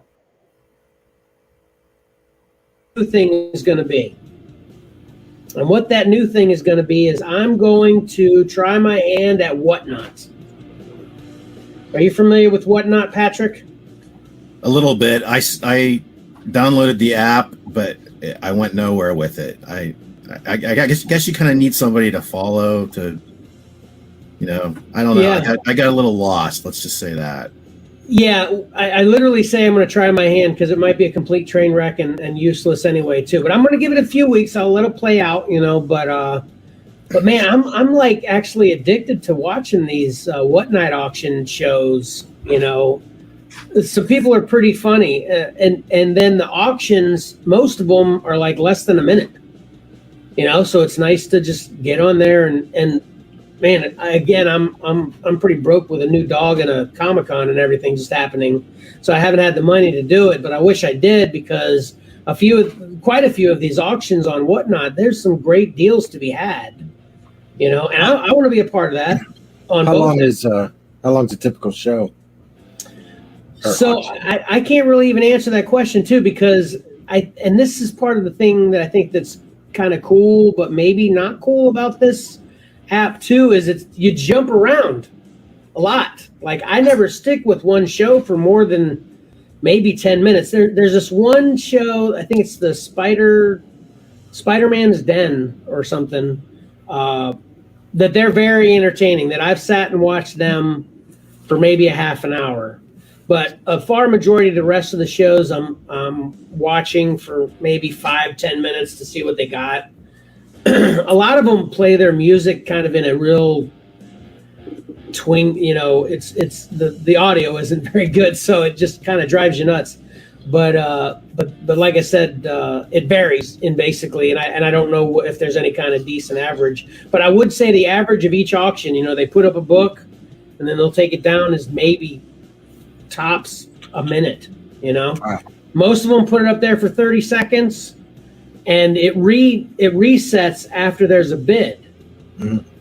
Some of them put it up for like 15 seconds and it'll reset. If there's a bid, it resets to the 15 seconds again. It just keeps going up and down, which has this entertainment value that I can't explain how that's kind of exciting too. If somebody puts up a book I want, and they'll put it up for like $1 or $2, and it'll be like, go to $3 and it'll get down to like 1, and then someone will bid, so it'll go back up to 15 seconds.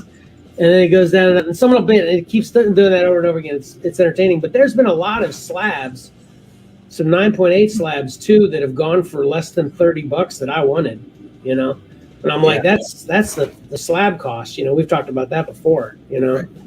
So it seems like there's a lot of great deals, and there's a lot of comic channels, but there's a ton of channels for everything and anything you'd want there, But I figured I'd give a shot because that's the other thing too. I would say 95% of the shows I've seen, it's just, it's not something like this where they're talking or anything. It's just they literally put a book up, they'll describe it, and the more entertaining people will be like, talking about the book and everything while the countdown's happening. But some people are just like put it up there and start the clock and start the initial bid and just watch it run, and it's, which is exciting. Like I said, is exciting in itself, even if they don't say anything.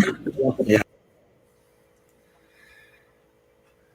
All right, that was pretty cool. That was May 22nd of 2022 that we obviously discovered Whatnot. And here we are, year and 3 or 4 months later, still on Whatnot, and now we know what the deal is. So I thought that was pretty cool, right? Mm-hmm. I remember for the first 2 months at least, I had to spend at least a couple hours on it a day, or I wouldn't have made it. I was too obsessed. Yeah, that's exactly how I was. So bad. I'm going to take this as an opportunity to apologize too. This week had a lot to do with the 100th episode, but then also too, it's been 100 degrees outside. So anytime I came inside, I couldn't do anything nearly but pass out. because my day job is outside. So I didn't even make a Whatnot show, but I've got one scheduled for today, which I'm going to, as long as this show doesn't run over the time I have it scheduled. So, especially your grandpa here. Hopefully he can make it midday Saturday show. That'll be the first time I've ever done that. So, but anyway, there you go. An episode 50 memory.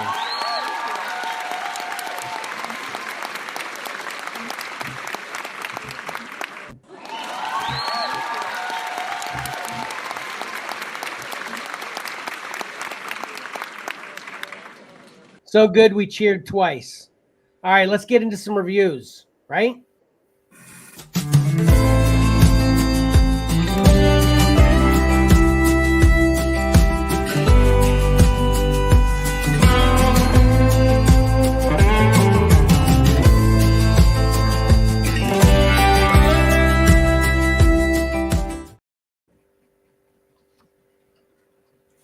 All right, so it looks like Tyler's first.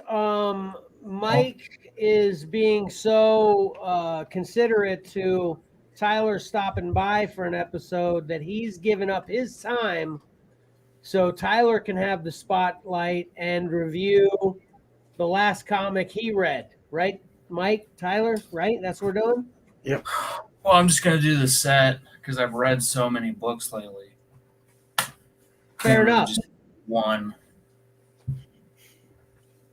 So I read all of the current Carnage volume, which I believe actually just came to an end with Carnage Reigns. The whole thing is just about this guy, this psycho serial killer named Kenneth Neely, and he's obsessed with Carnage. He wants to make an impression on him. He's kind of doing these rituals with artist type things with these dead bodies of people he's killing, trying to make it beautiful so he can get Carnage to like him. So he spends all his time trying to seek him out, and then Carnage actually comes to him, and then Carnage is like, "You're an idiot. I don't care how this looks. I just want to wreak carnage. I don't care about how it looks. I'm just a psycho killer animal." And then Carnage wants to show him what he's actually all about. So he goes on this reign. We got a comment. Yep. Oh, nice. Kevin, you're muted. Dead. Oh, yeah, sorry. Your grandpa was just chiming in. I think he was chiming in about Whatnot. Karen? He said, I don't watch many shows for very long, but Xcellar shows, I watched most of every one of them. That is facts. I can verify that, and I can't thank you enough, your grandpa. He not only makes it, a great show, he buys some occasionally as well, and yeah, he's one of my favorites we've ever had in the year plus we've been doing it. So appreciate you saying that, your grandpa. All right, Ty, continue. Sorry. So Carnage wants to show Kenneth what he's actually all about. He goes on this huge reign, killing people, and then he wants to kill other superheroes and take their powers, kind of like absorb them in a way. And then he goes to hell to do that again. And this whole time, this detective, Jonathan Shade, is coming after them, trying to get Kenneth Neely. And then he gets basically trapped in Carnage's shenanigans. So he absorbs a part of Carnage himself. And then when Kenneth Neely realizes this isn't what I'm about, I got to get out of this, he goes to try and get help from the only person that he thinks he can stop Carnage, which is Cletus Cassidy, because they're separated right now. And then actually it completely shifts away from Carnage in general. We just go to a totally different storyline. I'm assuming this would continue later, but after Kenneth goes to Cletus to beg for his help, he also tells him, "You're an idiot," but he only, like, "Why would I help you? I don't care." But then he actually convinces him to a point where he gets jealous that he needs to show everybody that he doesn't need Carnage and he's actually still badass himself. And he has his own symbiote. It's like a dragon. And for anybody watching, it's not Grendel. He's got a symbiote dragon combined with Iron Man's Extremis armor. So then Cletus goes back out into the world to have his own reign and show everybody how badass he is, and he doesn't care about Carnage anymore. So Okay. that's a brief synopsis of everything that's going on. Awesome. That's where we currently are. That's where we currently are as far as any Carnage storyline is concerned, basically. Yeah, Web of Carnage just came out a week or two ago, which finalizes all of it and goes back to Carnage himself to see where he's at. I haven't read that part yet. Okay. All right, cool. But it's Yeah, awesome. whoever thought the whole symbiote complete stuff would come from where it did, and now it's got as many titles as Spider. Yeah. Yeah, who'd have thought? Yeah, it's getting pretty wild. Yeah, it's like you have to get Venom, Carnage, the spin-offs, Mhm. That's like the number one selling, kind of all of those are the number one sellers right now, too, aren't they, Mike? Oh, I don't know. Oh, I thought you always tracked those numbers every month. They don't release those anymore. They Oh, stopped really? a couple years ago. What? Yeah. Sales numbers, Oh. print runs. Well, Yeah, they're doing like a summer of symbiotes right now, so it's very prominent. So I That's believe what- that the numbers are right. Yeah, I 'Cause was they going to got say. Carnage, Venom, Red Goblin, Misery, Extreme Venomverse, Lethal Protector. Hallows Eve. That's Spider-Man. It's not- Well, I was No, talking about the whole any Spider-Verse, all those titles are like number one is what it feels like, all of them. Oh. More specifically, though, I guess, Anyway. All right, Pat, what'd you read? Okay. What would you give that as an overall wrap up review, Tyler, for our Oh, yeah, Ty. fan? like a out of 10? No, get it, forget it, Oh, must have, hard Get it. pass. What? Get it. Would you Get say it. must have? Must have. Must have. All right. You heard him, folks. Go out and get it. You must have it.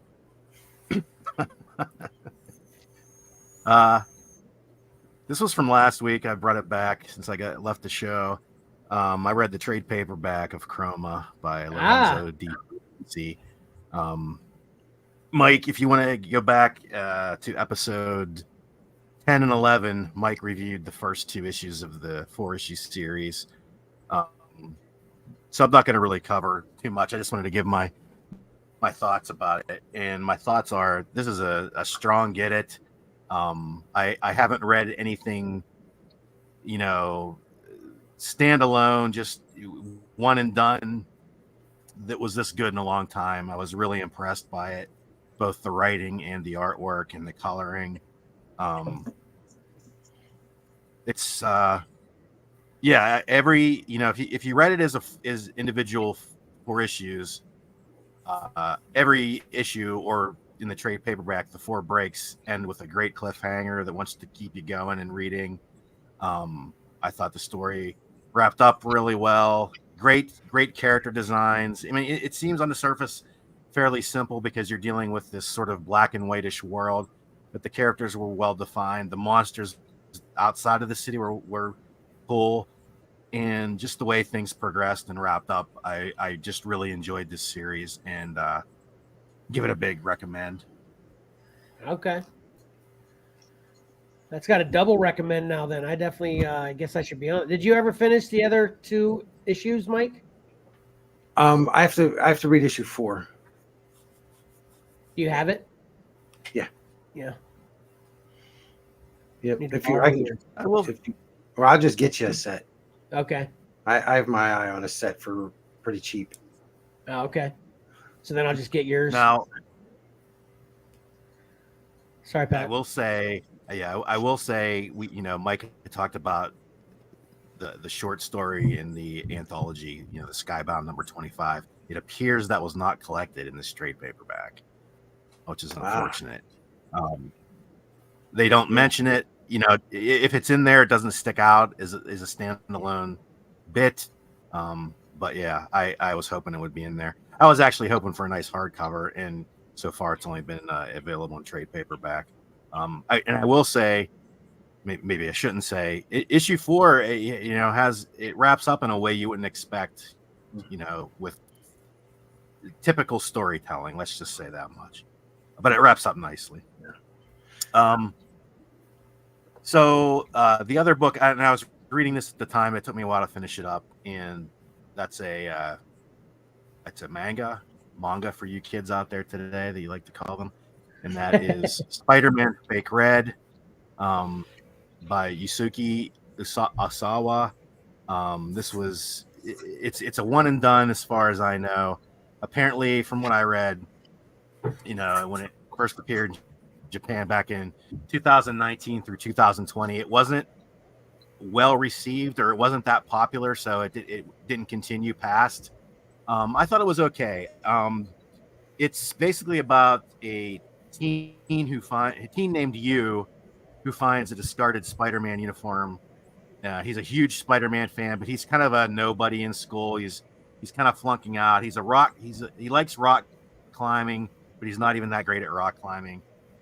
He finds the Spider-Man uniform, and through a series of predicaments, he becomes like a reluctant hero. He's kind of thrust into doing these heroic things, even though he has no powers himself. He has the web shooters, but that's about all he's got going for him. So, basically people on the street are like, Spider-Man, go help save that person. And he's like, okay. And he has to take a cab to get where he wants to go. And they're like, why don't you just take, web swing over there, Spider-Man? He's like, well, it's one of those things. It's kind of neat, but it's pretty simple storytelling. Parker has been taken out of action by like an overarching plot by Mysterio. He's out to ruin Spider-Man because his acting career has been ruined, and he sets the Venom symbiote off, and he overtakes Spider-Man. So that got Spider-Man out of the picture, and that put you in the Spider-Man costume, everybody thinking he was the real Spider-Man. Everything sort of wraps up in the end. He's sort of strung along from these series of mini adventures till the crap hits the fan, so to speak, and he actually snaps Spider-Man out of and saves him from the Venom symbiote. And Peter tells him, even though you weren't a hero, you did heroic things, so you're a hero in my book. One of those kind of things. It all wraps up nice and neat. Simple plot, nice art. If you're into manga, but it's largely sort of unremarkable. So I'm sort of middle ground on it for recommending it, unless you're a big manga fan. It might kick it up a little bit, or big manga / Spider-Man fan. So I'm kind of middle of the road. It's sort of undecided on it as a review. Gotcha. Is it presented the way the traditional manga is, with the backwards in reverse? Yeah. Yep. Oh, okay. Cool. And that's another weird thing. It sort of seems. And I'll mention it's $15. It's sort of an oversight. If you picture your typical serialized manga on the shelves at Target or Walmart or whatever, it's slightly larger than those volumes, slightly thicker, because they wanted to include the whole thing. But you can't tell from this picture I'm showing here. It's got a really cool spot varnish cover where there's an overlay of a web, and it's just really cool. But yeah, it's traditional manga, right to left reading. Yeah, it's just if you're into that kind of thing, I think what I wanted to get at was it's sort of the Spider-Man video game design. If you kind of look at the costume, it kind of reminds you of that first Spider-Man video game for the PS4, and that's kind of one of the weird things, and it kind of pulls you out a little bit in some of the writing. They say like, "Oh, you need to go to the Daily Bugle. It's on the corner of X and O Street." You know, because they're using like PlayStation terminology, and it's kind of stupid, but whatever. It's not too intrusive, but yeah, it's just kind of odd. They do that a couple times during the course of the stories. But yeah, middle of the road for me. Gotcha. It has a pet peeve of mine with Venom's art, that his teeth stick straight out of his face. That they're kind of like sideways. Wow. You said with Venom's art? Yeah. Yeah. Yeah, that does look stupid every time I see it. I agree. All right. I continued reading Monstrous. You know, I've been reading the second trade for the last, covered a bunch of reviews in my last few reviews.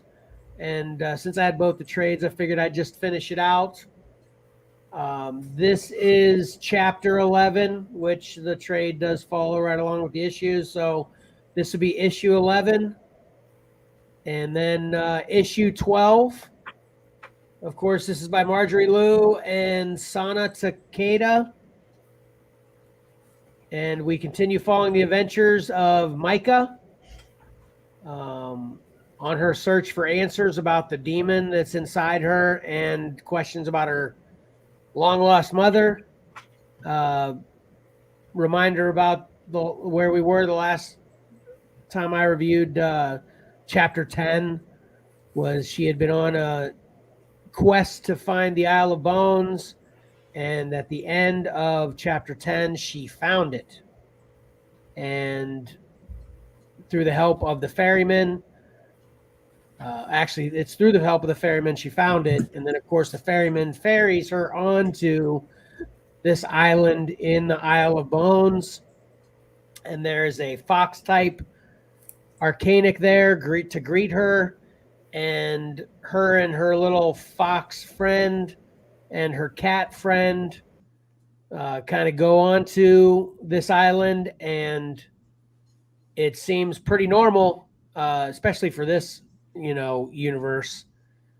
Everything's kind of just gorgeous landscaping, people, kind of a steampunky look towards the way they're dressed. And she kind of follows this fox leader that greeted her when they found the island. And he's got the answer she wants, except he is actually chained and he cannot leave the island until he's unchained. So he makes a deal with her that he will give her all of the information she wants to know if she will unchain him. She flips that on him a little bit by saying, "You tell me all the information and then I'll unchain you." And then it goes through this series of flashbacks to what has happened in the past involving her mother. And it's not a whole lot of good information. Doesn't really help her much with the demon inside her. And once he tells her everything, he says, "Okay, now unchain me." She says, "Yeah, I'm not going to unchain you because nothing you told me helps me anyway at all." And of course, he gets angry, and he actually boasts about how he can see the future and all these predictions and everything. So she kind of mocks him, saying, "If you could predict the future, I can't believe you didn't see this coming." And then he's like, all of a sudden, actually, I did see it coming, and attacks her. So then for the second half of issue 11, she is in this life and death struggle with this fox guy, and actually they find out that he has the power to put illusion into other people's minds, and everything they had seen when they got there was all just fake. It starts kind of breaking down, as the illusion breaks down, and now they're just trying to escape the island. This guy is a super big baddie. He knows everything he needs to know. He didn't tell her about the demon inside her and her mother. And while they're battling, he's like actually revealing a bunch of other things about her mother's past. And, you know, he essentially says that the reason the demon is inside her is because the mother was using Micah as a pawn the whole time just to get control of this demon. Maddie's chiming in. Tyler kind of checked out. So Maddie's chiming in that the computer randomly decided it needed a restart. Oh, actually, Tyler is chiming in via Maddie's Facebook account. I just thought he hated my monstrous view. That's why I left. But anyway. I'm glad he added his last name there in case you weren't sure who that was. Yeah, that's true. That's funny. So, anyway, so through most of issue 11, they're battling, and the fox actually starts winning because this demon that's inside her that can't be hurt, the fox actually has claws of the bones of the demon's ancestors, which apparently is the only thing that can hurt this demon. So he starts beating the demon, and then Micah starts attacking him. And when she cuts him, the blood that comes out of this fox is kind of like this contagion that starts kind of taking her over as well. So basically at the end of issue 11, they're getting their butts whooped by this fox wizard thing, you know. So then we move into issue 12, and it actually, this issue 12 was a little bit of a confusing read in the way that it's simultaneously having all the people that are involved in the battle, the fox, Micah, and the demon, have flashbacks and talking to other people in their flashbacks. So it's a little bit difficult to track as to who and when is speaking and where we are exactly. But it's well enough done that I was able to track it just by a couple turn page backs, you know, turning back a couple pages, you know.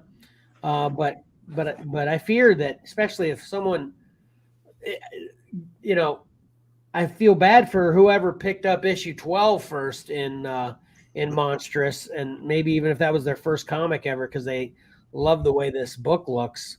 Man, it would have been tough. But anyway, they find a way to beat this fox guy.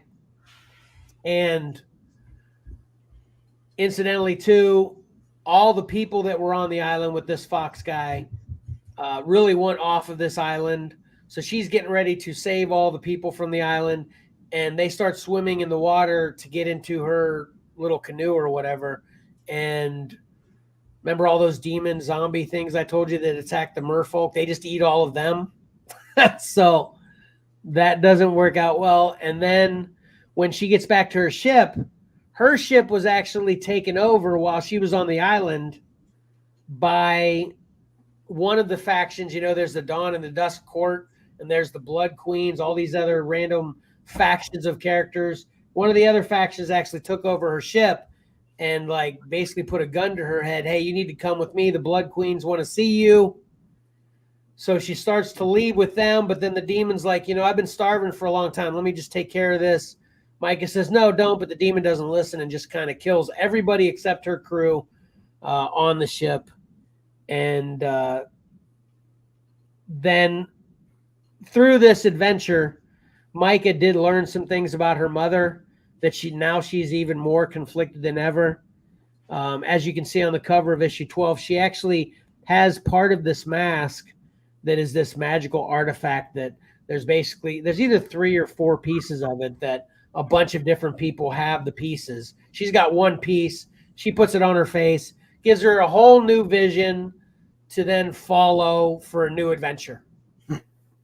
And then also, it's one of these things that once she put it on her face and it activated, when she sees her vision, of course, more baddies, which we're actually under the impression that it's her father possibly, is kind of awoken to the fact that the mask has been found, Micah's alive, and now he wants to get involved. So literally the last couple pages are a kind of him talking to someone we don't even see, that the mask has been awoke. We need to go find Micah, and they walk out, and then issue 12 ends. So I really like, thank God, the fact it seemed to be really good that I got 1 and 2 in trades. I was thinking I got more, but I've gotten a bunch of BCBS orders since then, so I haven't gotten any more monstrous trades, so I must have not ordered more, which is good, because first of all, issue 1 and 2, or I mean trade 1 and 2, volume 1 and 2 are issues first 1 through 12, and it wraps up a storyline perfectly. Like they're continuing an entirely new storyline in issue 13 and going on. And I'm happy for that, because although I can appreciate this was done well, obviously the art's beautiful and the story's pretty cool. I'm probably going to be done with Monstrous now. It does seem, and you know, this isn't necessarily a bad thing, it's just not for me. It seems like it's written, and this kind of came out in issue 12 a little bit more too. It's written towards a female audience. So while I can appreciate it, that's not me. But this is all quality. Especially if you're into stories that are kind of targeted towards female audiences, whether you're a female or a male that is into that, you know, I definitely think this is a get it for you. If you're like me, more into masculine tales, at least a few equal players in that realm, I'm going to pass continuing on Monstrous. But I don't exactly regret reading this. I'm glad I had the experience, because like I said, it was quality, and it's definitely a neat enough story. I'm just not going to continue because it's not for me. So I guess I should get this. I'll get it in general.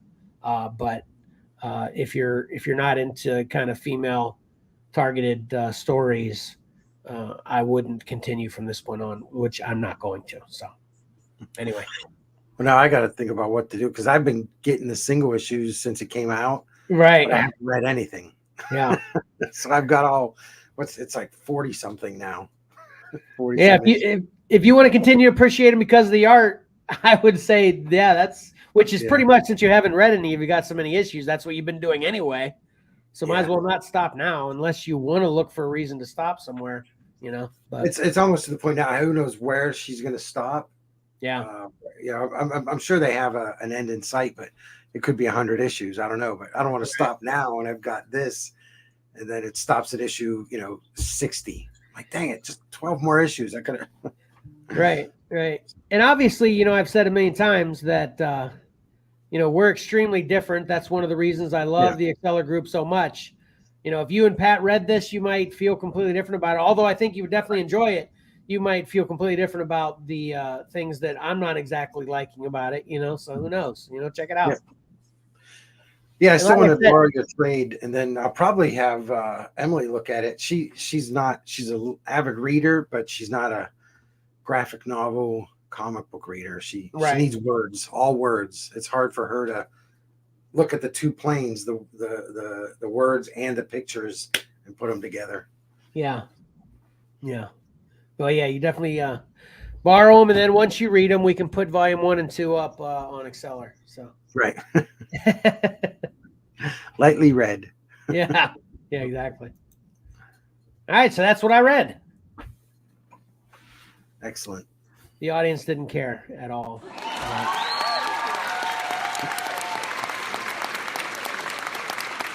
Karen's like, stop rushing me. You're...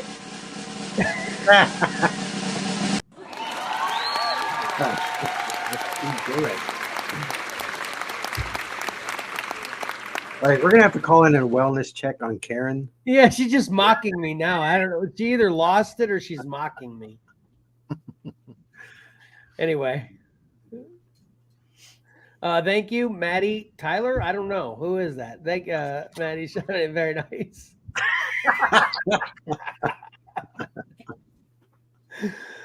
Oh, no. Apparently Tyler's using Maddie account and he's mocking Patrick's note that he was putting his last name. He put his middle name, my wife's name. It's all kind of craziness happening. So anyway. All right. Well, I can't wait to get to more and hope I guess the rest of San Diego Comic-Con, right, Pat? Yes, sir. All right, when we get back from this, I'm not going to be here for a minute, so just heads up on that. Here we go.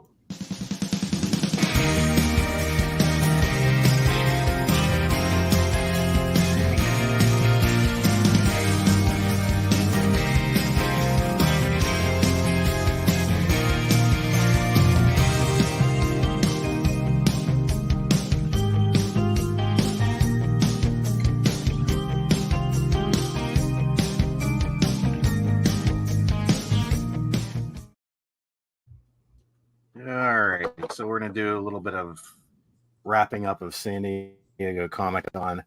First, a little bit of house cleaning. We talked about these last week, but I wanted to mention them once more. This is the Marvel Knights wave. Build a figure with the mindless one. Information came out since last show that this wave will not be available at your mass market retailers, brick and mortar stores like Target and Walmart. So if you want these, it's going to be a little harder to track them down. You can get them on Amazon. You get them on Hasbro Pulse and like online toy stores like Big Bad Toy Store, Entertainment Earth, but they apparently will not be hitting the shelves anywhere nearby. So if you want them, order them. I did. I got the Daredevil and I got the Fist Ninja, and the wait begins. Wow. Yeah, they don't make it easy to get them then. I don't know if it's because of the Marvel Knights thing or, what was the main thrust of their decision there. Yeah. I mean, Marvel Knights was sort of branded towards older audiences when it was in comic book form, but I don't know why that would really apply here, Yep. Another thing we talked about, just to quickly show them in packaging and all in the wave. And these should be hitting your Walmarts and Targets, is the X-Men 97. These are the 6-inch Marvel Legends, and you can see them there all carded. Just wanted to show that real quick because Marvel is also doing a series of 4-inch figures. They all kind of stink anyway. Which ones? The Marvel Knights figures? You're crazy, Matty Franco. There's some good figures in that wave. If you're a fan of even though I'm not a fan of X-Men 97, I think these are all well done figures too. So I'm not sure. Yeah, I like sorry, I'm back.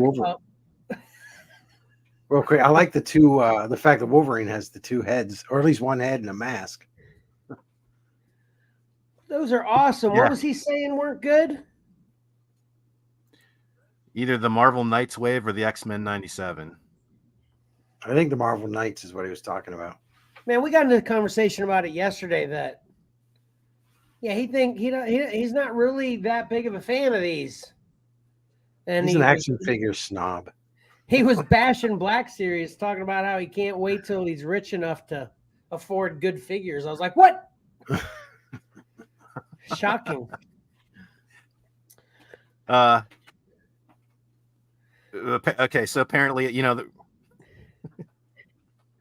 Tyler's saying Daredevil is the only good Marvel Knights figure. The Marvel Knights figures, holy grammar. What the heck? Marvel Knights figures stink. Daredevil's good. Okay, Tyler. Why don't you get back into the show so you can just tell people what you think? Yeah, why don't you say that to our faces? Yeah. Anyway, sorry. I mean, my opinion, the only weak figure in that lineup is the Iron Man figure. The other, and you may not be a fan of some of the characters. Like, I'm not a big fan of Lady Bullseye, but all those figures are pretty nice. But if you're not a fan of the character, I can understand. Like I said, I wanted to show the Legends figures because I wanted to talk about the 4-inch figures, which is they're calling their Epic series. And this sort of took over from Marvel Legends 375 line, and they're doing the Marvel or the X-Men 97 in that line also. And where did my picture go? All I have looks like I have is the Sentinel. Excuse me. He is. They're branding him Titan series, which I think is you've mentioned before, Marcus has a lot of those. They're calling him a Titan, but he's sort of in scale with the Epic series. Yeah, that's awesome. I want all these. I can't. I'm just trying to see if he's in here. They're in here somewhere. But Target is doing a 5-pack of the X-Men themselves. Boy, that's disappointing. It must have not made it. But they have a little bit more articulation than that retro series that I talked about all the time. It's just another scale for you. The 5-pack is going to run you. I guess I don't have that either written down. Jeez, where'd that picture go? It doesn't matter. We'll move on. Who's in the 5-pack? What characters are in the 5-pack? I'll get them here. I'll re-up them here as I go if I can find it. It's your usual suspects: Wolverine, Storm, Gambit. Well, yeah, I'm Cyclops, just curious. You have 8 options. So that's what I was just curious. Yeah. But can I say this about the Sentinel too? Yeah. This is really cool. Not only because, like you said, they're presenting it as a Titan, but it's in scale. But then Army Builder, come on now, right? I mean, you can have like 8 of these. That would be awesome, right? Yeah, I mean they're on the cheap side. I don't know how much these guys go for. They used to be like $10, but I don't know what they are now. Here we go. Nice. Yeah, I must. Yeah, have I think the Titans are. Sorry, the Titans are between 10 and 12. I think for the most part. Awesome. Oh man, I want this so bad now.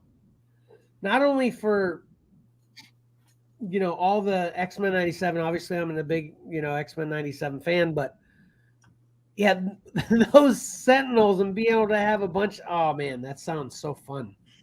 The little kid in me wants to come out and just play with this and have the Sentinels there. That'd be so sick. With the cartoon in the background. Oh man. I wouldn't go that far, but I get you. I know you don't like this. I know. I mean, I know you like. I mean, I'm not saying you don't like the action figures, but I know you don't like X-Men 97. Yeah. Okay.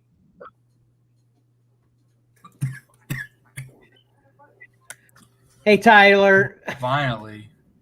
What do you mean finally? You were talking to us for like 8 minutes. For 10 minutes. Why weren't one of those comments just, can I get into the room, please? How about that? Well, glad to have you back. I'm not a fan of the Marvel Knights figures, except Daredevil's cool. What else did I say? You didn't literally have to say it to my face. Yeah, yeah, I think that was it. Ty, what do you think of these though? Isn't it cool with the Sentinel being a Titan though? I don't generally like the Titan figures. I only got the Venom one because it's Venom. Yeah, I think that looks really dumb. Me either, but these Sentinels are cool because his face is weird. Your face is weird. Well, I don't tell them. No, hear me out. I got another addition to what I was saying to change your mind. Usually with Titans, one of the reasons I don't like them is because they are very straight, and their arms are down to the side. And there's no articulation, right? But that's perfect for a Sentinel. It's so good. Well, they have an X-Men Legends figure of a big Sentinel. Oh, they do? That size. For $12? There you go. Mike. Mike Collins. Oh, I'm sorry. Mike is chiming in, trying to stir the pot, and his comment is just that Venom sucks. You know what? I'm done.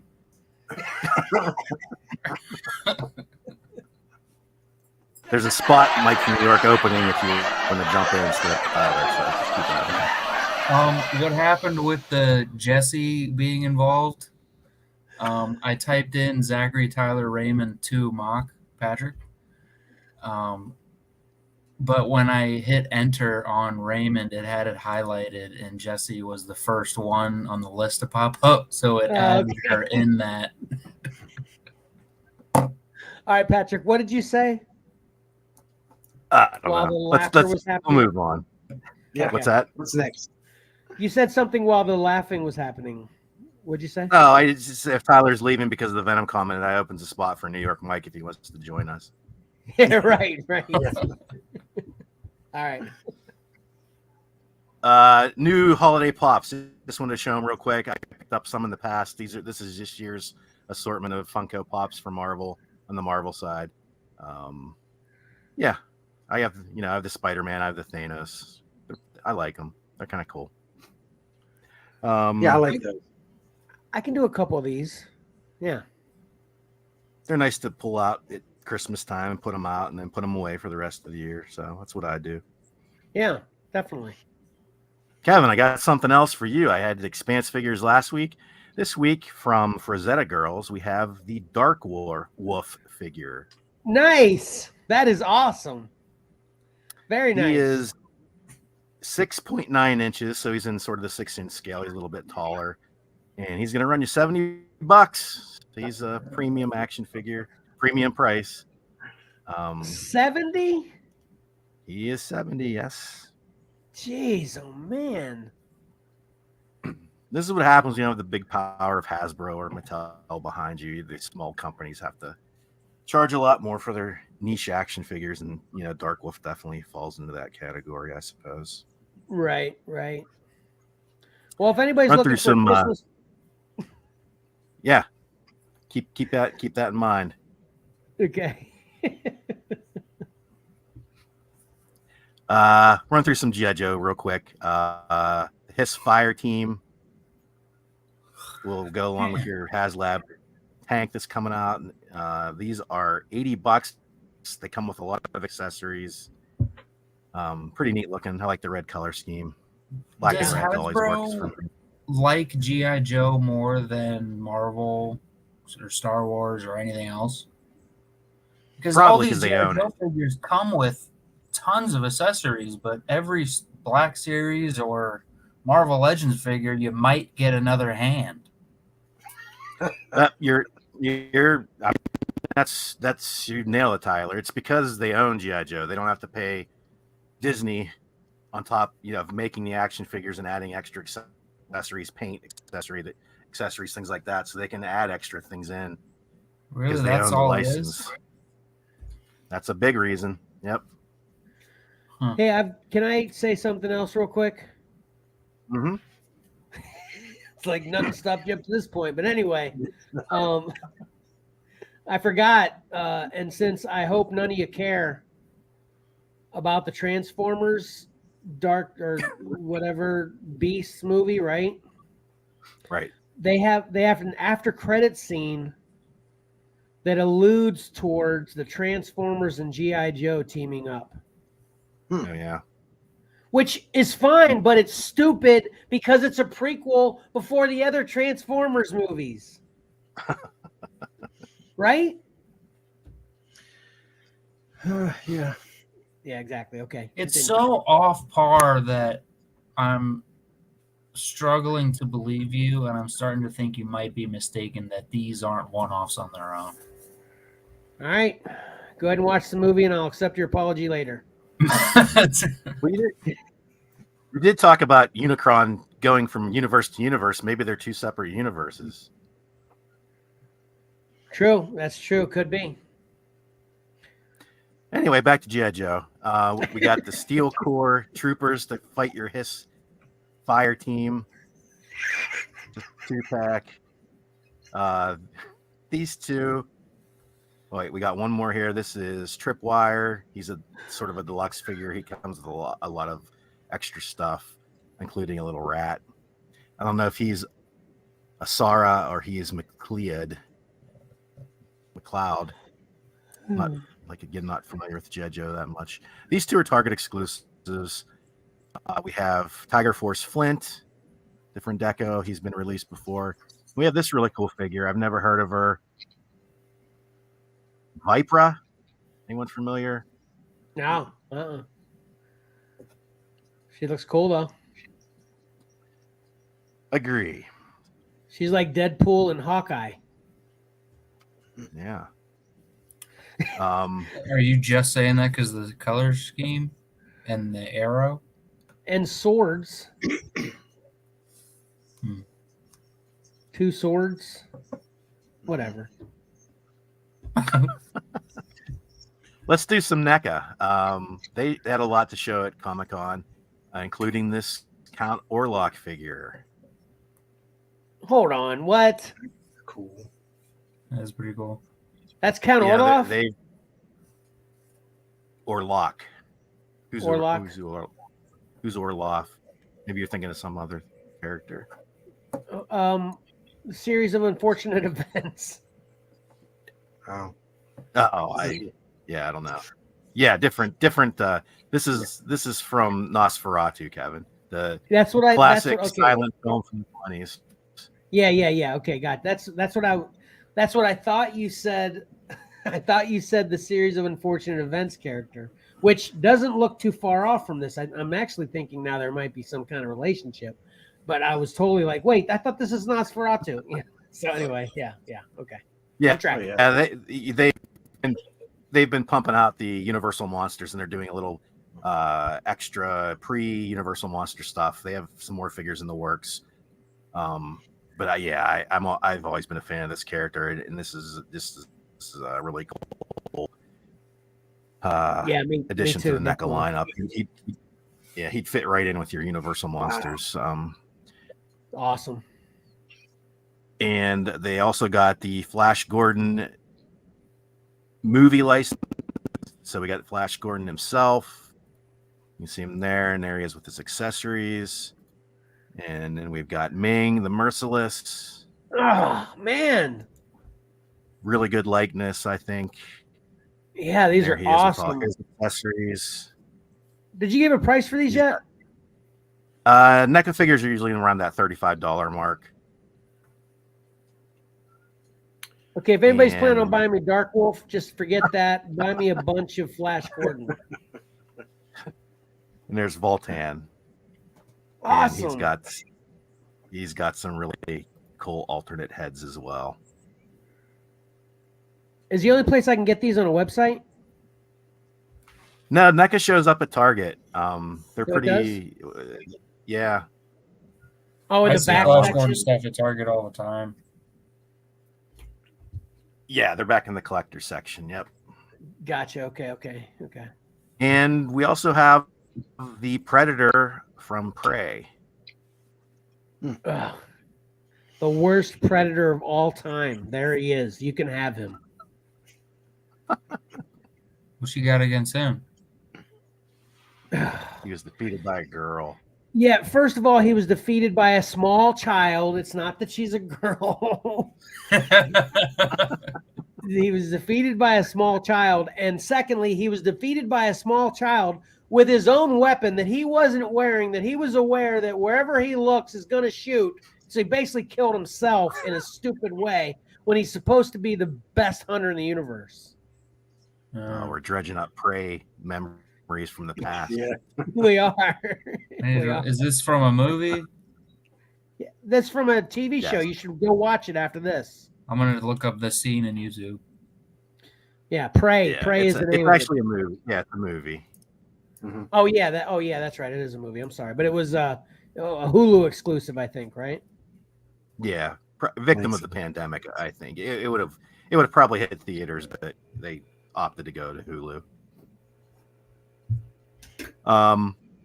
Finally got some crowdfunding. You know, we talked a lot about Hasbro HasLabs, but Super 7 kind of gets in on that bandwagon. And the only reason I bring this up is I'm not a big fan of the property, but this thing's massive. And this is the Thundercats Hats Lair. Holy cow. Okay, I have two things to say. First of all, Tyler, you should watch more of Comics and Collectibles in the crawl space and not missed my review of Prey, and you would have known it was out a long time ago. Second of all, Pat, how are you going to say you're not a big fan of the Thundercats property? Are you serial right now? I'm serial, Kevin. I don't think I've ever seen one episode of Thundercats. It just sort of was. Oh my gosh. It's so good. Hey, Yeah, Mike I is mean, chiming in. Give her credit. He's referring to Prey and the girl that beat him. Give her credit, Kevin. She outsmarted him.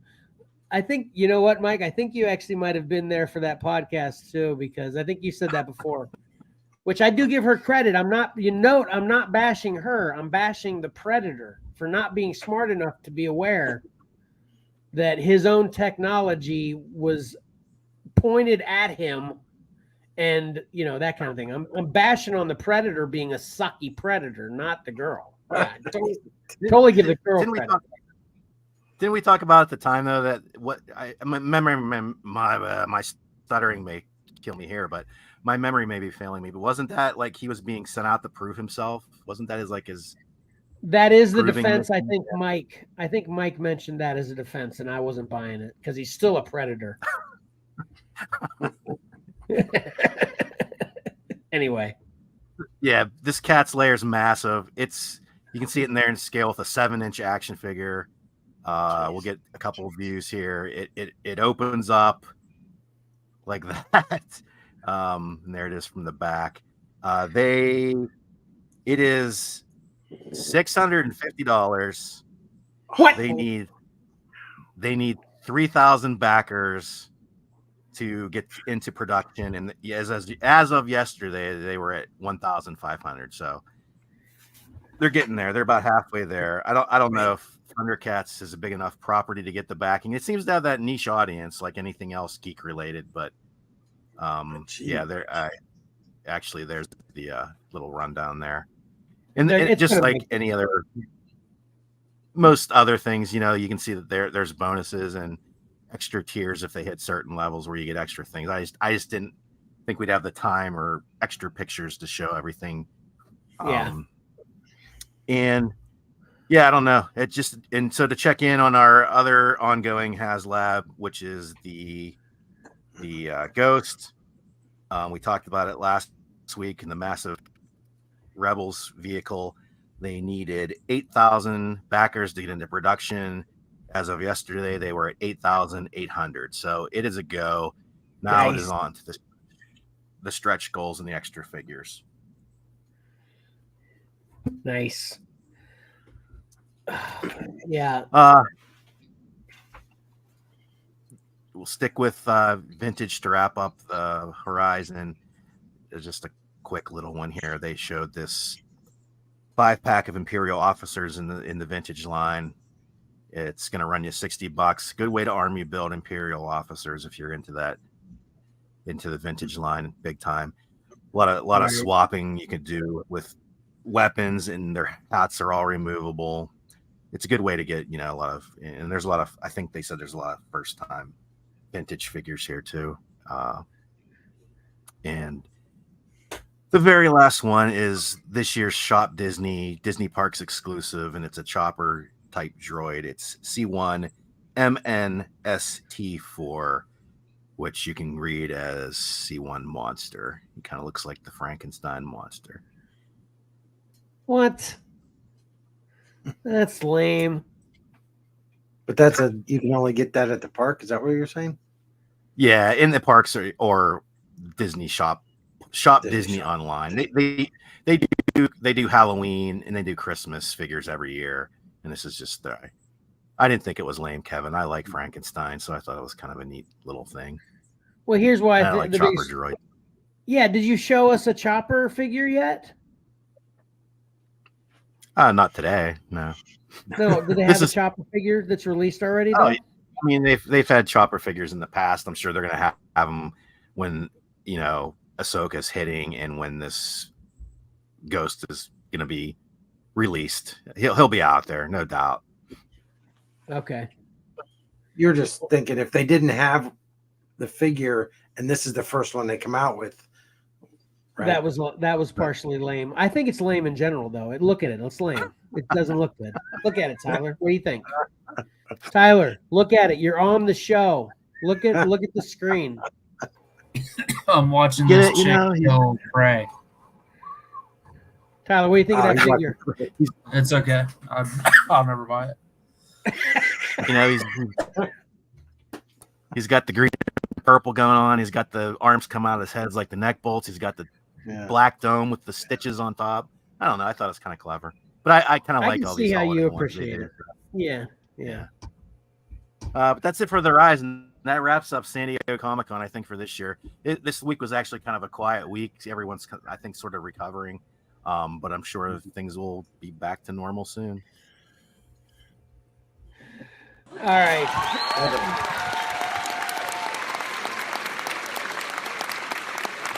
By the way, I didn't say Black Terry's figures suck ever. Never said that. I don't have time to refer to the text right now because it wasn't a text. It was something you said on the show.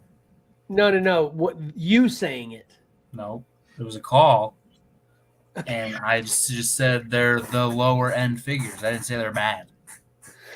Okay, this is the perfect opportunity.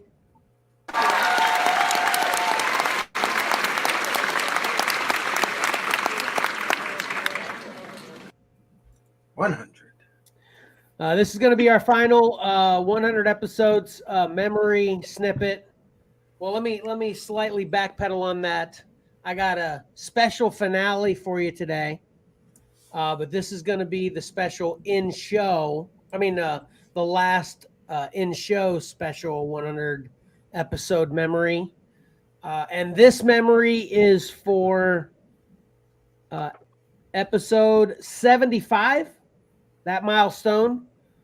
Does anybody have any guesses what significant happened on episode 75?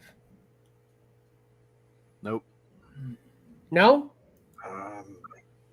Was it no, I don't know. The first main, is it our highest rated or highest viewed episode?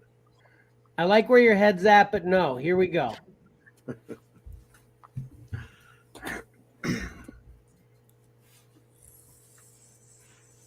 Just to reveal the winners of the round of cover combat that we showed last week, and then reveal the combatants for this week, because we're going to do another special show next Sunday on New Year's as well, right? Yeah, right. That's pretty much all we're going to cover today. We got a comment already. Karen's commenting. Shocking. Merry Christmas, guys. Merry Christmas, Karen. Merry Christmas. All right, and I worked diligently on this last week to make sure we were on time today, but we're ready to get into this, right, Mike? Yeah, we're ready. All right, here we go.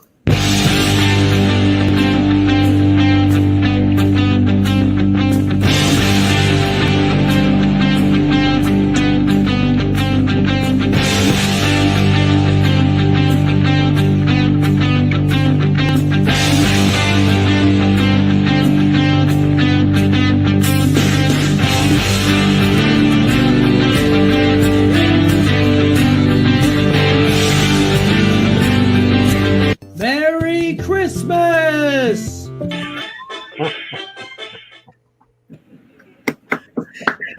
Thank you.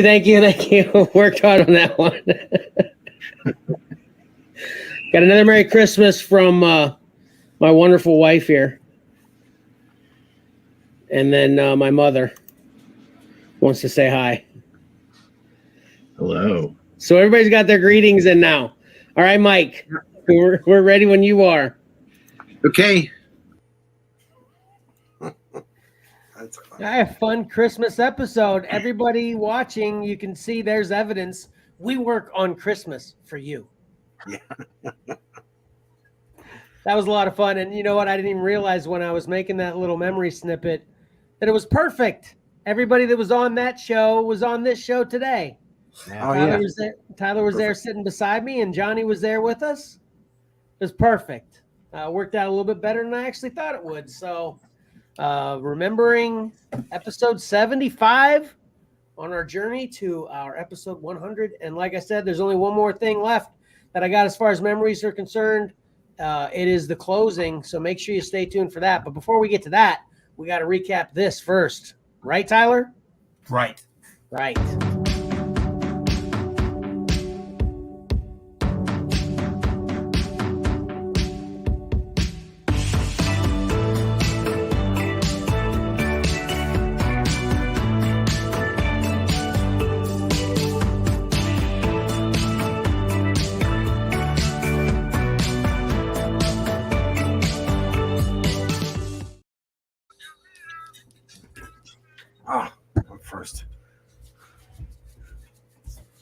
I don't have anything. I have a bunch of doodles on my page. Do you really want to skip your first turn?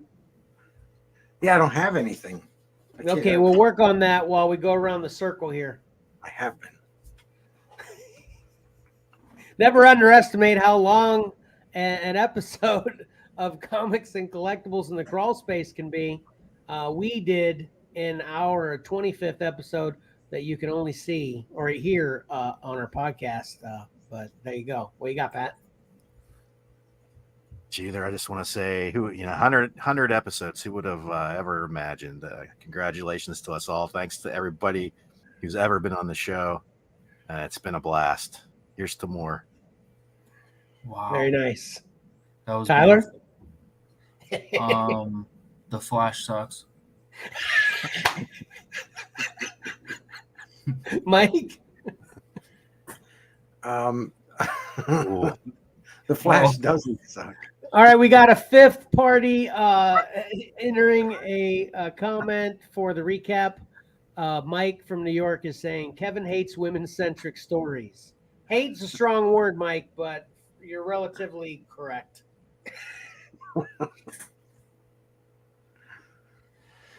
Wait, I shouldn't say no, not women-centric. Women stories that are written for women. Not if a woman's the center. I love Aliens. I love Tomb Raider. I love all kinds of women-centric stuff. But anyway. Oh, he's adding the Venom still sucks. He is gaslighting all day long, Mike. What's this guy's deal? He's taking care of the Raymonds.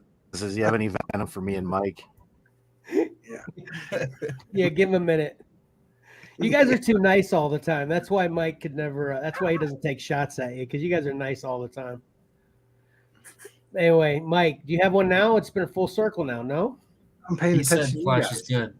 Yeah, I said Flash is good. okay. Transformers, whatever of the beast sucks. Pat, Yeah, get the. Oh, thanks, Mike. What did I do? you're my son. That's what you did. I liked Venom. That's his problem. Anyway. Oh boy, yeah, yeah. Get your votes in on Cover Combat round 3 Yeah. because it doesn't get any easier. Yes. Tyler, you got anything else? I can caveat that and say that apparently I didn't even vote this week. What? What?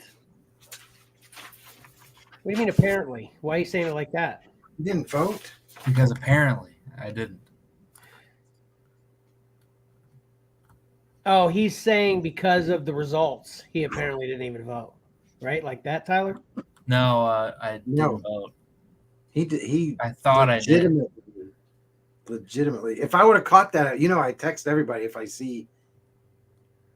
Yeah. You didn't even. I sent like 3 I reminders. know. I just thought I voted. Dadgummit. You want to vote now? Might change some things. Yeah. Yeah, Maddie said something to me because one of the votes where a cover I liked lost, it was 53% of the votes got it. So if I would have voted, it probably would have tied or won. Yeah. That's how it works. Everybody get your votes in, just like Pat said. It's like the lottery. You got to play to win. Yeah. Mike, you got anything else? Oh, Tyler, sorry. You said apparently I didn't vote. Yeah, there wasn't a summary of the show. Oh, okay, that's true.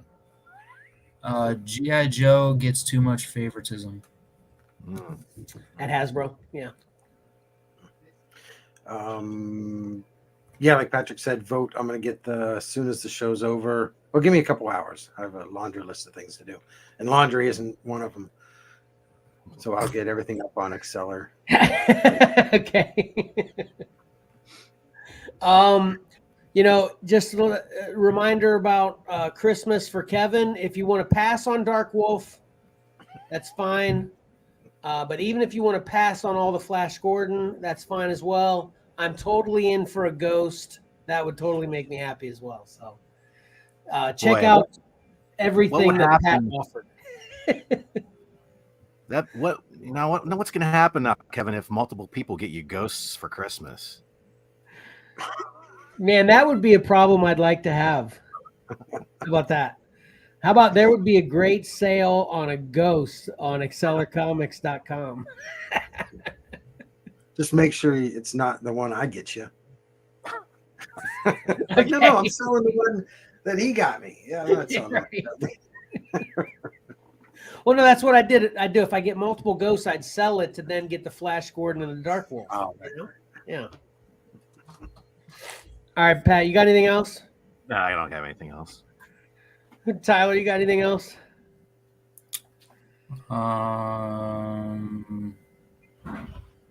Submit black and white covers instead of colored ones. Nice. Okay. All right. Is that good for you, Mike? We done? Karen wanted me. She said, "Good luck with that," referencing me getting a ghost for Christmas. Apparently, right. I've got like 10 people in my family, though. They just have to contribute 50 apiece. Come on. Right? But anyway. There's my ghost. Oh, that's awesome. I think I actually have one of those as well. Oh, Maddie's chiming in. Great show, guys. Appreciate it, Maddie. It's definitely a marathon today. Thanks, yeah. Maddie. Yeah. Yeah. Holy cow. Longest show ever. Yeah, it is. Karen, let's see if we can get through this. Mike, you said you didn't have anything else too, right? Correct. Mike from New York, anything else? Any more gaslighting you need to say? No. What do you think of Carnage? I was going to say the same thing. All right. Please like and comment on this video, as well as subscribe and hit that bell to get notifications. We don't always run 4.5 hours. If you check out most of our videos, we're usually under 3, although we've been over 3 regularly. Just means we have such a great time on the show. Then please subscribe to Comics and Collectibles in the Crawl Space on Spotify for podcasters, or Mike from New York is chiming in. The Carnage sucks too. Got it. All right, so let me restart that again. Please subscribe to Comics and Collectibles in the Crawl Space on Spotify for podcasters or many other podcast providers. And please listen to the edited podcast of this live stream on Spotify that I will be posting. And I'm adding no later than Tuesday now. I used to say today or tomorrow, but it's been Tuesday the last couple weeks. So no later than Tuesday. And definitely this week, make sure you do it for this episode. All right, Brenda, chiming in. Interesting, kept me entertained. Thanks. Thank you, Brenda. We really appreciate you being here.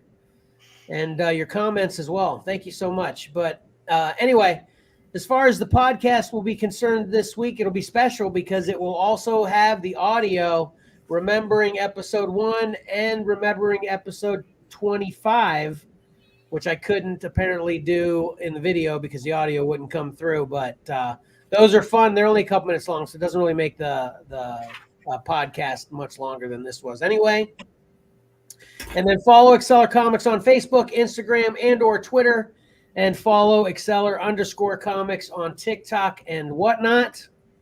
And I'm going to get better at the whatnots, but you can bookmark a show that's taking place late this afternoon and one tomorrow. You can bookmark both of those, which I appreciate the bookmarks because no matter when I reschedule a show to, you'll still be notified whenever I actually start. It's going to be some great stuff on there. So watch all of our shows on the Whatnot app. Typically going to be weekdays, 8 p.m. Eastern Standard Time. Check out what we have to offer on eBay at Xcellar_comics and on our website. Added 3 books actually this past week. That is XcellarComics.com. And then watch our next live stream on YouTube or Facebook next Saturday, 9:30 a.m. Eastern Standard Time. The only thing I can guarantee is it won't be 4.5 hours. Heaven. Did I just jinx us? Jeez. Yeah. Mike from New York has one last chime in. Like if you hate Venom. Mike from New York, I'm going to be bitter if this video gets the most likes of all videos because you're going to take credit for it. It won't be because of our 4.5 hours of work. Right. So anyway, seriously, blast. I do mention the time too much. I'm worried about you guys. It's never me. I love being here. I could probably be here for 6 and still have a great time. That's why we've had 100 episodes, because you guys are so awesome as friends and as co-hosts. And yeah, like you said, Pat, many, many more is what I'm looking for. That's for sure. So anybody got any last takes before I close out the show with a special exit? Nope. Mike? I guess probably a thanks to our wives and our kids for doing without us for a few hours. Mine are usually waiting at the door as I finish. That's true. Baked goods this week. Wow. Yeah. Jesse is chiming in that she loves us. Thank you so much, Mama. Appreciate it. So, Tyler, you got anything else? No. Oh, do we want to take one? Did you guys take a bite of your cake yet? In the fridge. Pat, is yours in the fridge? Yeah, they took mine out of the room because we're not allowed to have food in the office. So Oh, I'm going to do a ceremonial bite. there you go. Take a bite for everyone, Kevin. They left the fork though. Which it's excellent. Thank you for all the wives for doing that, and Yes. and Karen too. It seems like she may have been involved as well with her I want some knock cake. knock joke. What's that, Ty? I want some cake. Sorry about it, buddy. You're gonna have to go to the store. Oh, you're so sad. Look at him. I mean, I have cake, so that's why I'm not so sad. If I didn't, I would be in the same boat. And a special thank you to Johnny too for being here for as long as he was too. It was great. Is that a Hellboy or a Daredevil statue? It's Hellboy. What are you, crazy? Yeah. It's far away enough, and I'm blind enough to. It could be Daredevil if I was wrong.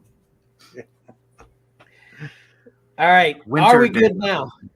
Yeah, we're Go ahead. still we're almost at 4.5. So let's knock it out before we get to the 4:30. Okay. Once again, thank you so much to everybody for being here and commenting. Please return next week when it's not 100th episode. And until then, don't forget that appreciating great art is awesome and reading a great story is fun. So why not pick up a comic book and do both? Xcellar out.